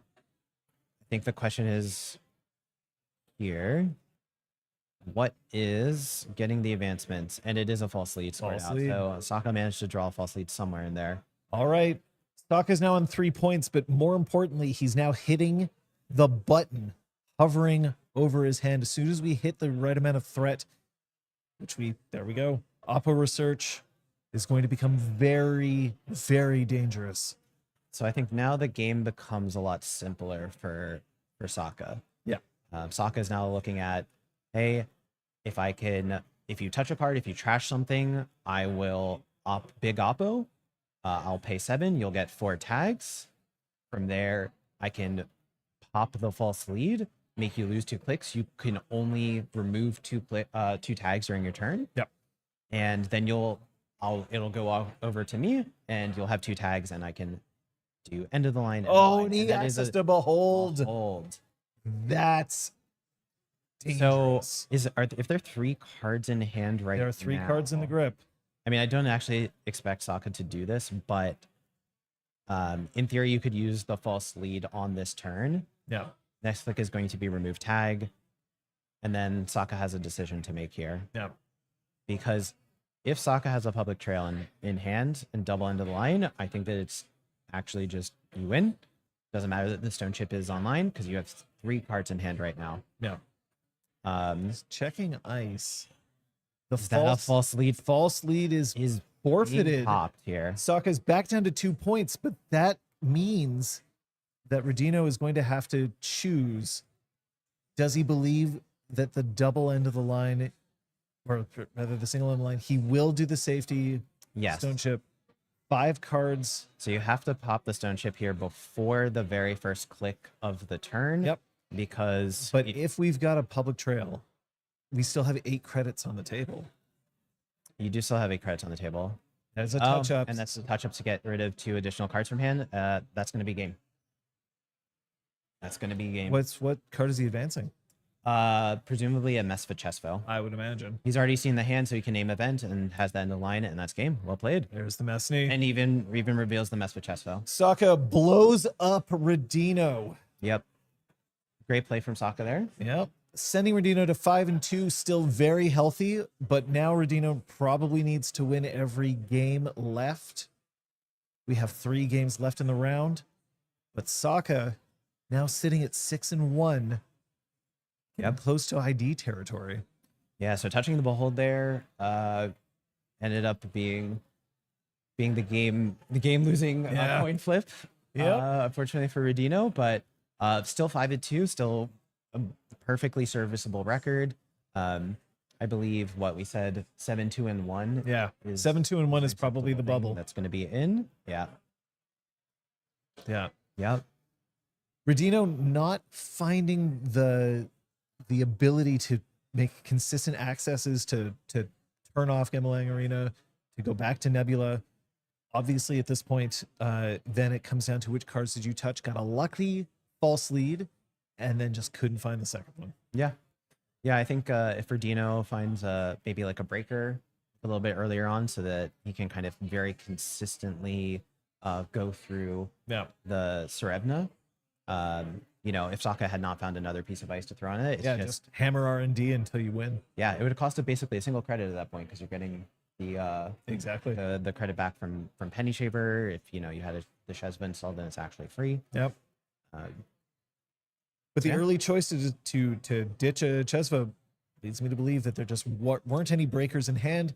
Didn't have any use for it. We saw Radino's hand at the very end where it was just full of events. Well, lost the Kurapira as well. Lost the Kurapira, but we also didn't see a single barrier installed. Generally speaking, these decks are playing sometimes they're barrier-less. Yep. Sometimes they're on like a Samaxamoon or something like that. Maybe a ping or two. Just Maybe if a you're ping or lucky. two, sure. But Mesva Chesvo and Behold, I'm sorry, not Beholds, Doom Scrolls and Serevnas, those are generally speaking the ice that Nebula wants to be playing because those are the ones that are the most taxing. Absolutely. Yeah. So Sokka moving on at a very healthy 6-1 record here. At this point, I think he's got to be feeling pretty good about his day. Yep. The chances that he's going to make it into day 2 is now pretty good. Yes. I mean, he would have to drop 2 of his next 3 games, if I'm not mistaken, right? There's only 3 games left. He'd have to drop 2. If he drops 3, then Drops 3, he's he's out. sitting at 6-4 record, and that's almost assuredly out. But But if he ties and wins one game, he's likely to squeak in. Yep. But knowing Saka, I mean, this is a 2-time world champion. This is somebody who is playing the game regularly, always kind of grinding out new things. I have a feeling like his consistent play is going to see him into the second day. I would bet on that. That would be my bet. But you know what? As it turns out, nothing is guaranteed, No. and you still got to play the games. And actually, there's a world where Sokka doesn't have to play the games, and you might be able to ID out. But Yeah, it's possible. I think people are going to start thinking about the math at this point. yeah, We have a few people who are close to the top of the standings. If they've won again, it starts becoming a lot more likely for people to just say, let's shake hands and do it. so we had Sam Whiteblade at the top table alongside with Cold Lava. Yep. And both of those players were coming into this round at 6 wins, 0 losses, which means that whichever one of those wins that game, they're 7-0, and they can very much just ID to make sure that they're in the top 5. 3 IDs will get them in. 3 IDs will get them in, And you get to unless go they out. want a higher seed, I guess. Yeah, then you get to relax, find some dinner early, you know. Take it easy, and then basically go into the next day feeling like a little bit more refreshed. Going and rested, the mental game starts weighing on you. Once you hit day 2 after 10 rounds of single-sided Swiss, yesterday we had our crown of servers. So people really pushing there to try to make sure that they've got a chance to get the rest, the nutrition, the brain food that they need in order to be able to make it through. Yeah, exactly. And you know, it's local time right around 6 or 7, I think. It is almost 6 o'clock here. Almost 6 o'clock. So great time for someone if they're I would- hiding out. just I to wouldn't get be dinner. adverse to that. Yeah. We are just in the middle of finding out who's going to walk out of round 7 with a record that just might make him ID all the way to day 2. We have 3 rounds left after this here in Montreal at the Americas Continentals Championships. We're going to see what we can do to get the next round started up. Yeah. All right. We'll see you in a little bit. Don't go anywhere.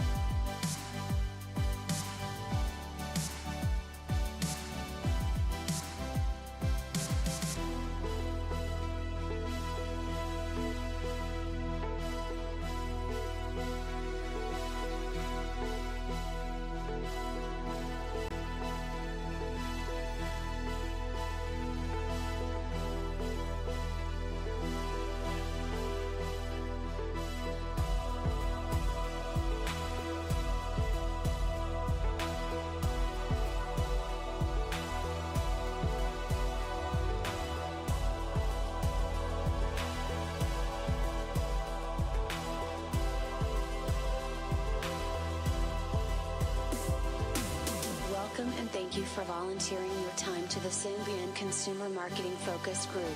Your opinions are valuable to us and we want to know what they are. Tell us everything. Everything. Everything. Tell us everything. Everything. Everything.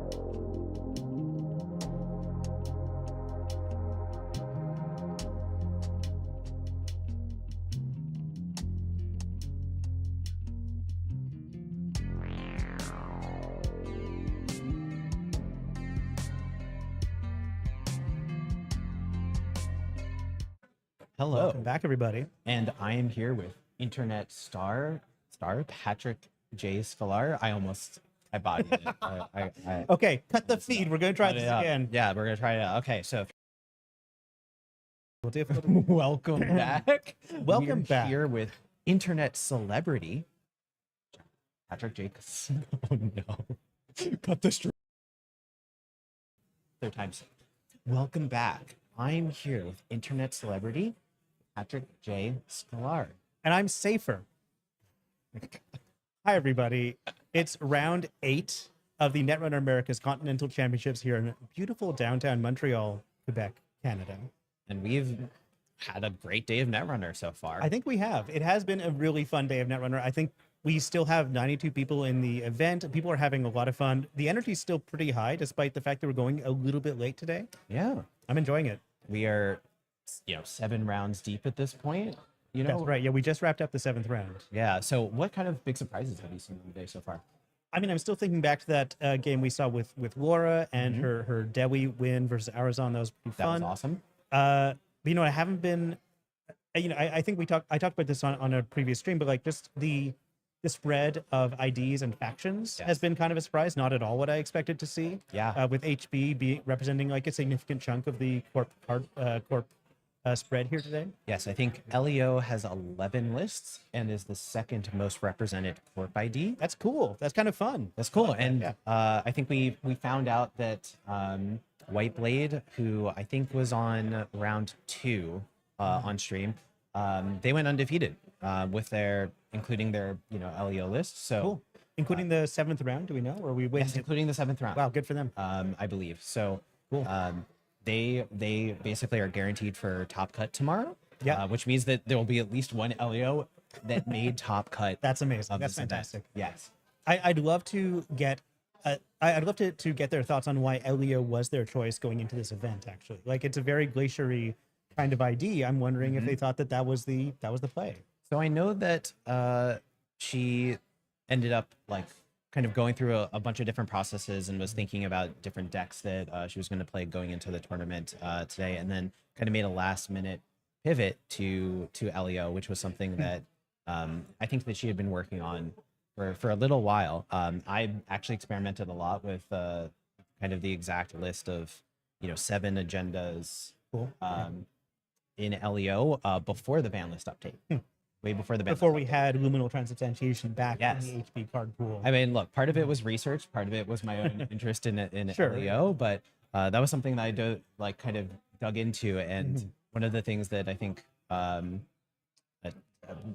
people collectively found, so Sam being one of the people, was, the runner gets to touch cards frequently, and you frequently just lose on centrals. And it turns out that only having 7 agendas in your deck makes it so that they don't touch those cards as much. Undeniably true. Yeah. I was playing with LEO a lot more before the ban list because I thought it was the main counter to deep dive was having half of my ice is border control, and that's the way to shut down a deep dive turn if I can like see it coming, if it's been telegraphed at all. But now the deep dive's out, I wasn't sure what LEO would be doing, and it still seems to be doing quite well. Just a solid defensive ID that has as few agendas as possible. Yeah, and I think that getting a single deep dive off and seeing an agenda was kind of game losing for sometimes. So losing a random LEO before you could ice all of your central, losing a random agenda off of the central before you could ice all of them. Yeah, and then a deep dive later on would kind of just be like, okay, well, I can't keep them out forever. Yeah, I exactly. think Bankar also probably had a decent amount to do with it too. Yeah, I think so. Yeah. What have you been playing? Sorry? What have you been playing since the ban list update? Let me see. I mean, like I net decked and have been kind of tinkering with an Oko list. Like the tag and bag Oko. That's been kind of fun. I don't think it's what I want to play, but it's something I've been playing as to just get used to it and to figure it out. Okay. I still haven't really torn apart my Muesli Hat deck that I've been tinkering with since Elevation came out. Is that the one that I watched you on stream? No, with? Is that the I had No for my way. own in my own personal life, I had to add whiffs to it. I just Okay. couldn't live without Jezva, a console, a sure gamble, Okay. But there's as few whiffs as possible. I think I have it down to like 7 whiffs. And the mulligan of that is always kind of fun. Like I'm thinking I want to grab as many whiffs into my opening hand as possible. If I don't have any whiffs in my opening That's hand, I true. mulligan. If I have like 2 sure gambles, I'm like, yeah. Now That's- my chance of drawing a card at the start of my turn is so high. That is so funny. You're like, oh, 3 transfers in my opener. Get No, those out of thank here. you. I can draw those naturally when I show them to my opponent. That'll Thank be you my very open. much. Like I'll get that anyway at the start of my turn. I don't Yeah. need that. What I need is a Chesvo. Yeah. Mhm. So Turn- that I don't see it off the top. exactly. So That's the you only- you just go flip the top card, transfer, opponent. Do you see this? yeah, show it to them. Think of it in 1 of your 2 turns. This is coming for you. Yeah, don't forget. Start turn. Feel free to take notes. You won't need to because I'm playing that transfer right away. Take notes. It would be such a rude thing to say to your opponents in a tournament. Be like, Yeah. transfer, take notes. Take notes. I don't think it's rude. I think it's just what I say, and it's a way to get into my opponent's heads and really What mess an with their internet psyches. celebrity way of doing things. Am I right? Absolutely, yeah. It's just the way to do it. Like people are already so starstruck when they see me. It's Yes. I want to reset expectations about how kind I'm going to be during the game. That makes total sense to me. And I think that you start off the conversation by saying take notes and then you just kind of follow up with that. Yeah, Right. exactly. Are, Yeah. are you sure you're taking the notes? Are you taking the notes yet? Did you it's spelled REPRISE. I know you don't see that card too often. It's one of my Is that one of the cards that you're playing in your list? absolutely 2 of Oh, 2 of. almost every criminal deck I'm having 2x reprise. That's my thing. Yeah. That is a choice. Thank you. that I you did have make a made. choice. I have You made a choices. choice. And guess what? I What? don't do super good. Okay. I Okay. do fine. I don't know if I would have made the same choice. No, most people wouldn't. Okay. Yeah. That's what makes you unique. That's what makes you. Thank you. This banter's so bad the producer just walked away. Agreed. Yeah, that's too bad. It's okay. We're gonna go down in Netrunner internet fame for this, and also I actually think that stream that you did with Andre of The Moosey Hat No Whiff the sting. Moosey Hat No That was a lot of Whiffs fun. was top tier Netrunner content. Yeah, we got so lucky. It's like JNet decided that we had to win every single game. Yep. Just Yep. finalities, no whiffs. It was Mhm. amazing. Yeah, Yeah. no corp could compete against us Yeah. as much as So they tried. so for the next round, Yes. right? I think that we're looking at probably trying to get people who are, at 2 losses, Mhm. right? Yeah, Because people those are who going to are, be like, the people that are. Right now, they're kind Fighting of on the for their bubble. They're fighting to see who will end up with a chance of being in the top 16. Yeah. That's what we're seeing right now. I mean, these are going to be. I think that we've seen some really, really good games so far. Yeah, I of think we've course. seen some high quality Netrunner, which I'm really excited about. But Yep. now it's like high quality and pressure's on. That's right. Also, at this stage where people are starting to get a bit tired, we saw Yeah. some mistakes on camera earlier. I bet we're going to see more as people just like the energy starts to flag. I And- did see a couple monster energy drinks being popped open Mm. just before round 7. So And you we'll can see. bet that internet star Patrick J. Scalar. I'm going to get this right. It's internet star Patrick J. Celebrity. I actually kind of like internet star Patrick J. Scalar because it rhymes. It does, yeah.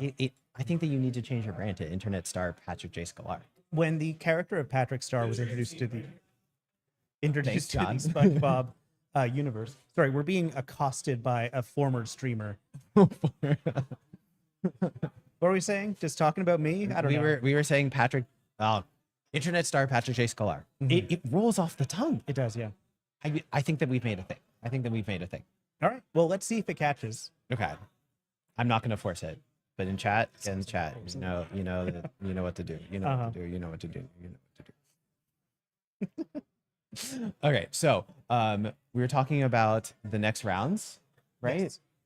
We're not sure who we're going to see in the tournament top lives. table. I think we're waiting to see the standings. Yeah, we're not sure who actually. We're not entirely sure who won all of the rounds. I think that we're waiting for maybe some reports and maybe a little bit more pairings. Mhm. Yeah. But soon. Soon. Sometime soon. Soon. Mhm.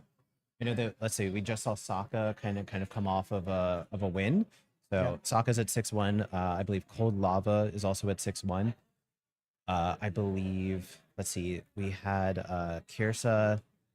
I don't know where they're at. They could be X and 2 at this point, but they could also be a 6-1. Oh no. Actually, I think that I was talking to Cold Lava, and I think Cold Lava said that Kirsa won. So I think that Kirsa is also 6-1. Okay, cool. Yeah. It's a tough field to be 6-1 in, so good for them. Yeah, I mean, I think that those are the only 3 6-1 players. Cool. So I think we have 3 6-1 players. We have the 1 7-0 player in White Blade, and then we have a whole bunch of X2s. Currently, the one's at 12 points. So it's 3 points for a win. Nope. I think they would be at 15 points after this round. Yes, that's right. Yeah. Those would be the X2s. Yeah. I mean, technically, you can have X2 and 1 as well. It would be like 4 wins, 2 losses, one tie. I know that there's a couple Possible. players. There's been a couple ties. Yeah. we've seen Yeah. them. And so those players with the last 3 rounds, so round 8, round 9, round 10, I think all of those players, they're looking for 3 wins to get themselves to 7-2-1, which is probably Yeah, maybe something. It can get in there. It could happen. It's better than 7-3. It's Could I gonna be ask more points you- than 7-3. Can I see something dev related? Sure. Yeah. when hit you're me. when you're watching like a big tournament like this, are you taking mental notes for dev All the time. purposes? Yeah. Literally all the time. Every single interaction I have with anyone about Netrunner, I am meant to. I know it sounds weird. No, but like, but sure. If someone says like, I'm not having fun with this card, Yes. like that, you take that to heart, right? Yes, I think that it is every single anecdotal experience you take, and then you build a kind of understanding of the general population. So you don't like put particular weight in any one player's opinion, and I don't put any particular weight in my own opinion either. But you just build a kind of almost like a catalog of opinions, so that way you can say, oh, generally speaking, this, right? Because you can always find a single player that loves touch-ups the card. They exist. I've talked to at least 3 of them. Not at this tournament. Not at this tournament. No, just in definitely not at this tournament. general. No. I mean, I can go if and we said, hey, raise your hand if you like touch-ups in a room full of 92 people, there would not be someone. wait, this is amazing. Wait, we actually have, We have the very ability to do close to this. 100 people in this room. We We can- actually almost perfectly do this. We can do like a what's it called, like Family Feud style Yes. things where we just like ask 100 people in a room Why don't we do different this? Netrunner questions. We could Why do don't we this. do this at Worlds? Why is this not a thing that we do? Why aren't we doing this at Worlds? Why don't Probably we do because we just Family thought of it Feud? right now. That's probably it. That's but we could true. figure this out. I mean, look, there's a very real chance that I'm trying to do this tomorrow, and I'm trying to put this together tomorrow. Family Feud with the stream. Yeah, we could do this. I think. Can I please Show me touch-ups. 100 out of 100 people said touch-ups should be banned. Yeah, exactly. Oh, that would be so good. Yeah. Wait, we also have to come up with a catchy name for this that's not Family Feud. We need a card inspired name, because that's what Yeah, all of no, Netrunner of course, is, yeah. obviously. It. We're gonna workshop this on the I called Stoke the Embers Fan the Flames earlier. Oh. I don't know what I can think of. FF doesn't have.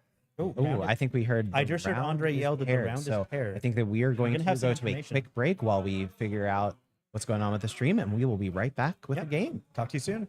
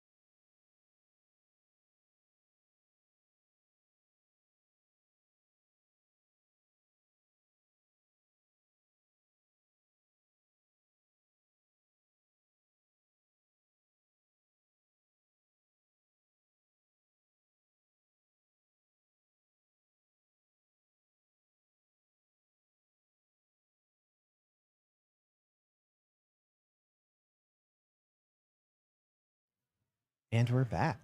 Hey, everybody. So we have Ultra Filter versus Wenjong here. That's right. We've got Ultra Filter on Thule or Thule, sub C, the core damage HP ID, and then Wenjong over here with Lat. Yeah, so this is going to be a very interesting matchup. Two IDs that I think do not have much representation in the tournament so far. Not a huge amount. A bit like I feel like the Lat slot has kind of been taken over by Mag, maybe because of novelty, maybe because people are finding some interesting efficiencies there. Yeah, I think that, installing is a pretty powerful action as far as Turns out. things go. Drawing's also one, but with Mag, you're just like a little bit more control of it. Yeah. An interesting thing about this matchup is, of course, Thule is going to be doing core damage if it can help, if it can, and Lat hate to take core damage because then you might immediately negate Lat's ID ability. Yeah, so very first turn of the game, we just see a very classic install, pass the turn. Do you think this is the Barf Thule kind of updated for elevation? I think it's a little bit here and there, and that is an aggressive transcending pound off of the second click run here, which is a great find. Yeah, and you want to find that early. You don't want the corp to get that. It's going to really hamper your ability to trash cards. Yes, so for Thule, the trick here is, yes, it looks like yeah, what Wenjong paid two credits, paid two credits and a click to steal it, and then did last not take click core damage. installed. Is that a simul chip? Anakam. That's an Anakam. Okay, excellent. So his turn was click one sure gamble, run, pay the Thule tax. That is a Spin Doctor installed in res for first click on Ultra Filter side. Click to draw. Drawing up. Probably going to smash a bunch more remotes down. And that is an upgrade on the first card that was installed. Interesting. So this could be, Managarm, Hendrick. There's all sorts of nasty things in the two-way deck. Yep. So this is, I think, a very classic Thule play pattern here where you put 3 cards on the table, just hope to stick one of them. Usually, I'm assuming the aggressive transcending was the one that Ultra Filter wanted to stick. And then you draw back up afterwards. So So this clean getaway, because the Anakam will get Wenjong a card draw and a bonus 3 credits. Then we access a card from HQ. Let's see what you get. Number 4. And that is a measured. Cool. So I do believe that this is a triple measured Thule list that I've been hearing about. Awesome. Measured is 4 or 5 influence. It is 4 influence. So you can play 3 spins, 3 measured. That is all of your influence. It's pretty solid. You're going to get this runner down to 3 hand size, and then the measureds are online for the rest of the game. Yeah, so I think that the measured threat here is going to be primarily around trash costs, making you pay a lot for the trash costs, the Managarms, potentially the Hendricks. You cannot keep your credits up against 2A. Yeah. There's the Hendrick. That is the Hendricks access first, so Wenjong either has to lose all of his clicks, take a core, or take a core, and if this is an agenda, then you will not have any clicks to pay the Thule tax. Ooh, it is but a it's just a spin. Yeah, sure. Trash it. So trash it. Trash it what you can. You do have the spin resed on the table, so... Which means that other spin's probably getting rescued. We'll see. Getting rescued, but you didn't get the draw off of the other spin. Top-down solutions. Love top-down solutions. I love seeing this. Yeah. I love seeing the top-down solutions. It's so much value for a single click. And that is another install. Because I believe that... Was the Hendrix trashed? The Hendrick trashes itself, doesn't it? Let me bring it does it trash when... I don't remember. I think it actually stays. So I believe the Hendrix maybe wasn't trashed. Interesting, but yeah, I don't know. Unless the turn was... So I think it was click 1, top-down solutions. Maybe it was just another fresh install for click 2, and then... At least while the corp has 1 credit, they cannot trigger the Hendrick. Good to know. That is true. So the Thule list here playing very low to the ground, and I think that's kind of what we're seeing a lot from the measured response list. And Wenjong saying, you know what? I'm just going to install a telework, and you're really low on credits. You can't do anything. So I'm just going to... Yeah, if I don't run, you can't hurt me. Well, I'm gonna let you hurt me. I'm gonna run, Yeah. and I'm gonna run while you're poor, so that I can just check things. And I think that Trash that for one easily. trash that for one. That's a great And find. that's a Hendrick, assuming That's a Hendrix. now we're And trashing. now it. it gets trashed. Cool. Yep. When it's not going to be a threat. I like the little quick tracker that Ultra Filter has too.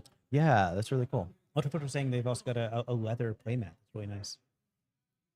The leather playmat and click tracker feel very appropriate together. You know, it's like Uh-huh. it feels like a nice little pairing. You have like the metal, the leather. Very much so. Yeah. Yeah. It's an aesthetic.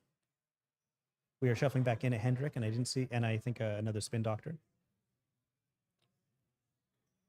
So Wenjong here has what? I think one. Was that first click? I think that was first click. No. I think it was. Yeah. And then so I think this might have been second click run the spin. Potentially. Guess so. Guess so. Maybe. I'm not sure. Maybe. I'm looking at these click trackers. Most players don't keep close track of their clicks once they get pretty used to the game. Yeah. Yeah. I know. I certainly don't. But then it is hard for us to like keep track of what is what. Yeah. These are separate servers, right? Yeah. I do think that these are separate servers. Okay, so the full turn there was running and checking things, I think.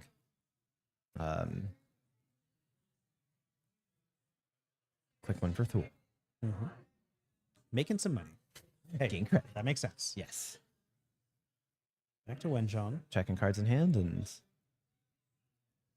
it now has 5 in hand. Mm-hmm. So Wenjong's up. Gonna make some money with the telework. It's a good first click. We all appreciate hybrid working conditions. Yeah, jailbreak HQ. Jailbreak HQ. Makes sense. Yeah. Got 2 card draws, one from Outcome, one from jailbreak. Those 2 You know, cards. Jailbreak is not a card that we see too frequently these days. No, not outside of Zaya, I guess. Mhm. The other card is going to be So a seamless launch and an Ingatan There we found from go. hand. bring Wenjong up to 3 points. So Wenjong scored 2 agendas so far. Mhm. Threat 3 is active. Not threat 4, though, which is, I guess, what's relevant for measured. That's right. Kind of the perfect amount of agenda points to be at right now. Yeah. And I believe that Wenjong did, in fact, pay to prevent the core there. It seems like it. Credit, pass turn, and a lat draw for having a matching number of cards in hand.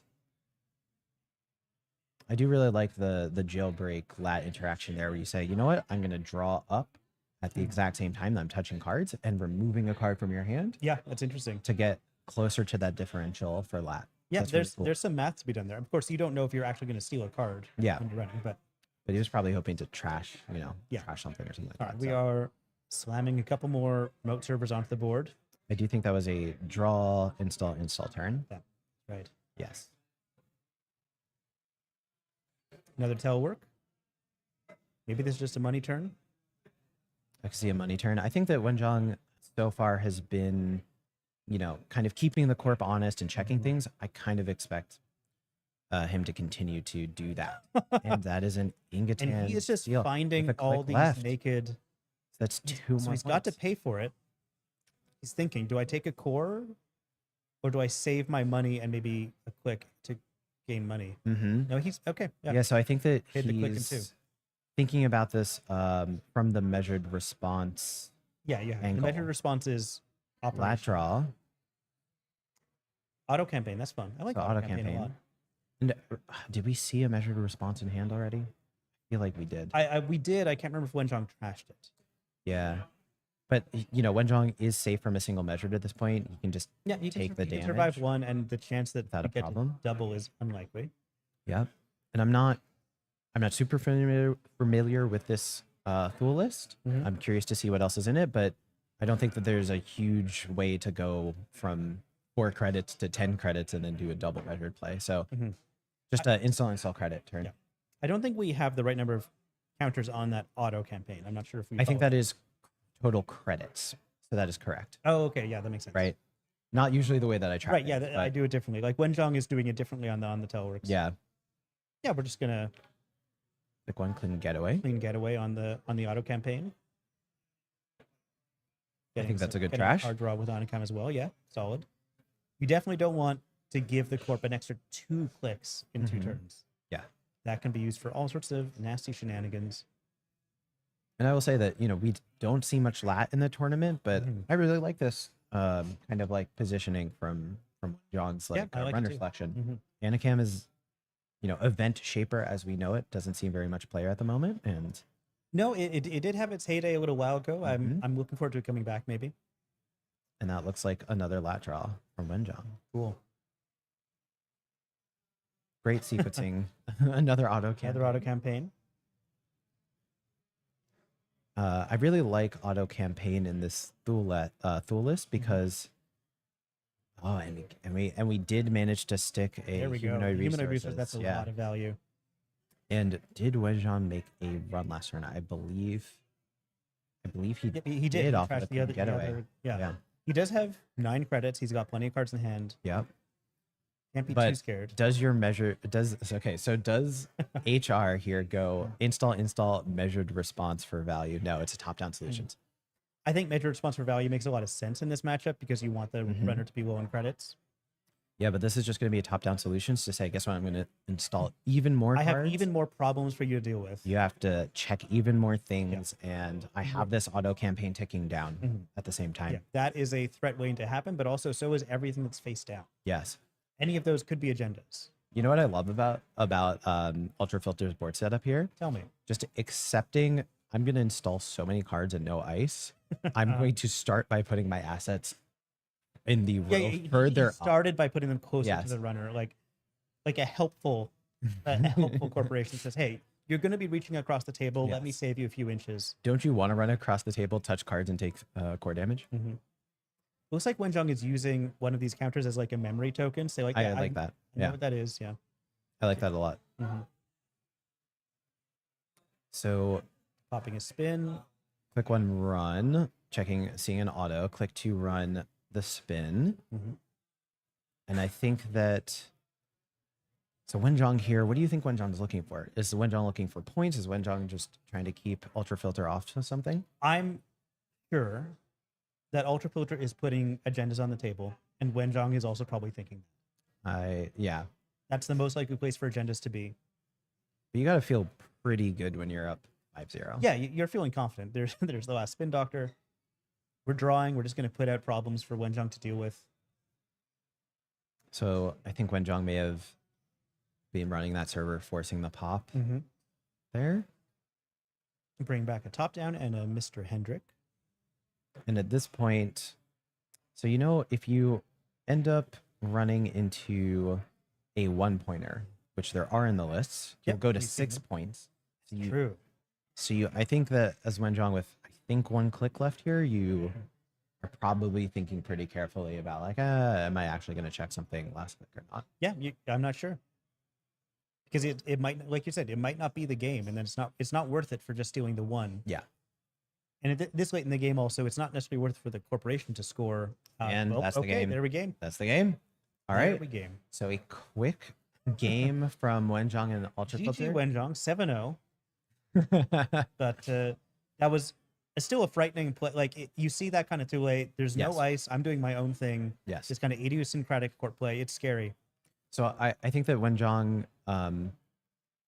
I think we talked about how like when Lat doesn't really want to take a core damage, but Wenjong also did manage very successfully to keep the corp honest, check servers, and using that Lat draw to naturally draw up, Yeah. Always be And- protected. kind of continue to make progress while making sure the corp wasn't making their own progress. Yeah. Very true. I think Wenjong kind of navigated that game very, very well. Yeah, I think so too. I think on the Thule side, Ultra Filter, now dropping to 5-3. I think that 3 losses does kill your tournament run. It very likely does. Yeah.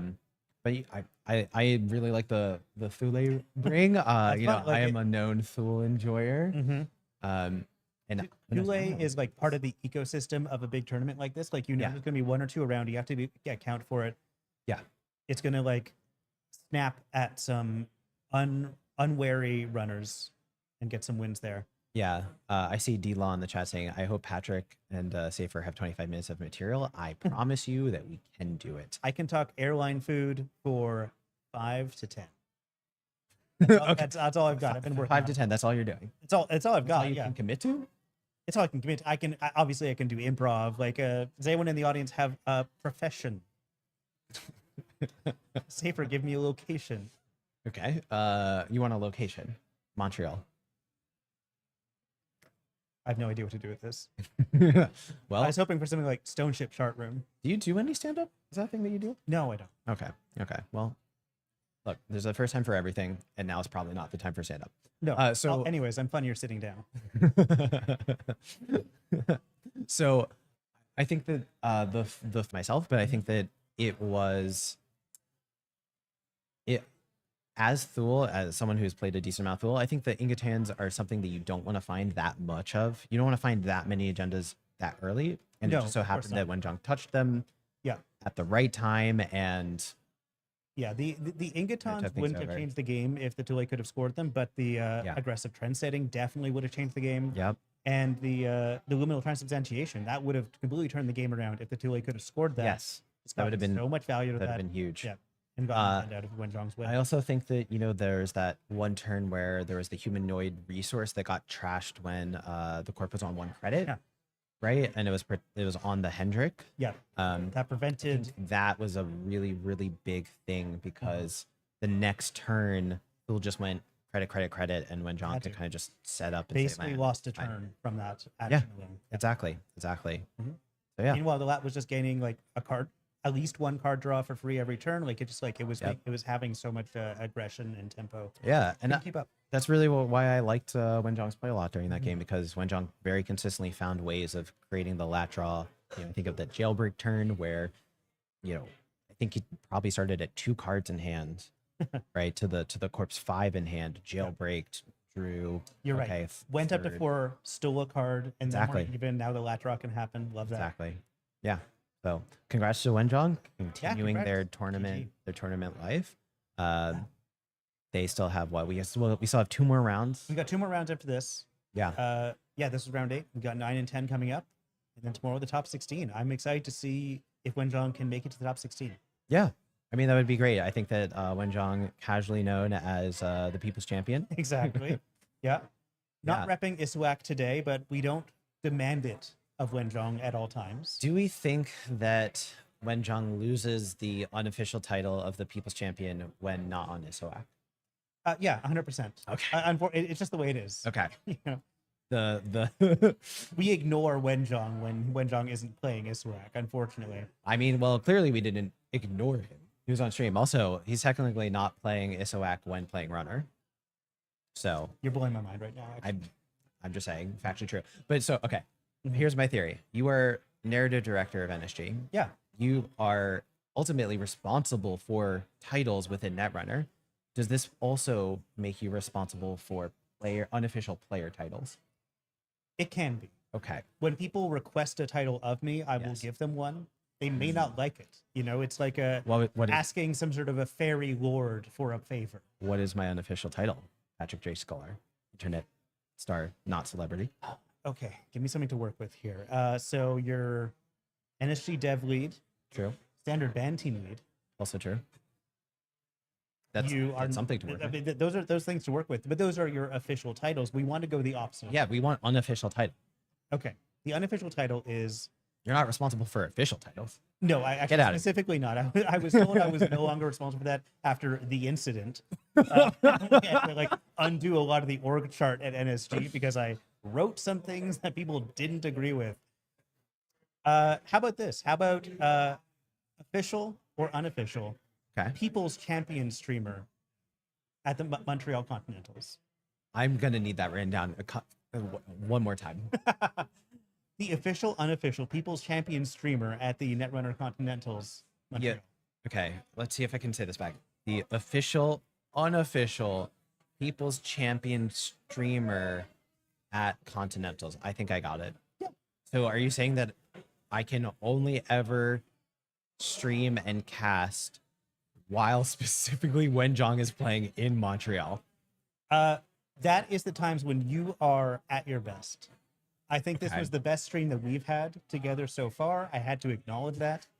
You know, it was a quick and easy stream. It went by efficiently. I see. have to assume that was partly because of our work as well as Wenjong's I completely agree. efficient dismantling. Of It two definitely machines. had absolutely nothing to do with Wenjong's play whatsoever. Not really. I really don't think we can give Wenjong that much credit. I don't think so. I How think that fast it that was game us. went. Mhm. It was definitely us. Yeah. In Um, fact, you're welcome.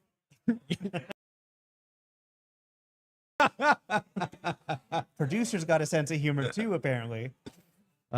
See, I feel like we took the can we fill 10 to 20 minutes of this, and we were like, the challenge accepted. Yeah. Challenge accepted. Uh-huh. We can definitely do it. But I'm kind of thinking that maybe it would be more interesting What's that? to have a player interview. Yeah, we who want do to you try want to to find player. I know. I think we should just go on it. So I think we're going to take a quick 5-minute break. Sure. And we'll run and try to find a player to interview as the. And I think Patrick, you'll need to give them a title. So we'll introduce them with their unofficial title. Okay. Yeah, I'll see what I can do. Sound great? Okay. All right. Great. See you soon. See you soon.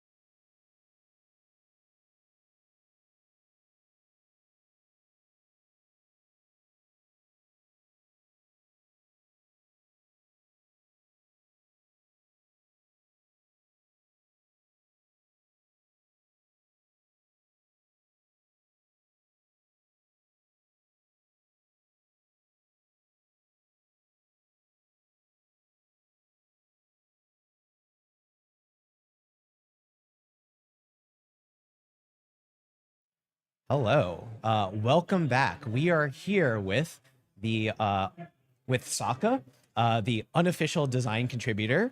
That's a little inside joke for those who don't know. We have 3 full cards for Sokka's nationals and world championships wins in the pipeline right now. We are not going to talk about what they are yet.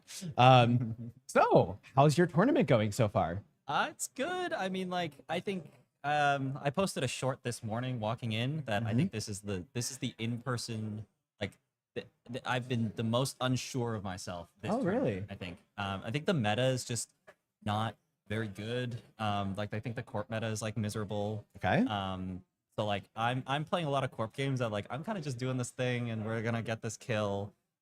Spoiler, I'm playing Kill Nebula.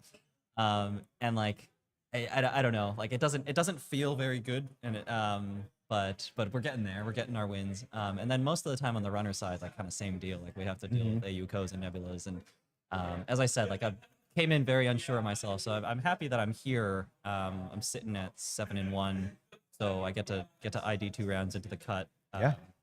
Ideally, if we get Well, the pairings right. Congrats on, I guess, I hope it's not too early to say this, but congrats on the top cut. We did see your, I think it was round 6 game. Oh yeah, Right? yeah. On stream where you were on Kill Nebula and you landed that, That's right. the false lead kill. Yeah. I think we were in the game, we were sitting here going, okay, we know that you had 1 touch-up in hand at the least. Maybe you drew into a second one. Okay, we know that you had the end of line in hand.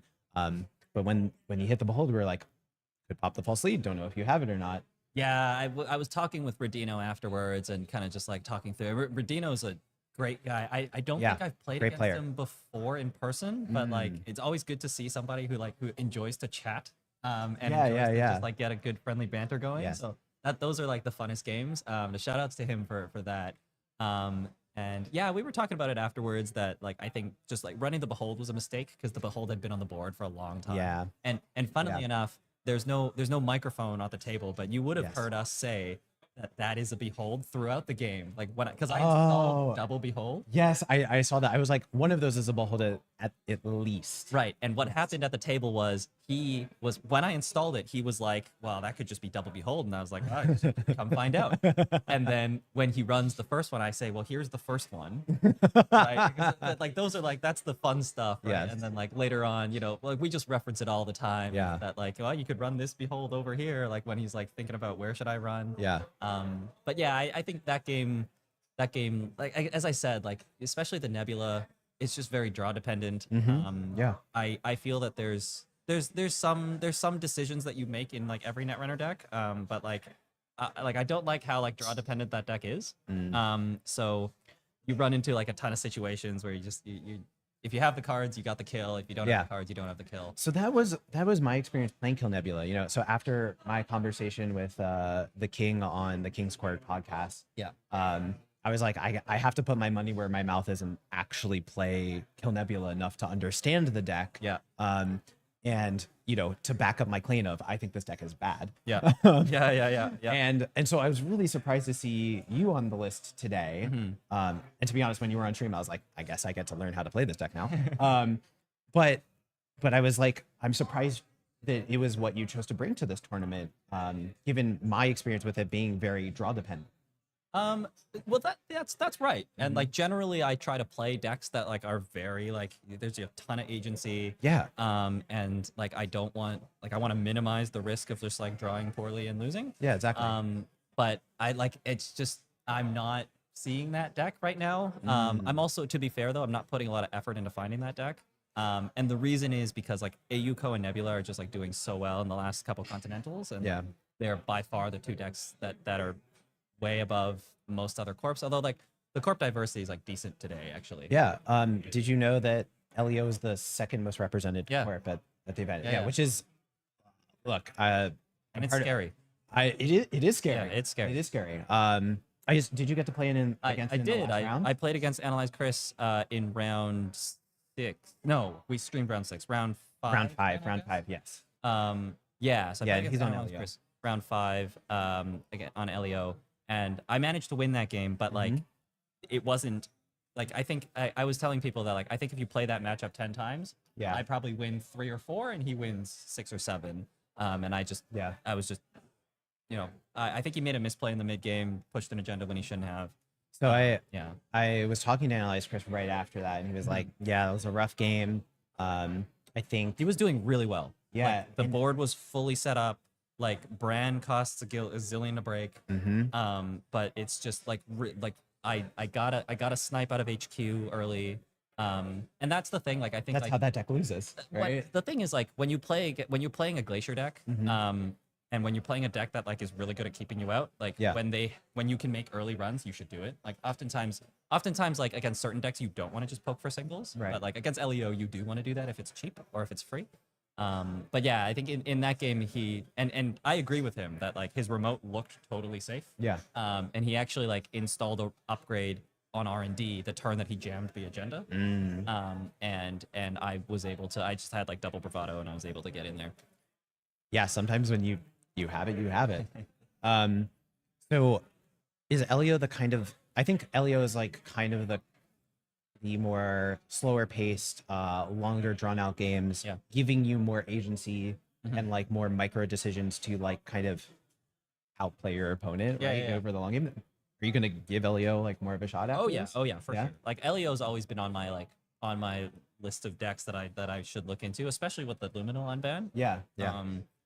But I think like my approach coming into this tournament and also last weekend's APAC Online Continentals, like I hadn't played too many games going Sure. into the post ban list meta. Yeah. And I think just like Nebula was there. I understood it well. There's tons of different AUs moving around, and like There are. I actually brought a copy. I brought Brandon's AU, the one that he played last yeah. that he won APAC with Okay. last weekend. And the intention at the start of this weekend was to play that AU yesterday at the team tournament. Yeah. And then if I did well and I was well, feeling it, you would take it. then I would take it today. And That then makes I was sense. thinking about it. I was like, you know what? Like I'm kind of just leaning Nebula anyways. And the AU is like more complicated than the Nebula. Yeah. And I feel like people are going to true. be teching against Nebula against AU, because I think between AU and Nebula, like Yeah. like AU I think is clearly like the top dog corp, and like everybody's just like practiced and played a ton. Yeah. So like I didn't feel like it was a good decision for me to take the deck that everyone's practicing against with little practice myself. I mean, that makes total sense. Yeah. So like I mean, I guess for the purposes of, I think there is a lot of like deck building and innovation out there that that can happen, and I definitely plan on doing that. But like my focus is probably more towards Worlds than it is for the Continentals. I mean, that's totally reasonable. I'm yeah. not you're- saying I do, but if I had like a secret corp and a secret runner that's like super good, I probably would like. We're gonna. So how much do you, in your preparation, do you can take into consideration that, so we've announced that there's going to be a ban list that Yeah. is coming out. It could be no update, right? Yeah, But yeah. like we know the time. Yeah. How much does that It's a take into risk. consideration for you? Yeah. It's a risk. Yeah. It really depends on the type of deck. Like if there's a certain deck that I think is good, but I want to practice it, and like maybe I'll save it for a different tournament, then like Yeah. you always take on the risk that like something gets banned out Yeah. of that deck. I guess it comes down to just like an understanding of the meta and understanding like trying to guess what the ban list Yeah, is so you're looking gonna at. guess what the bands are coming out. Okay, Right. so if you were going to guess, Yeah. this isn't it's not what do you want to see banned. Yep. What do you think the ban list team is going to choose to do? That's a great Which, question. by the way, is completely unfair because we also don't know what we're gonna do yet. We don't have a prediction, but I'm curious to hear yours. Right. Okay. So yeah, there is a difference between what I want and what I think is going to happen. Yeah. What I want is for ID bans. Like I think the numbers on AUCO is just too good. Okay. I'd like to see just AU get banned. I don't Okay. think the ban list team is just going to ban an ID. So my predictions for what's going to happen is Regenesis, 100%. Okay. I think Regenesis is the key problem in AU. Okay. Like in most of the game, it's the presence of Regenesis in the card pool. Sure. It doesn't need to be in your deck. Like if you right, like I have to go and respect archives, or you're just gonna score 4 points. Like that's like too good, especially if your deck is like a kill deck. Most of the time, most of the AUs are kill decks, right? Most of them are kill But decks, if you- like, and if they you were have a- like starting to cut Regenesises, and then I think people were like, "Well, I know that There's some you false leads running around. there's some false leads out There's there. false leads in the False AU leads codes. and AOCOs. Yeah, I mean, yeah.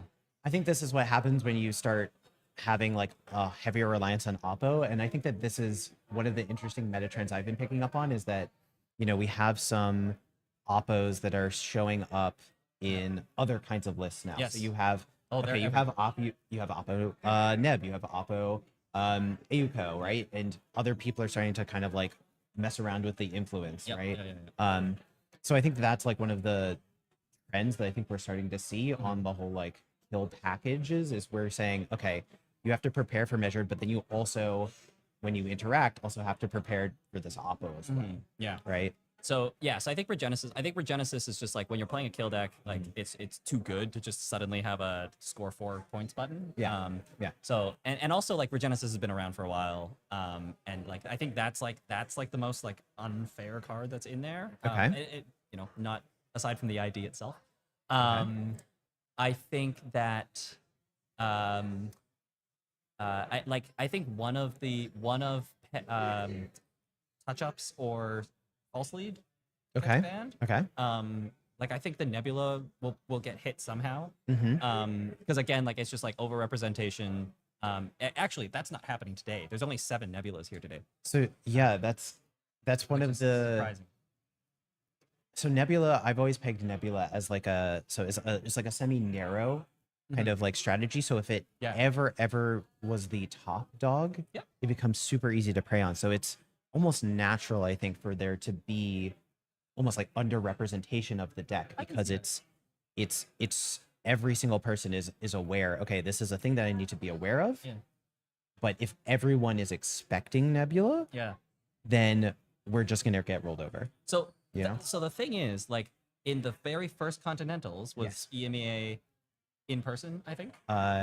Yes, I believe so. And that was Nebula had a great showing there. It did. Um, It did. and that was really the first big tournament where like just like touch ups kill Nebula was like Yep. like now we know that this is Yep. a clear good deck. I think there were some refinements there, and then also the bank card ban Yeah, and info bounty ban did a lot. it did. Yeah, Yeah. and like I guess I'm surprised. Like I'm sitting here with you at 7-1, having not lost a Nebula game, and I agree with what you're saying that like if Nebula's popular, people are gonna tech against it, and like you shouldn't win a lot of games. And yet you're still doing like, it. so but I'm good. still like, and I, like, see, the thing is, if I was playing LEO or if I was Yeah, playing Glacier yeah. ETL, I would be able to explain why. That's fair. That's so fair. Yeah, yeah. Right. So I think like touch ups, and the thing is, touch ups was mentioned in the last ban list article, which surprised me. That because you know the card was just released. Like, Yep. yeah. So touch ups was mentioned in the latest ban list article. I feel like it. Like I don't know. I think between one of touch ups and false lead, I think those are the 2 cards in the Nebula.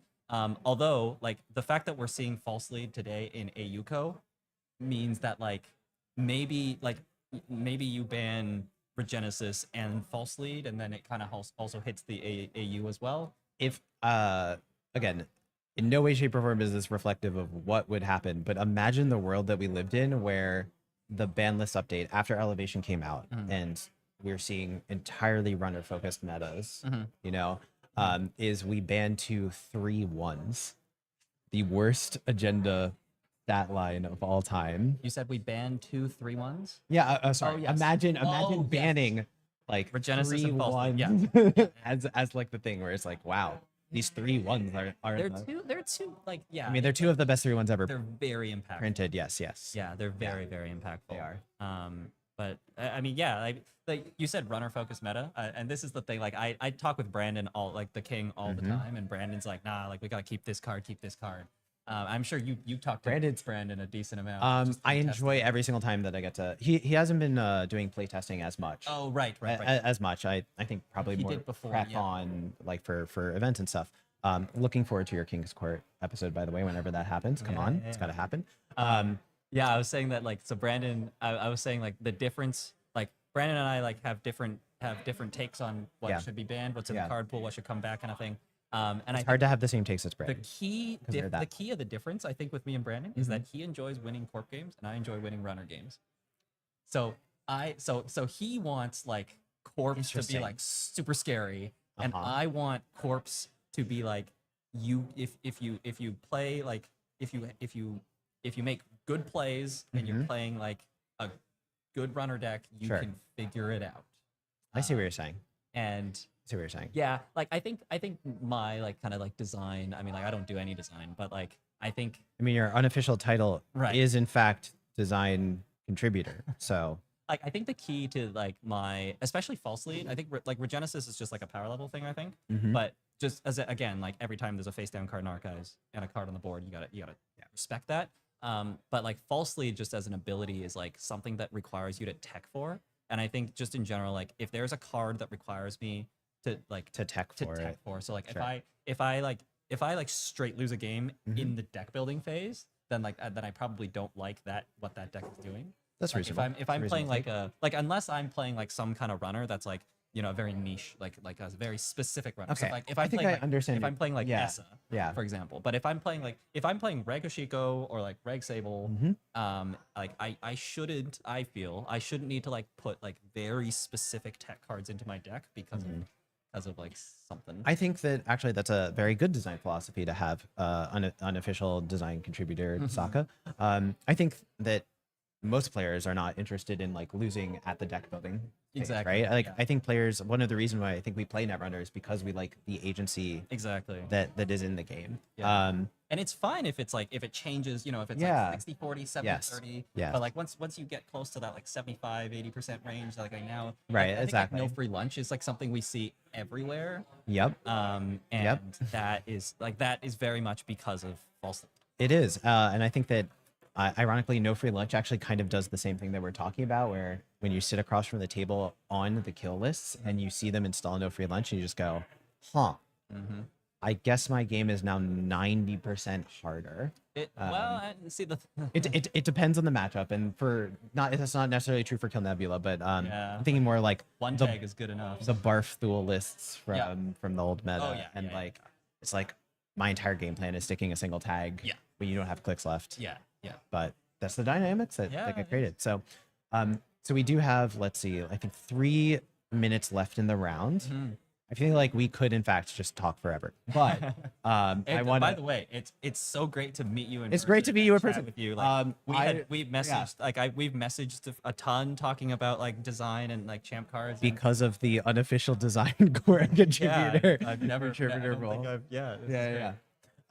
Okay, so I want to turn our focus a little bit to Worlds. You said that you're kind of like focused on Worlds a little bit this year and prep for that. So, what is your kind of mentality going into Worlds this year?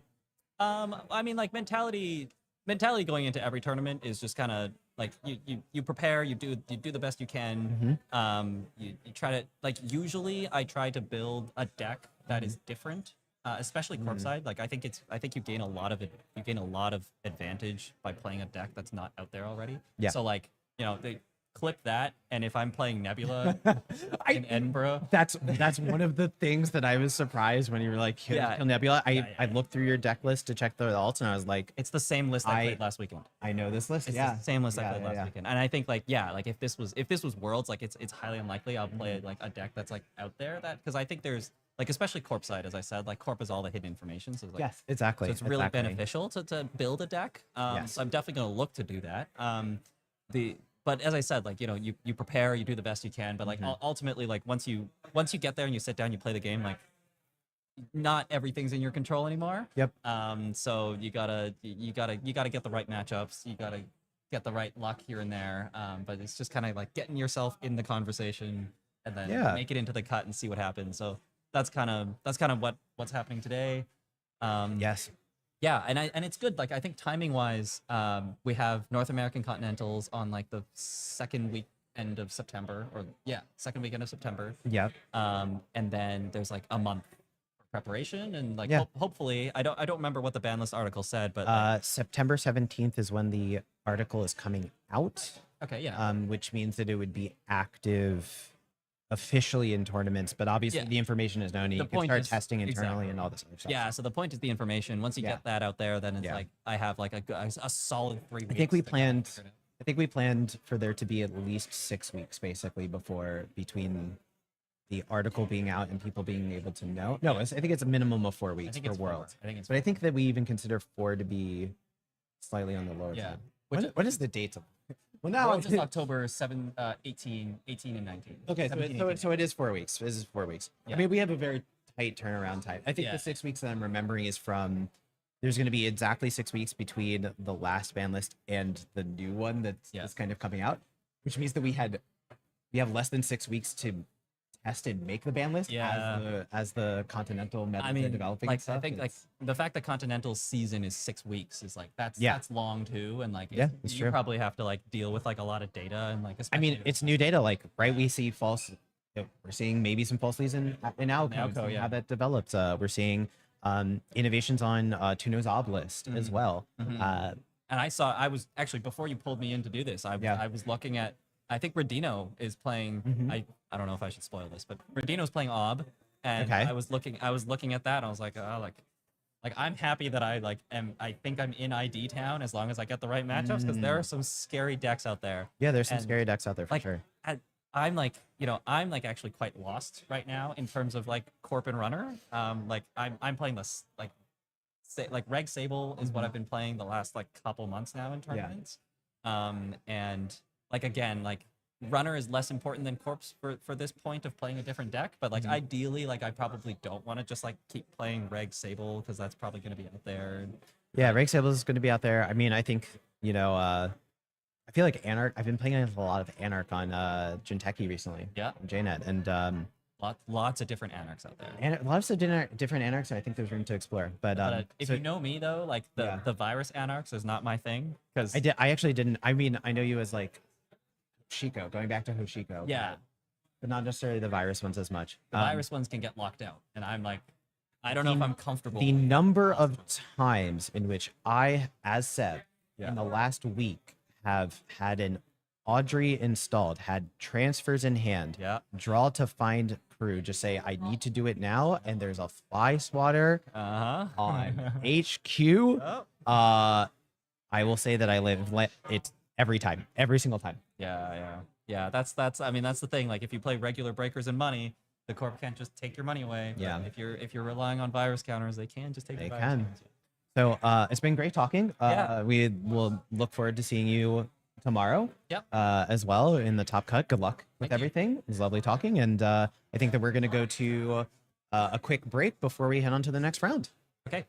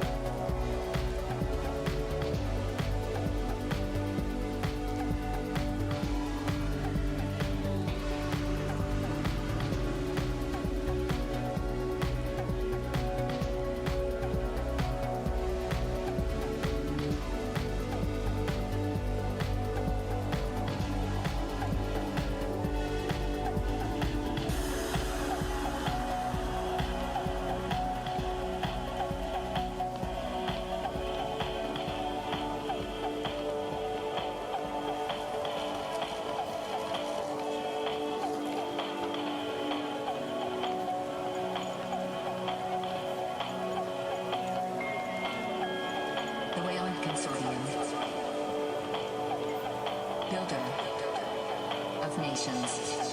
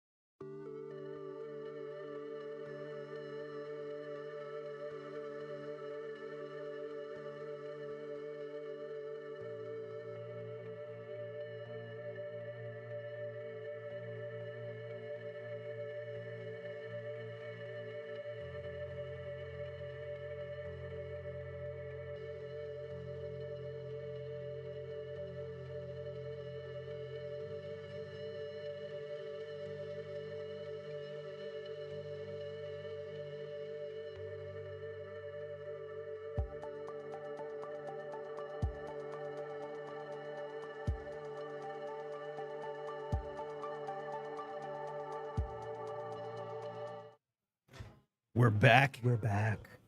Netrunner America's Continental Championship, round 9, second to last round, the penultimate round. How's it feeling? We've got two competitors who are fighting for their lives to stay in it, to make sure that they can make it into the top cut. Yes. They have 2 rounds. A loss here can put you on the bubble. But a win could probably guarantee the top 16. That's what we're aiming for here. That's right. So, If we're looking at the standings right now, about to. If it loads in time. we have Emily, who is playing Muslahat at the moment, is currently ranked 8th on 18 points. Mhm. And then we also have Ranji Dodge at 18 points, just slightly below with a slightly worse strength of schedule. Now, with 18 points off of 21, that means that they each have won 6 and they've lost 2. That's right. If you lose 3, you still have a chance, but not a good one. But if you win this one, then you have a very solid chance of making top 16. Yes, we've got Oko, of course, and we've got Muslihat. I haven't seen Muslihat yet in this event.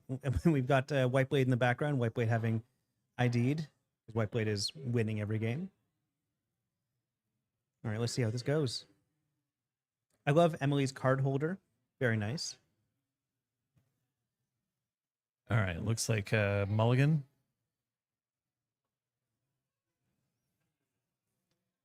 On the left, pay attention to all the chip tricks that are going to happen. There's a lot of chip shuffling straight out of rounders. All right, looks like we mulliganed and included a mandatory draw in that. Or maybe not. Maybe I miscounted.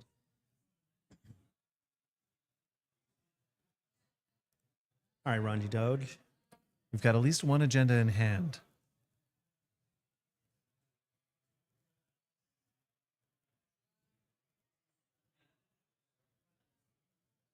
We're thinking this through. Probably want to ice HQ. All right, starting with the Hansei review.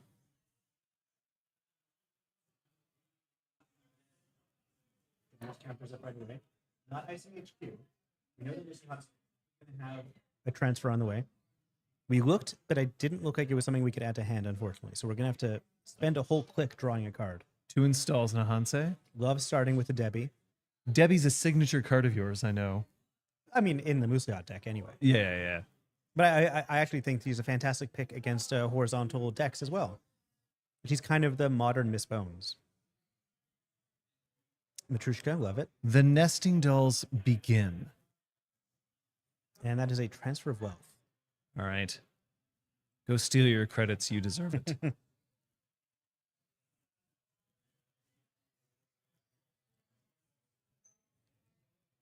6 credits are pulled in. The tag is up.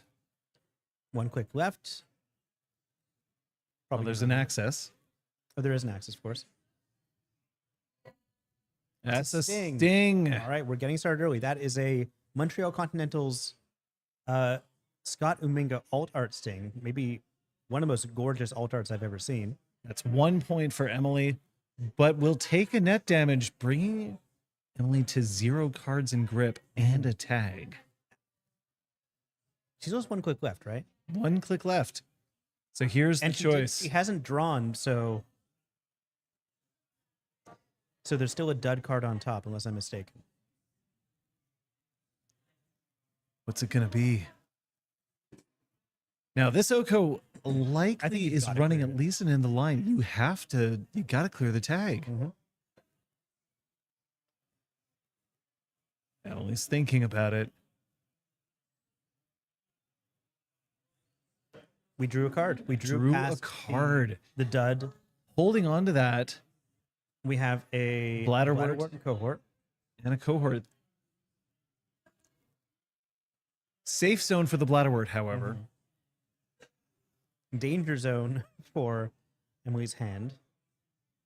We do get to do some Oko tricks here. Are we drawing frantically for the end of the line? Hoping to see it? Certainly seems like it. Draw a card, gain 2 credits. Mandatory draw. Did we get the kill? We still have time to draw. I hope you like vamping if this this ends turn 3. Yeah. Spin Doctor still looking for that end of the line. Can't find it. It looks like Emily may be able to get away with this. Oof. Still feels like an unnecessary risk.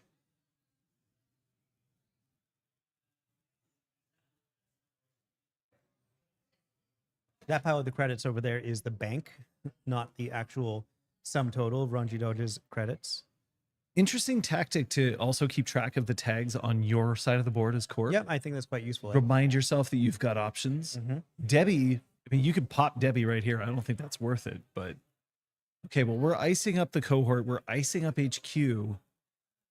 All right, but now we're probably going to get a Musa Hat draw. All right. Did we forget the Musa Hat draw? I think we may have. That's we cleared the tag. We didn't clear the tag, but for what?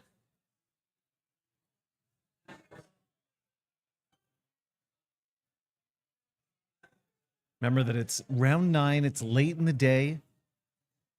Local time, 1925. This is past dinner. This is where fatigue is going to start setting in. Yeah, that's 7:25 in American numbers. So the tag is cleared. Emily now with a healthy grip, but giving Oko the chance to do Oko things. Ronjido shaking his head a little bit, though. Wonder if he's happy with what he's been seeing.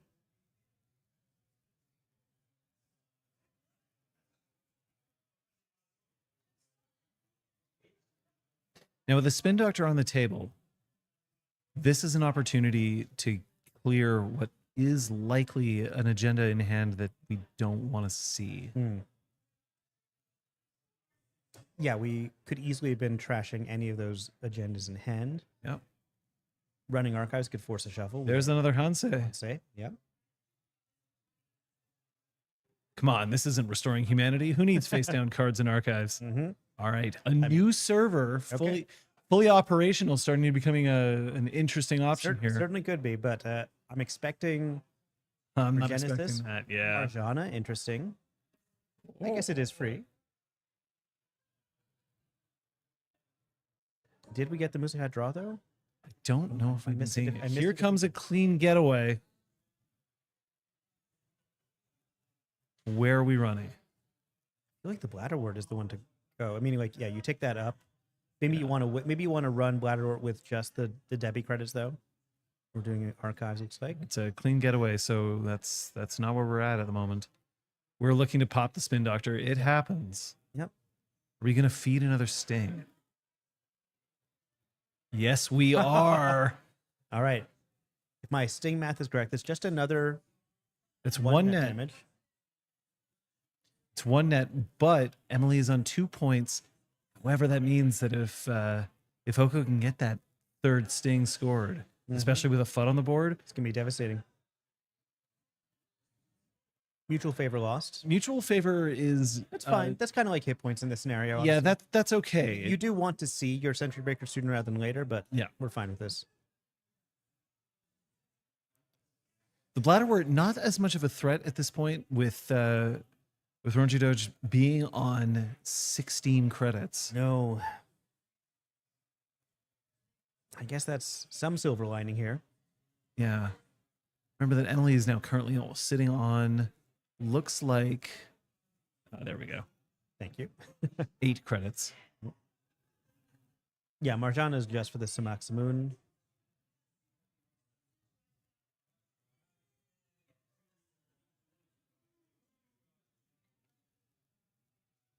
Two cohort guidance programs Yeah, means that's- that we're This is going to really accelerate the Oko game plan. Yeah.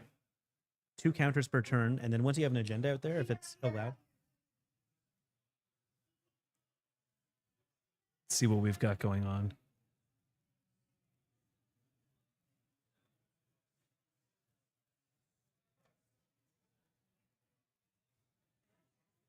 Both players thinking hard. 10 minutes passed. Emily's got 2 points, but those are 2 very dangerous points sitting there. Not the points you want to have. The points that make you pretty vulnerable. Now, why couldn't that be a, I don't know. Longevity Everything. serum. Yeah, longevity serum. I was like, which ice isn't spiky here in Oko? And Uh-huh. Yeah, it's not going to be see how they run. all right, Okay. here we go. A draw from Corp. Mm-hmm. There's another agenda in hand. I think that's a see how they run. Install and defend, and then a new remote. It's a And FUT Foot is up. to gain a counter at the end of the turn. A cheeky sting could do 4 damage. We're gonna bravado. But No, that- bravado what? Scoring a sting would do 5 at this point. Gross. Yep. Yep. 1, 2, 3, 4, 5. That's the math. That fuck gets one more counter, and a sting could be lethal. Looks like we revealed and drew a Coffee. bravado. Yeah. Got the Chesva. I think we're still hesitant to run until we have a Sentry Breaker. Now, R&D is still open. For our next Matrushka. Pinhole threading. I'm going to bring up Matrushka. Need to remind myself something. Yeah. Pinhole threading is going to help us. Let's kill that Foot because nobody wants to You die got to Yep. St. John the Baptist. And we are taking up the credits on Debbie. Eventually, we're going to be using those to clear some of these assets.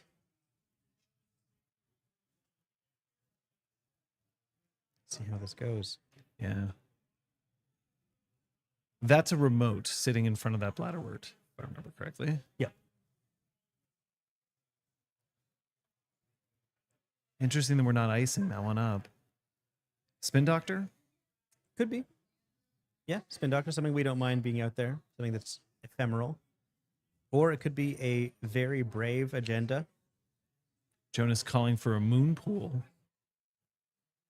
Certainly have the credits to deal with the moon pool right now. There it is. That's a spin. No, it's a moon pool. Oh, it's a moon pool. Okay, cool. Moon pool removing from the game. Oko is going to enjoy getting some counters here. But on what? We don't have anything else installed to put the counters on. We're just Did we reveal what those face down cards were? I'm not sure. I might have missed something. I didn't see the reveal. Yep. Could have just been to get an extra counter. I'm really not sure what happened there because we didn't have an agenda that we could score with that. And I don't think Emily was pressuring the use of it. Well, at this point, we've got so many credits over on the corpse side that it doesn't matter.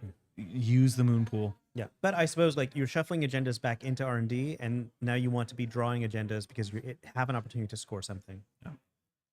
Might as well go for it. Looks like that's an Oppo research. Scary. And Emily is not on a huge number of credits.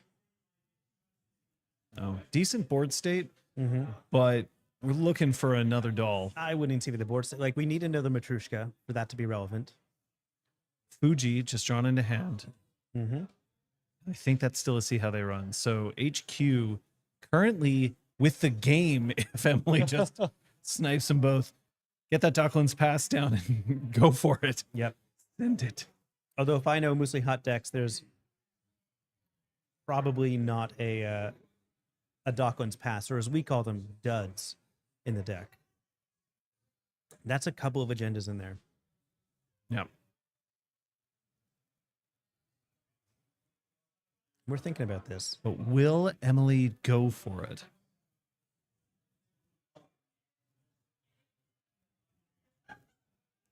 Some stack shuffling to go along with the thinking here. A draw. So there's no, that might be, I didn't see what was put in there. That might have been a spin doctor hoping to just get some agendas out of hand, but not the case. Okay, we're reviewing that we've seen and now drawn a transfer of wealth. So Muzlahat is paying off. Mm-hmm.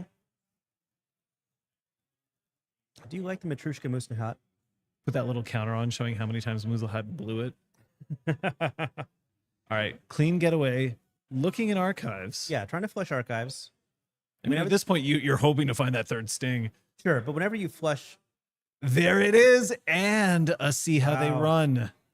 someone was waiting for something. Emily is taking one damage. One net from the sting, but Okay. that puts her at 5 points. Yeah, that's a sudden turn to the game. I And think seeing Emily's as how gotta all be the stings are super gone, we have to assume that this means that Emily is one agenda away from winning the game. Yeah, that's true. But the Oppo research is very much online, and Emily does not have the credits to clear 4 tags in one turn. Yeah, the threat is up.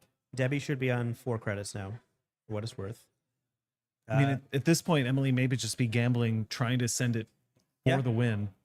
I wonder what winning run events she's got. A transfer of wealth. She's got transfer of wealth. I'm That's not wondering going to win about, you the yeah. game at this point. Finality. Actually, okay, that was what I was looking for. We are sending it. Hell yeah.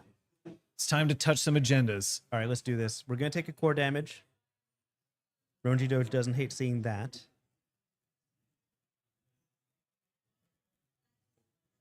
There's still a click left after this. Okay. We lose. We lose another finality. That's actually too bad. That could have been Yeah, really that would have fun. been pretty rad. Okay, the first card's going to stay. Keep it. Second card's going to stay. She does have The she has finality whiffs. No, the Fuji comes up. Finality That's wins. it. That's the game. And Ronji Doge was completely flooded. Oh, wow.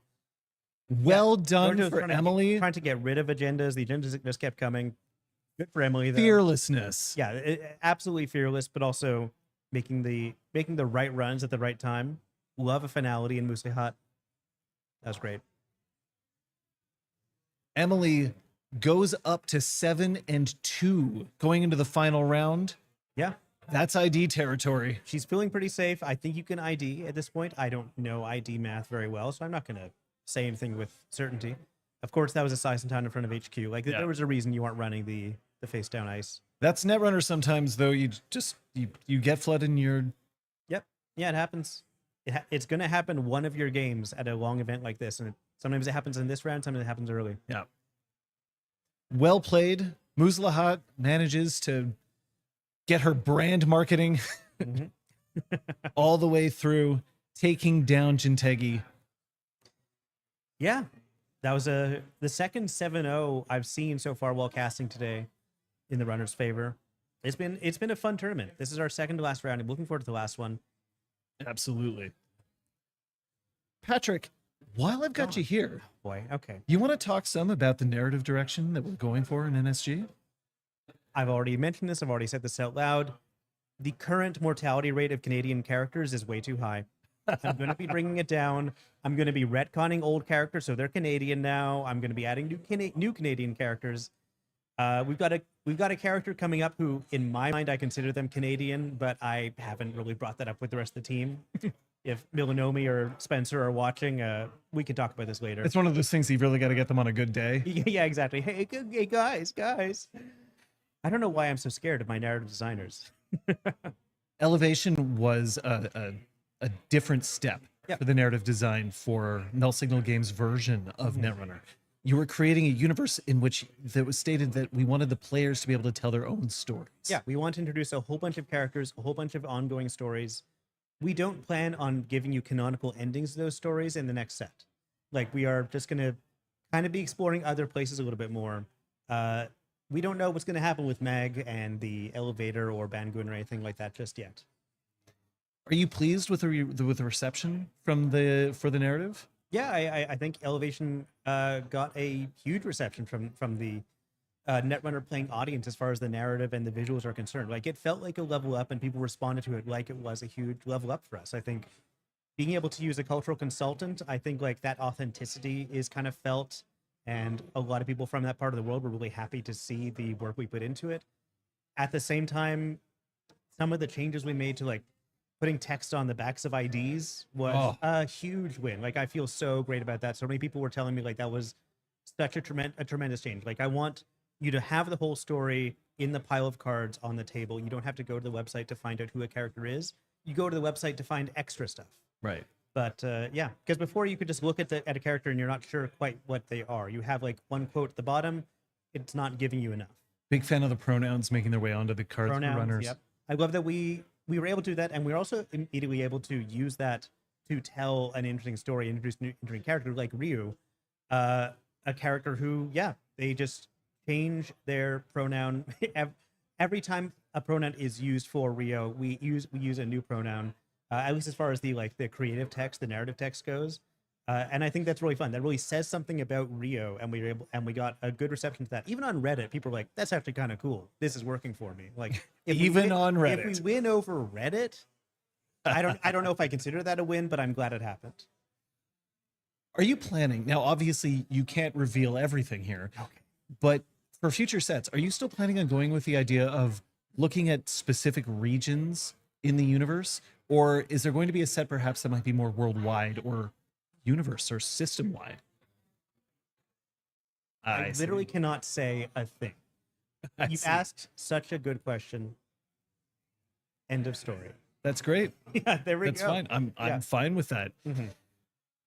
Taking on the narrative from a game which had an existing universe placed on it, right? The Android universe from Fantasy Flight. And then being able to take that and shape it and mold it and being able to push it forward for you. Also understanding that like this is started as a fan project, has moved on still by the fans, for the fans. Yep. But now it feels like you're taking a step to perhaps a darker reality. Would you say so? I don't think we definitely are, but I think maybe we're exploring some of the darker elements of it. Like, it was really important to me for Elevation that we had runners who weren't good guys. We wanted to have a criminal who felt they were authentically criminal, and we got that in Baz, the Trimath gangster. Oh yeah. And I wanted to introduce a shaper who was not purely good or even neutral. Like, Magdalene is a megalomaniac. Like, Magdalene is the villain of everyone else's story in a lot of ways. They are a manipulative, obsessive person, and it was just important to me to like introduce not only anti-heroes but non-heroes into the runner pool. So I like playing with that kind of darkness, so we can have this greater richness and variety of characters. But as far as the darkness of the world, I'm not 100% sure that we're darker than FFG was going for. I think we're just exploring a different aspect of the darkness here.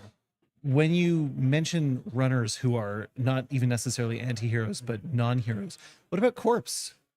Are we looking at potentially seeing another Pilana Foods, or a corp that, even though it could have its own sneakier agendas, it still ostensibly is trying to create value in the world? To an extent. I think that we still want to maintain the idea, like, you know, because even Pilana Foods, even if we can imagine Pilana Foods as being a truly purely about making food corp, they are still profiting off of food, one of the essentials that humans need for life. And like that alone is a kind of evil, although in this world too, it's kind of baseline. It's, you know, these are table stakes, so to speak. I think that we will continue to see corps that reflect real world industries and enterprises that don't seem so sinister, but by playing as them, you are making them sinister. We can create like a movie studio, like Harpsichord is one I've always been kind of like, yeah, it's just a movie studio, but the number of times you've been assassinated by a movie studio is off the charts. And so I think that we'll continue to see corps that have that kind of flavor to them, like because I think that's the most interesting, like corps that reflect things that we have in our current world. Nebula, I know people don't like Nebula mechanically, they have some frustrations with it, but that's one of my favorite flavors because that is a very authentic corp. That Nebula basically exists today in 2025. We know that the lives of K-pop and J-pop and other like pop artists, they're managed so tightly and to a point where some people might even consider it abusive. And the entire like birth, life, and death of some of these artists is controlled intimately by their management companies. That's something that we brought into Netrunner, and we barely changed a thing except for adding the technologies like, oh, well, now they can also Gmod someone or give them like a touch-ups, or gives them some touch-ups. So yeah, I think that we're just going to continue to see corps like that. At the same time, I think we want to explore some of the more science fictional elements. Like, I may not be going in explicitly a darker direction, but I do want to explore more science fiction and slightly more subgenres of science fiction within the Netrunner universe, so long as it still makes sense and it still feels like it's authentic to the setting. You are the narrative director at this point, but you've got a team. You've even called some of them out by name here. Yeah. That's by necessity an asynchronous design process, a creative endeavor that is spread out. Yep. And this is obviously something that we've seen a bit more of in the world as people are engaging in things like remote work or truly global companies all coming together. But there's got to be some unique challenges and yet also some benefits to having a team that's so spread out. I'm sure there are. What are some of those benefits and challenges that you're working through? That's such a good question. I think having since we're all volunteers, no one on the narrative team works full time. I probably put in the most hours. I'm sure I do, but I'm careful not to let it consume my life. I do like place these limiters on. Having a broad team means that like everyone can pitch in 5 hours at most, and we still get a lot done. We still get a lot of creativity done, working mostly through Discord and like Google Drive products means that we can work asynchronously. We can have like a creative brainstorming session that lasts a week as people like leave messages for each other, even if their time zones are literally 12 hours different from one another. And that's been really fun to see. We also try to maintain, fairness to the people whose time zones are not necessarily lining up with the people who are making the decisions. Like I try, I have to try not to make a decision on the spot if like a plurality of people who are awake at the time agree on something. I should wait until 24 hours have passed to make sure everyone gets a chance. That sounds like a card in the making, plurality of awake. Plurality of consciousness. There you go. That's a Genteki or an NBN ID, maybe a blended agenda, something like that.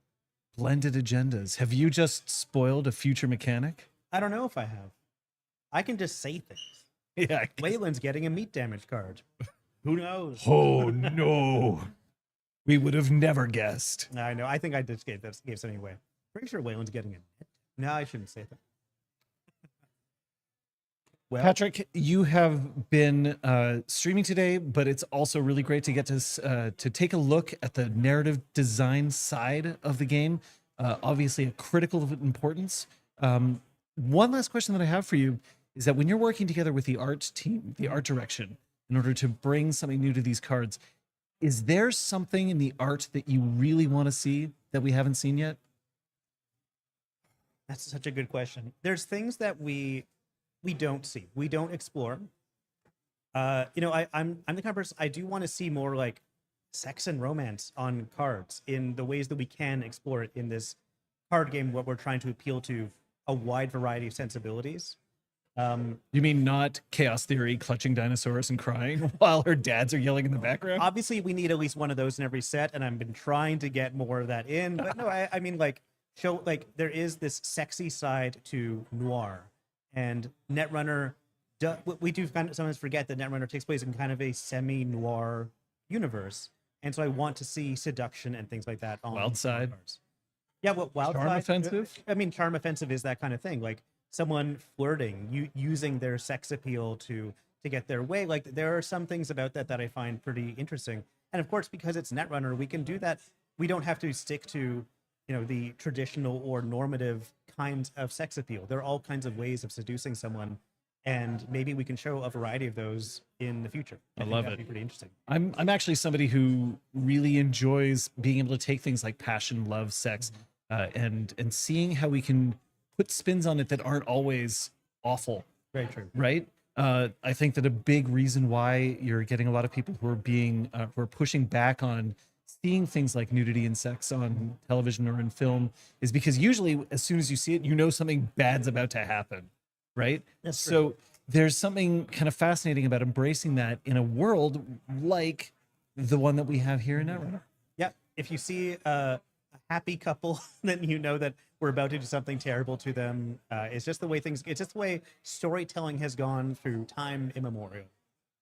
Lucille, I would agree with you. World Tree has its own bends and curves.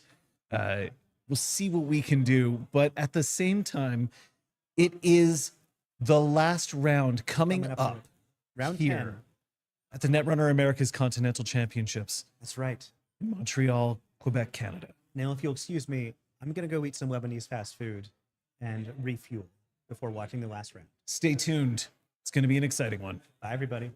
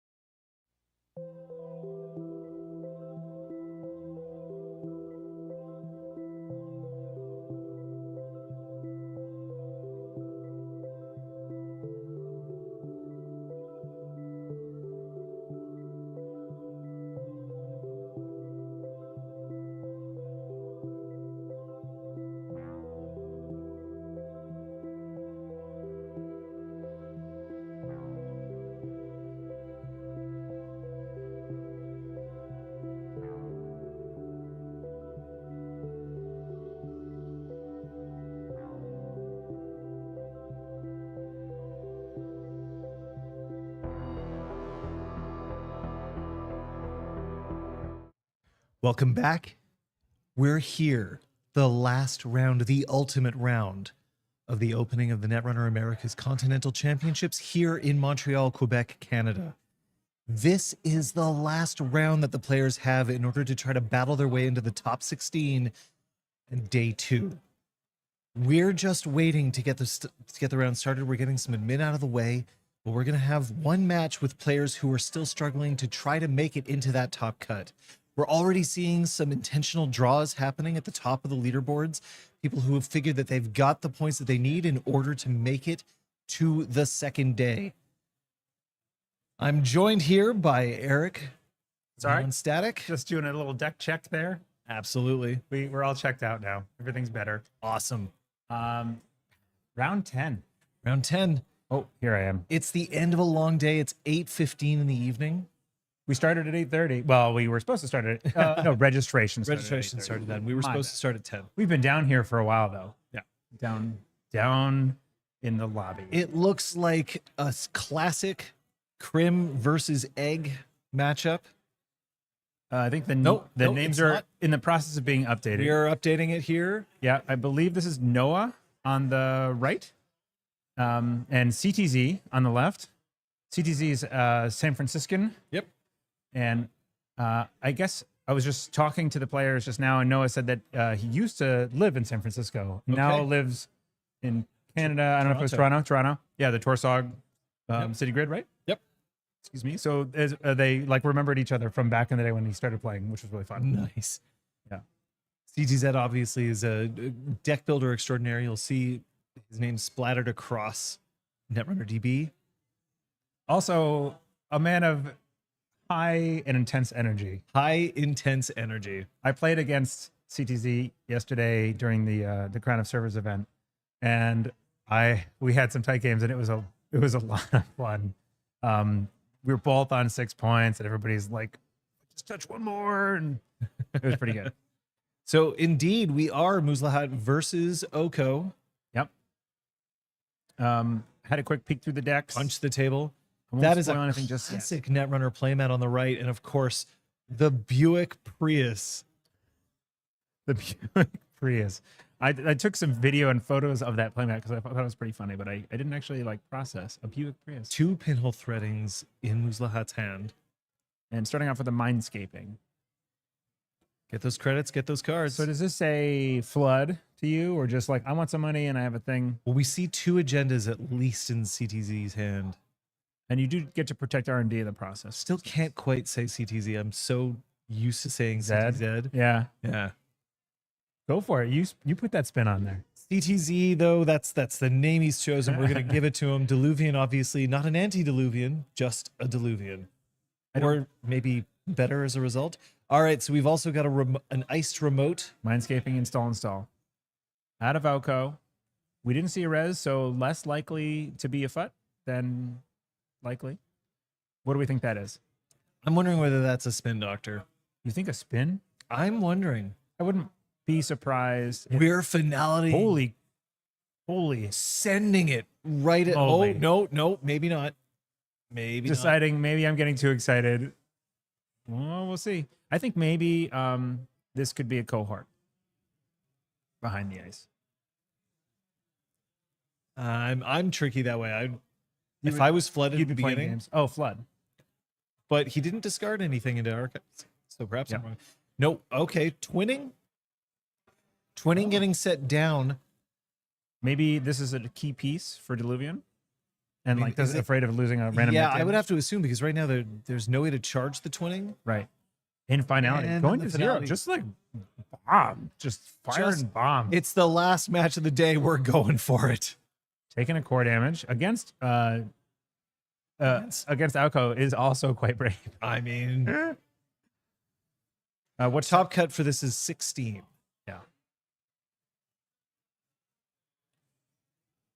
And it looks like Diluvian's 5-4, so I believe is actually out of the running for the top cut. We lose a jailbreak. Yeah. Okay. So it's more of the multi-axis. Okay, now we've got to hold on here. And Oh, we've got a the snipe longevity right off the serum. top. Longevity serum. 2 points to Diluvian. Oh it's my a God. Fuji! 5 points. Could this be the game? we take 2 more damage. If you see another Fuji, He wins. that's it. Well, 1, 2, 3, 4, 5. Any other 2-pointer. Any other 2-pointer. But obviously, if he's on Regenesis, pinholes. that's 2 Oh pinholes. my. Fights now in play. Here it is. 2 more cards, right? Here it is. Is it going to be? You see 2 the more game. cards. No. Not an enmity. We see 1 more card. No, No, petty it's a cash. petty cash. But Okay. my goodness, what a start. A monster start. 5 cards with still 2 clicks left and no credits. I think you have to draw. You've got to. That draw. Options. 1 click left, draw. Okay. Wow. Wow. I am Diluvian speechless. Putting 5 points up at the start. What is happening indeed? 5 That's Netrunner points sometime. stolen. Then CTG's just doing a little wiggle, you know? Okay, click 1 for a draw. Okay, 5 points. All right. We just. Yeah. Okay. Check to see what we've got going on here. Oppo research. Oh my. So we're burying tags right away. This game might be over before it begins. Just 1 second, folks. All right.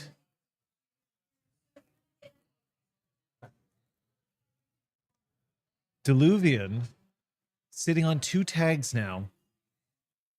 So we got the Oppos, a little Oppo. Yeah, little Oppo, But no way to but clear there's no them. credits. And so 2 end of the lines. And what do we have for credits? We have 5 2 credits, and then that third click. and a petty cash.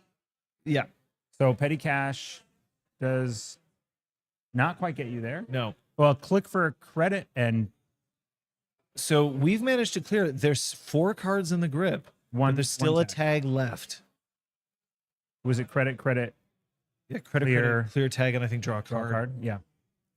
Okay. So 3. Is this going to be a value? And no, 3 scoring it's a a Regenesis. Regenesis pulling. Oh, the Holy. G. So that's 4 What? points The finger waggle. now for CTZ. Could have run archives and just won the game right there. But instead, now we've got ourselves a barn burner. 1 Fuji scored on either side is going to end this. Diluvian, any other agenda that isn't a Regenesis, although there's probably 2 more in the deck. That was wild. We're jailbreaking. Oh, no, it's the Muesli Hat reveal. we for revealed, jailbreak. yeah. Mandatory reveal. And that's it. And we were going to Sending it. hit the. Jailbreaking right into R&D. Really perfect to see here because it's going to draw the card on success. Hopefully, we remember to draw the card. It is often forgotten. Often so running. We So, are. click. We Success, jailbreak. yep, he's remembering. he's drawing the card. Okay. Card number 1. CTZ. It's a sting. CTZ's covering his eyes. Yeah. 6 points and going to take some damage. Get an Alco trigger. That's very good for CTZ. This But- is turn 4. No, 3. 3. It's turn 3. Yeah. Turn 3, sitting at 6 points, loses one of Matryoshkas. the Matryoshkas, but we're going to see one more card from that jailbreak. This is wild. Okay, here it is. Oh my God! The Fuji No comes out. way. Diluvian wins turn 3, Oh my God. ripping 9 points off the top. Oh, that was And wild. still 4 points. Before we scored for started, so we CTZ. asked these two players, did they want to be on stream? And Diluvian was like, I don't know. It'll be ugly. He's gonna wipe the floor with me. And then just decided, okay, I'll do it. And like texted his wife and like, Wow. what a game. What does it say? I love you, Amelia and Evie and Isabel. Oh, awesome. Wow. Congratulations, Diluvian. That was wild. Oof. CTC, like having a blast here too. You know, man, that was some pretty wicked RNG. All right, so for CTC. turns out being 6 and 4 is likely not going to make you the top cut, Right. but that might be the difference between you winning one of those Jitnos. Yeah, it's for sure. It is a definite top half. Yeah. So the top half prizing is Jachinus, and Diluvian's gonna get them. What a game! That was amazing. Turn 3, just I think we blew the mics out a couple times. At least I did when I was howling with how ridiculous that was. That was crazy. I wonder if they heard us from all the way back up That was here. really good. That was really good. We're looking for a logjam. hammer here. Yeah, hammer. Yeah. Not a logjam. What am I saying? I saw the 6 and Mistaking I a thought, card. Come on. oh, I know, right? And also like the Wayland, like those kinds of ice are sort of easy to mix up too, for sure. Man. Well, is that going to hold the record for the fastest game on stream for this? For this one so far, I think I don't know if I've checked every game. I know there was a turn 5 loss at some point in there, but Woo. Turn 3. Wow. Just flooded. That finality, I was not convinced. He plays the twinning so that he doesn't lose it from the core damage from the finality. Yeah. Or potentially That's what it a was, right, Sting right. or a Fuji. Just absolutely sends it and then takes the win. Sometimes it pays to be reckless. turn 1 finality. Always be running. Going to 0 credits, you know, it's like all of the things that we're like, yeah, you really shouldn't do this, but it's just like sometimes I'm just gonna rip it. That's a story that both of them are going to be able to take home. Yeah. Winner, Diluvian dinner.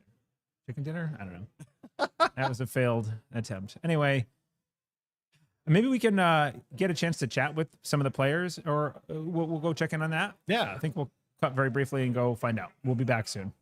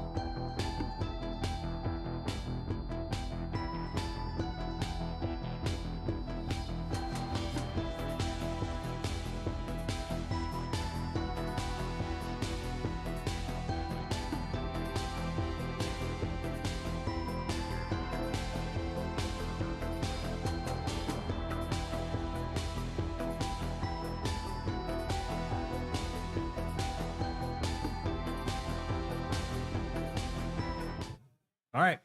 I'm back here with Diluvian after that game. Congratulations. Thank you. That was a wild game. That was a lot of fun. So I'm very curious to hear how we ended up where we ended up. So what was your opening hand? Do you remember? So opening was, I know it was twinning. Oh my god, it's twinning Chesva, 2 pinholes, Yes. and something else. The And finality, then right? no, the finality was the first Muesli Hot Draw. That's right. And That's why you showed it. Okay, well, got it. so I hesitated on it because finality feels like secret sauce of just like I can do a really deep dig. Yes. And so I've tried to like not always show the finality, especially. And that's why I believe I put it back and I was like, I'm not going to show him. I'll draw it so that he doesn't. Yeah, the have it. secret draw. And then CTZ and I were talking before, and maybe you said this on the stream, like we wanted to put on a show a little bit. So I was like, You did. I'm gonna do the finality. So I showed the finality but it's my only twinning in the deck. Yes. So I knew I wanted to. We get saw the twinning. play and then hold on a second. It seemed like a play. I don't know if that Yeah. was the reveal. Oh, so I played the twinning and then the finality Okay. on click 2. And I was just like, I was really worried. I've been talking to a lot of folks over the day, and a bunch of whom have multiple twinnings in their deck. And I know I only have one, and I didn't want to lose it. So that was why I played it first. That's what we thought. Yep. But because then the rest of the cards could go. But I Yep. didn't. But And- and a big rip. that so that was ridiculous. That was so he put the longevity back on top of R&D Yes. with the mindscaping. And then I got It was the What was it longevity after and a it was the 5-pointer. Fuji. it was the Fuji after that. Yeah. So that was stupid lucky. Like if he'd had a fought on the table, I don't actually even remember what was on the table. But Me neither. We were speculating about it. Did we even find out? It's gone. Yeah. It was overshadowed in my mind by it was all agendas. Like everything it was that all happened agendas at the top of the deck. So right. Wow. So yeah, we like So we you were said saying, you we know wanted to put on a CTZ, show. right? Yeah, so I know CTZ because I used to, even though I'm Canadian, I'll say CTZ and not CTZ. But Come up before. okay, cool. I learned to play Netrunner in San Francisco when I was living in San Francisco as a Canadian, having moved to San Francisco. Yep. And at the time when I started playing, 2013, it was like right after Creation and Control, I think. Yep.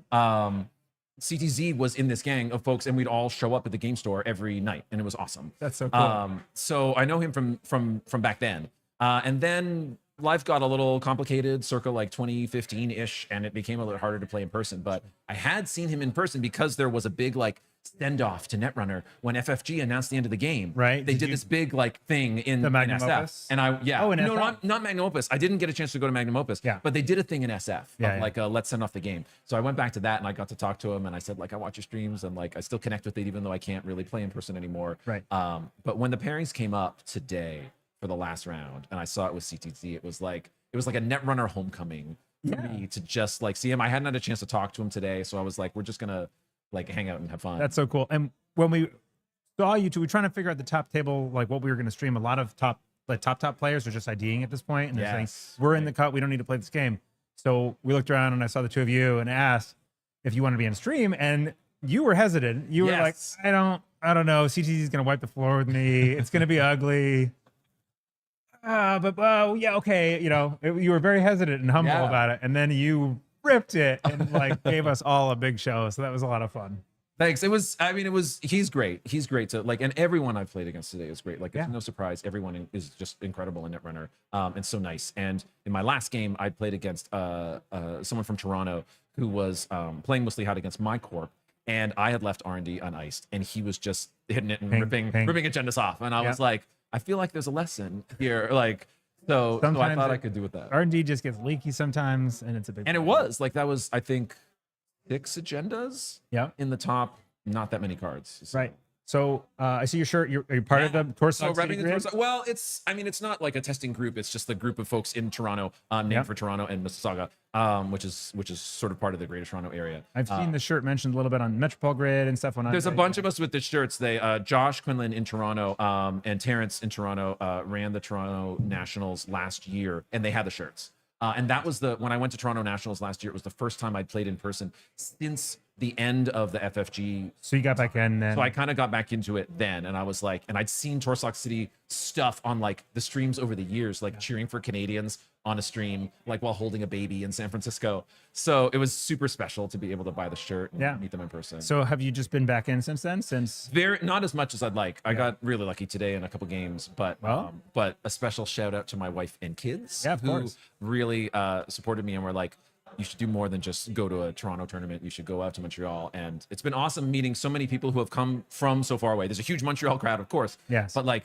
I've played against people coming from Atlanta, Philly, New York, New Jersey. Yep. I know there's a ton of people from Vancouver, somebody Victoria. from UK? Yeah. Oh, wow. yeah. And obviously you guys drove up. Yeah. Like, so I Drove think up for it's, us, yeah. I've never been to a tournament this big and it has been so fun. There was 98, I think 98 people that started the tournament, and I think we're probably something like 95 or 94 players left who like didn't drop, which was Yeah. a very good retention rate. It's really the energy in that room is really, really. Yeah, it's super fun. And a big part of it that I didn't realize, I think this is the thing at Worlds, and I was talking to Odo Nuvo, who has done this other times, is like the artist colony is so awesome. There's like the learn to play area, which is really great. And then there's the, like my favorite thing that I didn't even know was here, I think you guys had maybe mentioned on stream, was like the take an alt art, leave an alt art. My favorite. And I have just been at that. I didn't bring alt arts like that many, but I have been like keeping an eye out for things. Yeah. And I was just like, oh, I really wanted that. Like I got the NanPC fermenter that I Yep. really wanted. And like that is like a super fun thing. It's changing throughout the day. It's a neat little trading. You're like, I got a minute. I'll go stop by. Yeah. There's something cool there. There's like Dan Bouchard will just like sprinkle something on the table Love every it. once in a while and like send a little ping and chat like, oh, I dropped this cool Arasana. Do you want it? Like a cool acrylic. It's a super fun aspect of it. Yeah. And like the artist colony is really great and everyone running all of that stuff is really great. So I expected, like I came to play and no matter what happens, it's like, I'm going to play 10 games of Netrunner. Like that's Yeah. more than I play in a year usually. It was 6-4 in the end for you? It was 6-4. Yeah. Right. So I don't think we make day 2. with Probably that? not. No, I wouldn't expect to at 6-4. But I somehow won 4 in a row, and I was at table 1 in round Nice. 5, and that was like a You went on career a highlight. run. That was a career You highlight. did for me. the classic submarine. It's like an opposite sort of submarine or like something. I don't know, because I was like 4-0 at the start, and then it was like, what am I doing? Oh, you here? started It's- with 4. Yeah. Oh, wow. Yeah. So it was like, what am I doing here? That's It how feels it funny when was. you like end up there, and then you can actually like hold your own. Yeah. And it's surprising. It And does- everyone's like, and everyone's amazing at every table. Everyone's amazing. So like, it's been awesome. Great. Well, thanks for chatting, and thanks for the entertainment. That was an awesome. I'm game. glad it was a good show. That's what CTZ and I wanted, no matter what. So I'm glad it worked out. I don't think we're quite doing a send off just yet for the stream. We'll be back with a couple more words before it's over. Maybe some announcements or the prizing. So anyway, we'll talk later.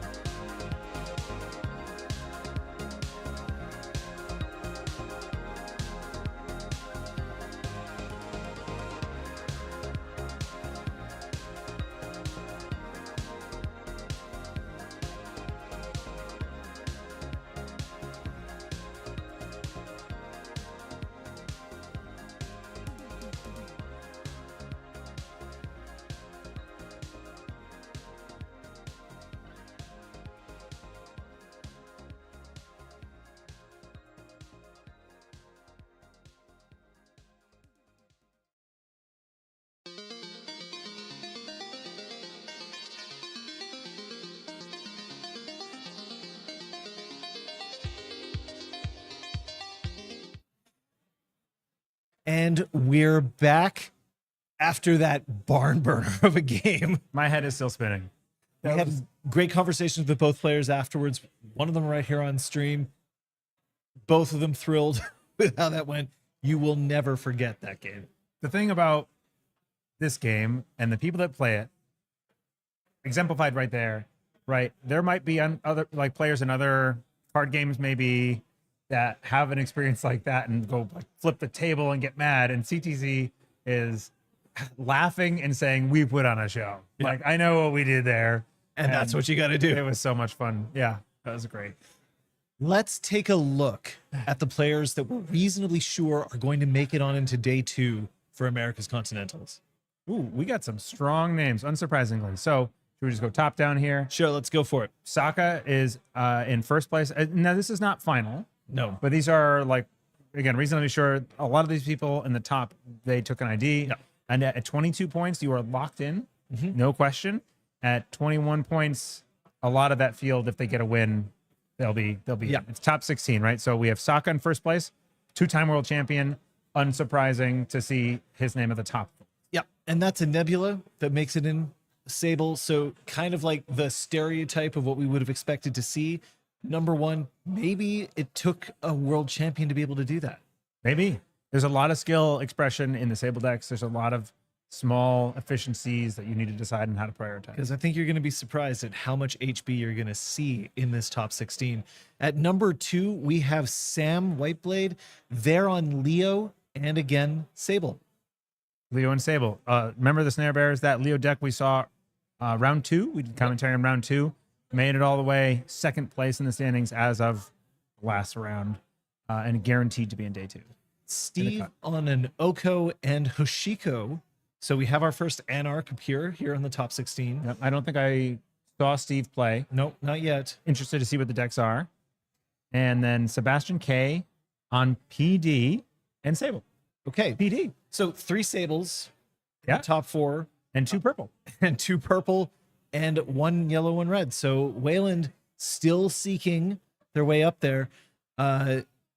Thyke, Also on a Leo and an Essa deck, which is very exciting. And now these ones at 21, I'm not great at cut math, but I think that there is high some of these, likelihood. a lot of these people will make it, and then some who lost their game might not. Emily, who we've had on stream, playing Wayland, Built to Last, and Muslahat. Actually, I think this list might be as of last round, and I think anyone with 21, if they got an ID, might have been able to This is after 9 rounds. yeah. So Yeah.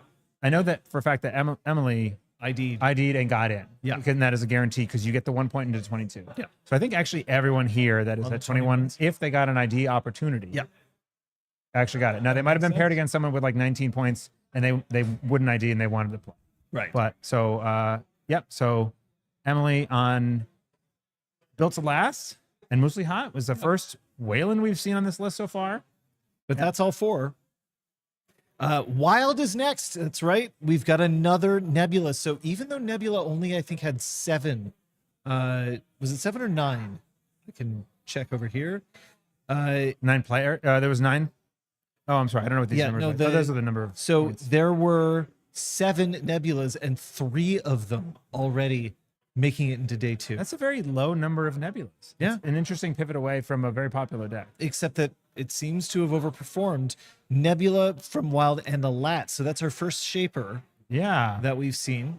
Yeah, that's interesting. And Antoine coming up next is a person that you're familiar with, right? Yep, local here in Montreal. Antoine, recently doing a lot of the event organization here. Antoine with Oko and Sable, so a standard pairing, also Second. making it. Second Oko, we've seen, right? Yep. And then Wenjong is 9th. Leo Construction in a second Lat. Also, Wenjong is kind of known for playing Lat recently. Yep. Played a lot of Lat to great effect. So we've seen in the top 9, because after this, There's a drop off to the 19 points. there's a drop off. 19, 18 points. Yeah. So after this, we've seen 2 shapers, we've had 2 anarchs, and Sable and Muslahat. Yeah. So criminals came into the field already with a bit over half of the field are criminals. So it's kind of obvious that we're going to see a whole bunch of them at the top. but we maybe end up seeing more. We're just waiting for the final results to come in before we're able to confirm that absolutely. So 2 Anarch in there. Yeah. And then if we drop down to like So down at 10, Laura 42 on Dewi.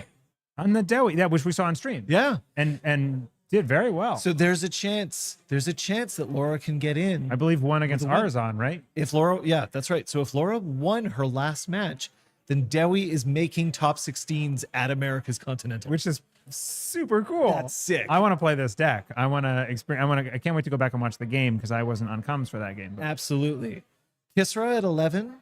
We'll see. That's an Oko and Sable pairing. this is Kat Chen. Yeah, that's Kat Shen. Cold Lava on a Mirror Morph. And Zaya. Cold Lava on Mirror Morph. That's wow. Okay. I actually haven't been checking in with everybody on whose decks. Not all of these people are going to be able to make it into the top 16, but Sure. it does mean that just below those guaranteed players, we've got an eclectic mix. We do. And I'm noticing a lot. There's one Essa in here down to. Well, there's an Essa up above as well. Oh, well, yeah. Up above. So there was 2 Anarchs in those top 9. And then I'm scrolling down. We see the one Essa. The next Anarch after that is 26. Yeah. So Anarch was not necessarily the deck to be playing unless you're on one of these sideways. Essa it looks basically just Essa. We see a few. Hoshiko. We see a few in 18s. We have a Mag at 20th, also still on 18 points, and a Mag on at 23rd at 18 points. So Very surprising to me. so there's a few there, but really it seems like Crim is the faction to be playing right now. Mm-hmm. Now, is that because of the corpse that we're seeing, or is it because the criminal may need another tap on the wrist? Because we've got a new ban list. I'm not going coming to up pass next month. judgment. I'm not passing judgment. I think the SBT is going to do a good job of evaluating all the results. You're saying that because Safer's a streamer today. Yeah, that's true. But we are getting another balance patch. Before Worlds. And I'm betraying my September. other job here. September, right? Balance patch, Balance yeah. patch, yes. Yes, Yes, they do September it is when we digitally now in this game. So. Yeah.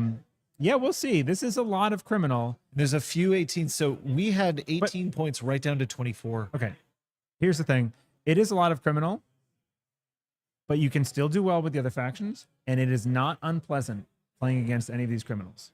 It is not like a headlock, beat you into the ground kind of thing. No, it's not like 419 pain, Exactly. torture. So I think that maybe gets taken into consideration. Maybe it means that anarchs and okay. shapers need a small boost. Right. And if the whole field is criminal, then maybe the corps decide to try and tech against the criminals. It's and we get possible. a little bit more of a game. So I don't know if the ban list even gets touched. We'll see. Meta's still settling out. I imagine we're going to see something. Something. Yeah. Oko is still a predominant thing here. I think we're probably going to have a small tap against Oko, but I think we might see a little bit of a return for Shaper and for Anarch.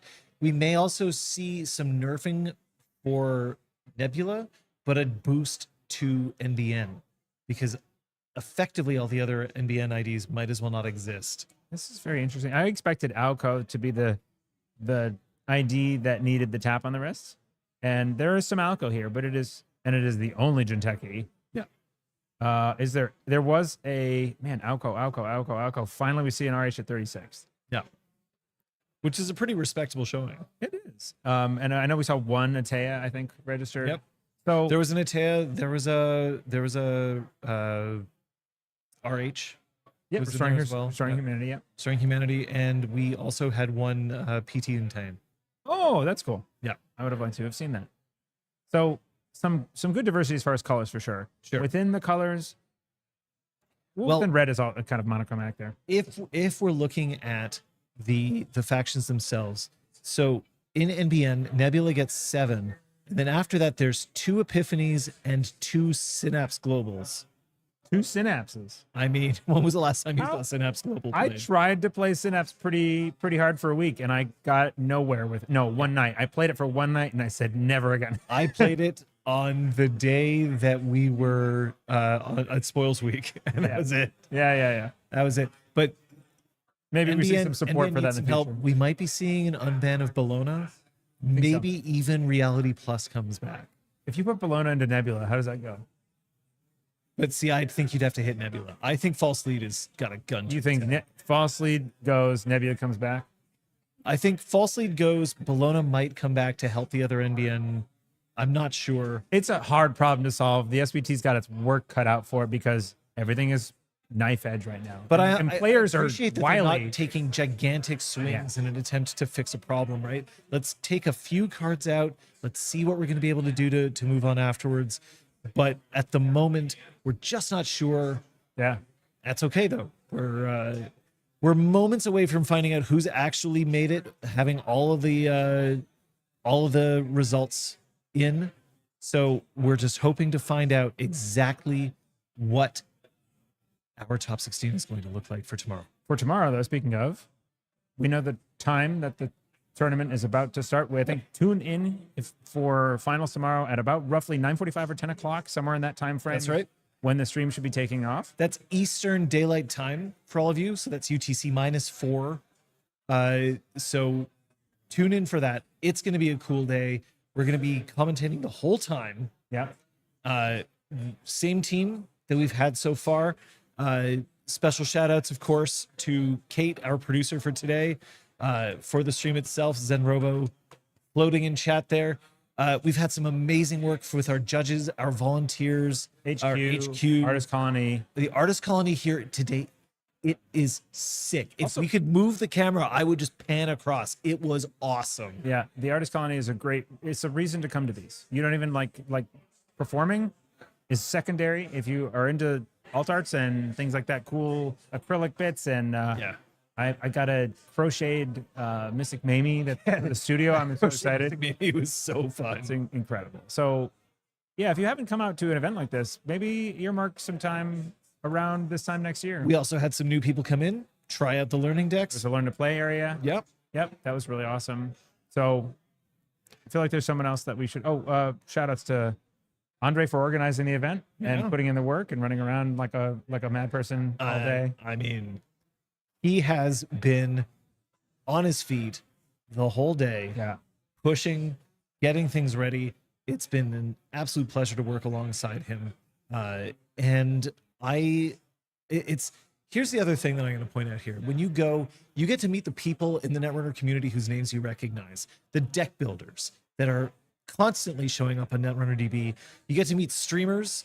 You get to meet the world champion could be sitting across from you at the table, whether it's when you're playing a game or afterwards and everyone's gone out to eat, right? Yeah. There's so many cool people that you can meet at these events, whether it's in the Americas, Europe, Middle East, Africa, or now also APAC with Asia and Pacific.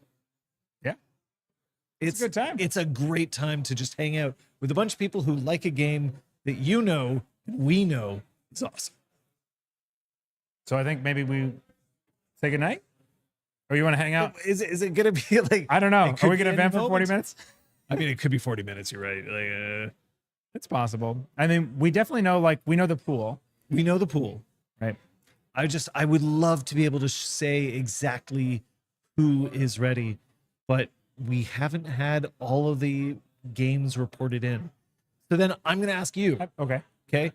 So far, what's been your favorite moment? And you can't talk about game 10. I think it was game 10 easy, hands down. Game 10. Like, no question. I'm sorry.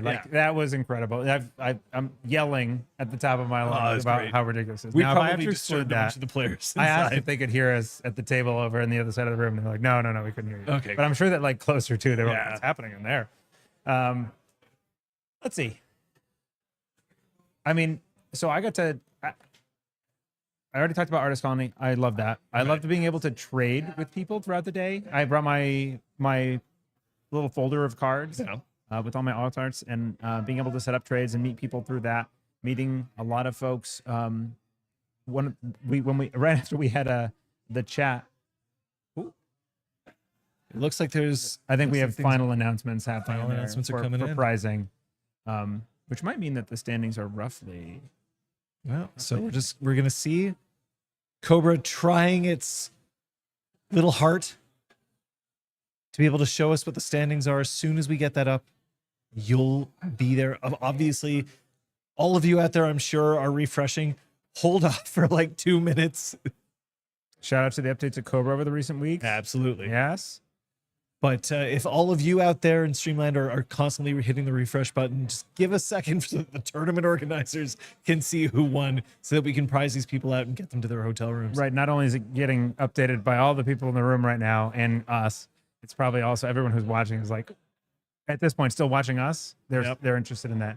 Looks like we have it. We have some thumbs up from the producer. All right, let's get it up on screen. If we can. Questionable. So, yeah, Artist Colony was really great.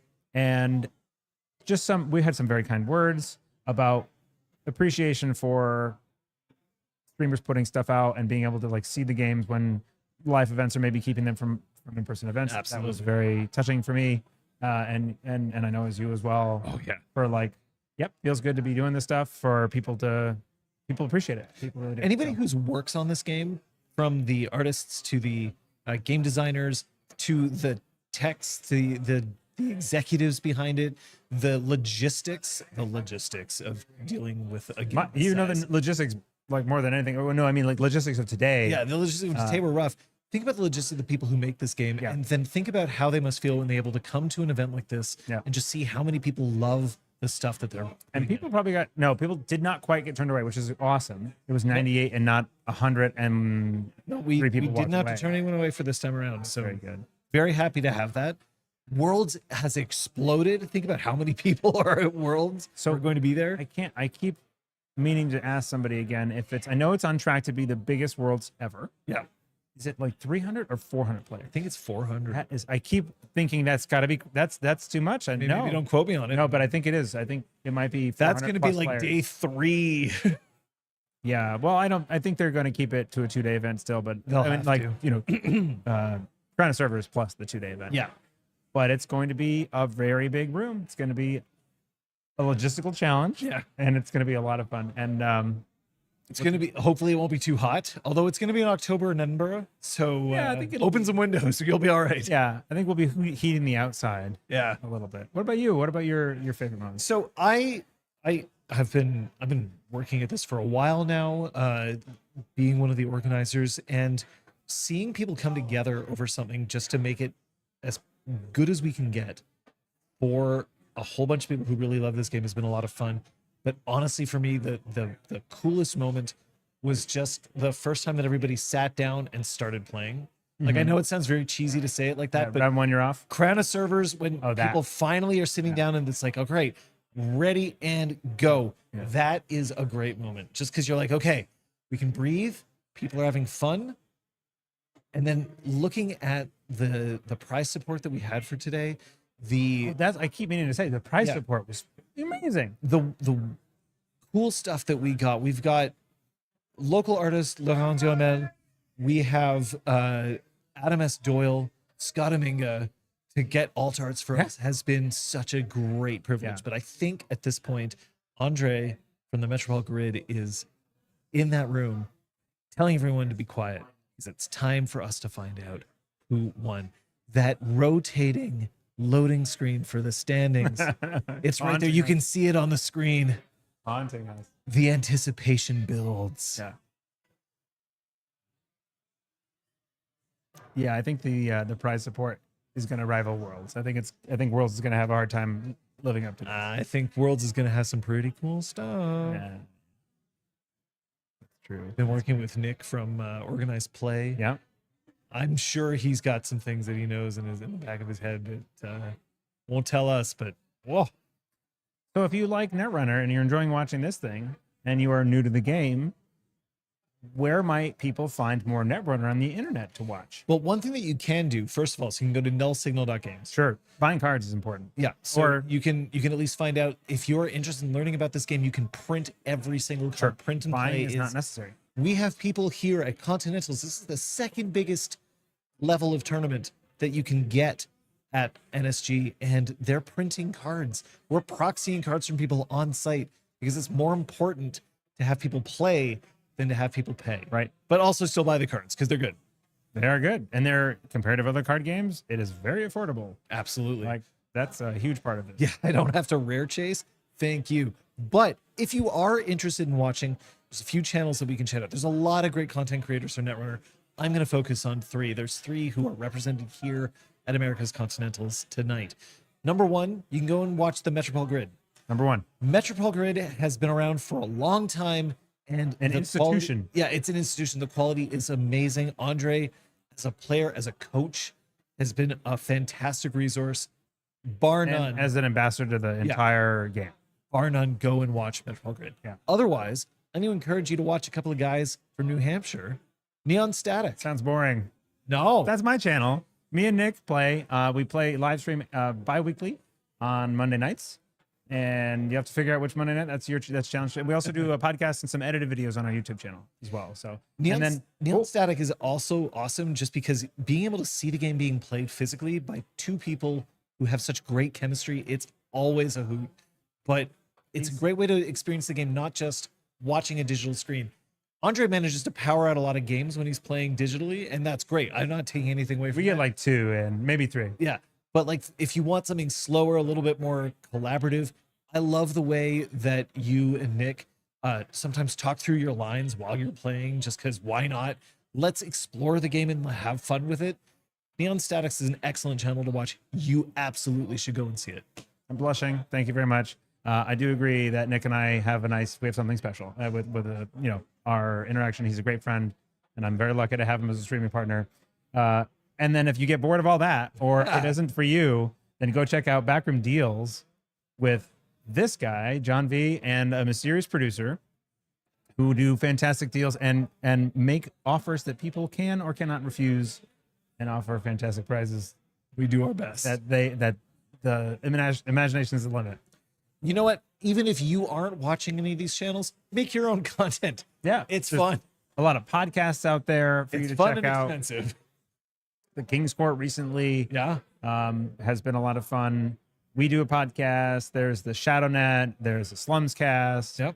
I feel like there are others that I am failing. The to one mention that here. keeps popping in my head is The Winning Agenda, but they haven't put out an episode in Yeah, years. there are a number of podcasts that once were for the game and are no longer active, and we wish them the best and that they will come back and enjoy the game. So it turns out the reason why we're waiting for so long is because there are too many people interested in the results, and it is crashing the servers. Oh no! So we are asking you at home if you could stop trying to refresh Cobra.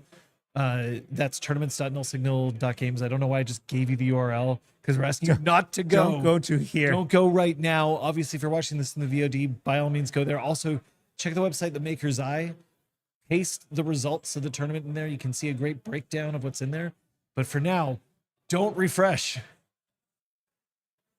That's not what we want. Yeah.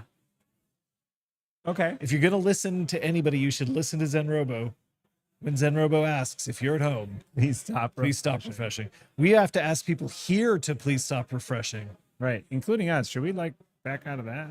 Yeah, we're going to leave only one of ours. We'll let the what we've got up there try to get its results here. So have you gotten any games in today? Did you play any Netrunner? I have not had a chance to play Netrunner today. I've been running around And playing. you didn't do kind of service either. We got to get a game in. Oh, we got to get a game. Oh my God. We're going to try to get a game in. Okay, cool. We will. I have my cards. Do you have cards? Yeah, I've got. Well, not here right now. Okay. Unfortunately, Tomorrow. at the end of this event, I got to take some of this stuff down. Sure. And we got to do deck checks. Make sure you bring some cards. But tomorrow, I actually have decks here. I do have decks here, so we'll get a chance to play. I got a couple of games in against some folks. I got to play Nick Odonuvo and on an Antea and kicked my butt with Seamless. I mean, Seamless and launch, Antea. Never saw it coming. ban Seamless. It was pretty. I mean, it's Don't ban Seamless. it's a classic. Then you're just putting PD back in the closet. I mean, The closet. That's not. I don't love the connotation there. Back in a Back in box. the box. Yeah, exactly. Which would be a sad thing because. when did you start playing? So I started playing, somewhere around the creation and control ish time frame. So right around when I started playing. Kitchen table though. Yeah. With a friend. Yeah. It might have been slightly later. It might have been Order and Chaos. Hmm. But in that time frame, and I had a full collection. Always played Kitchen Table, and then right after Rain and Reverie came out, I decided it was finally time, and I was going to go play my first Netrunner tournament. And there was a tournament down in Boston, and I was Okay. going to drive an hour, and I got the thumbs up from my wife. I'm like, "You sure you want to drive an hour for a card game tournament?" which is so funny now.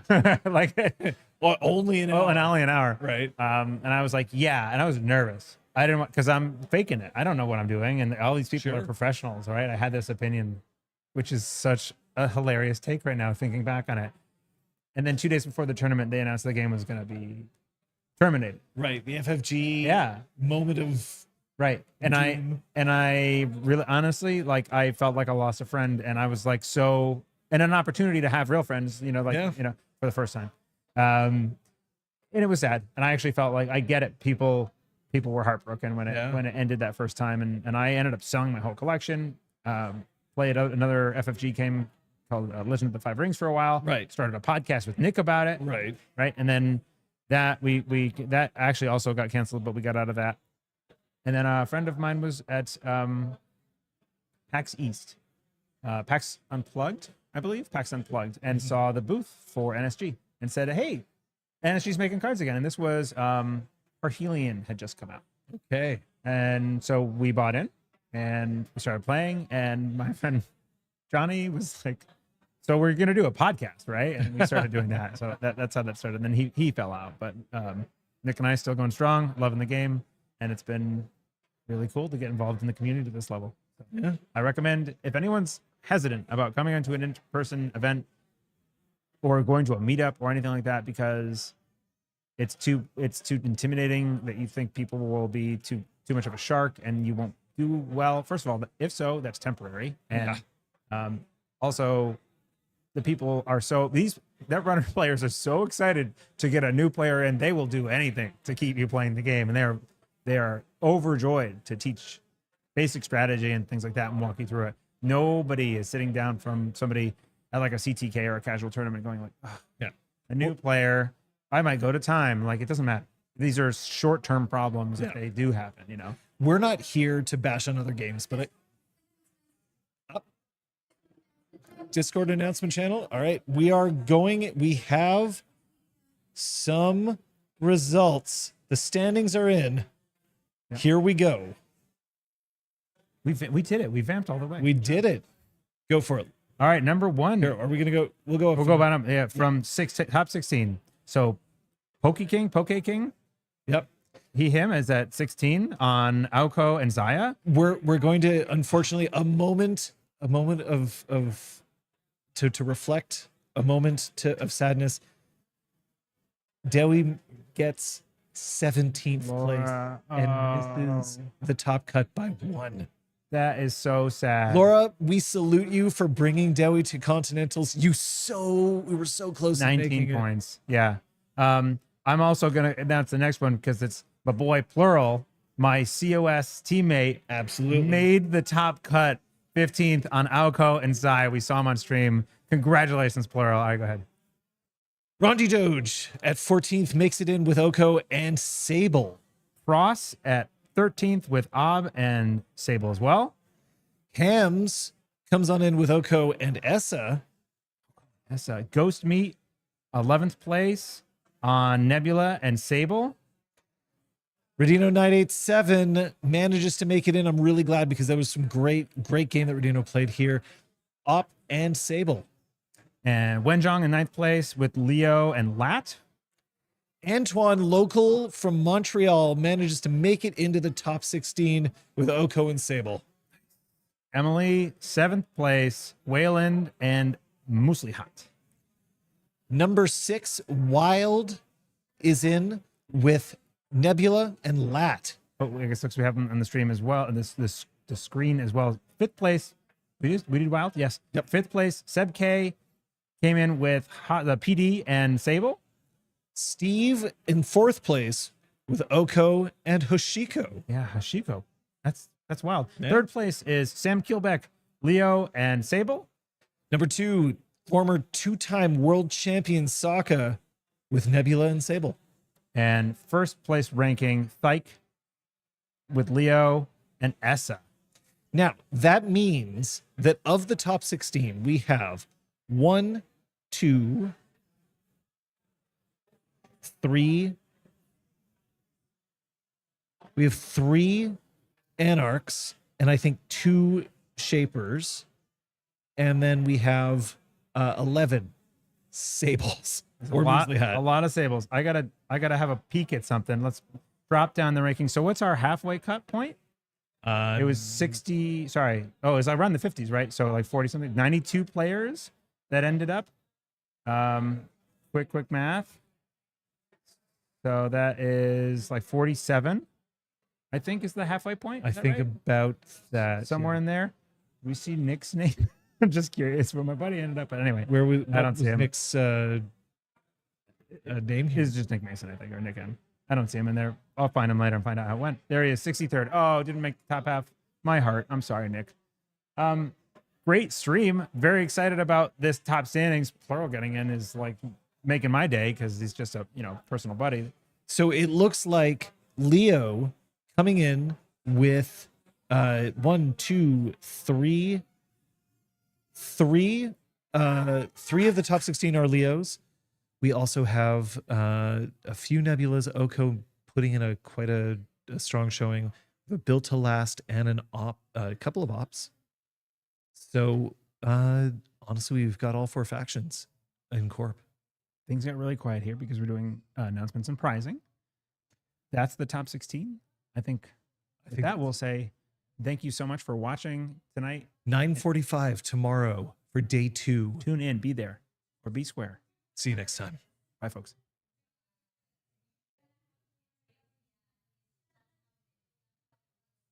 Just keep staring. We be at the smiling. Camera, just keep staring. It's okay. Welcome and thank you for volunteering your time to the Symbian Consumer Marketing Focus Group. Your opinions are valuable to us and we want to know what they are. Tell us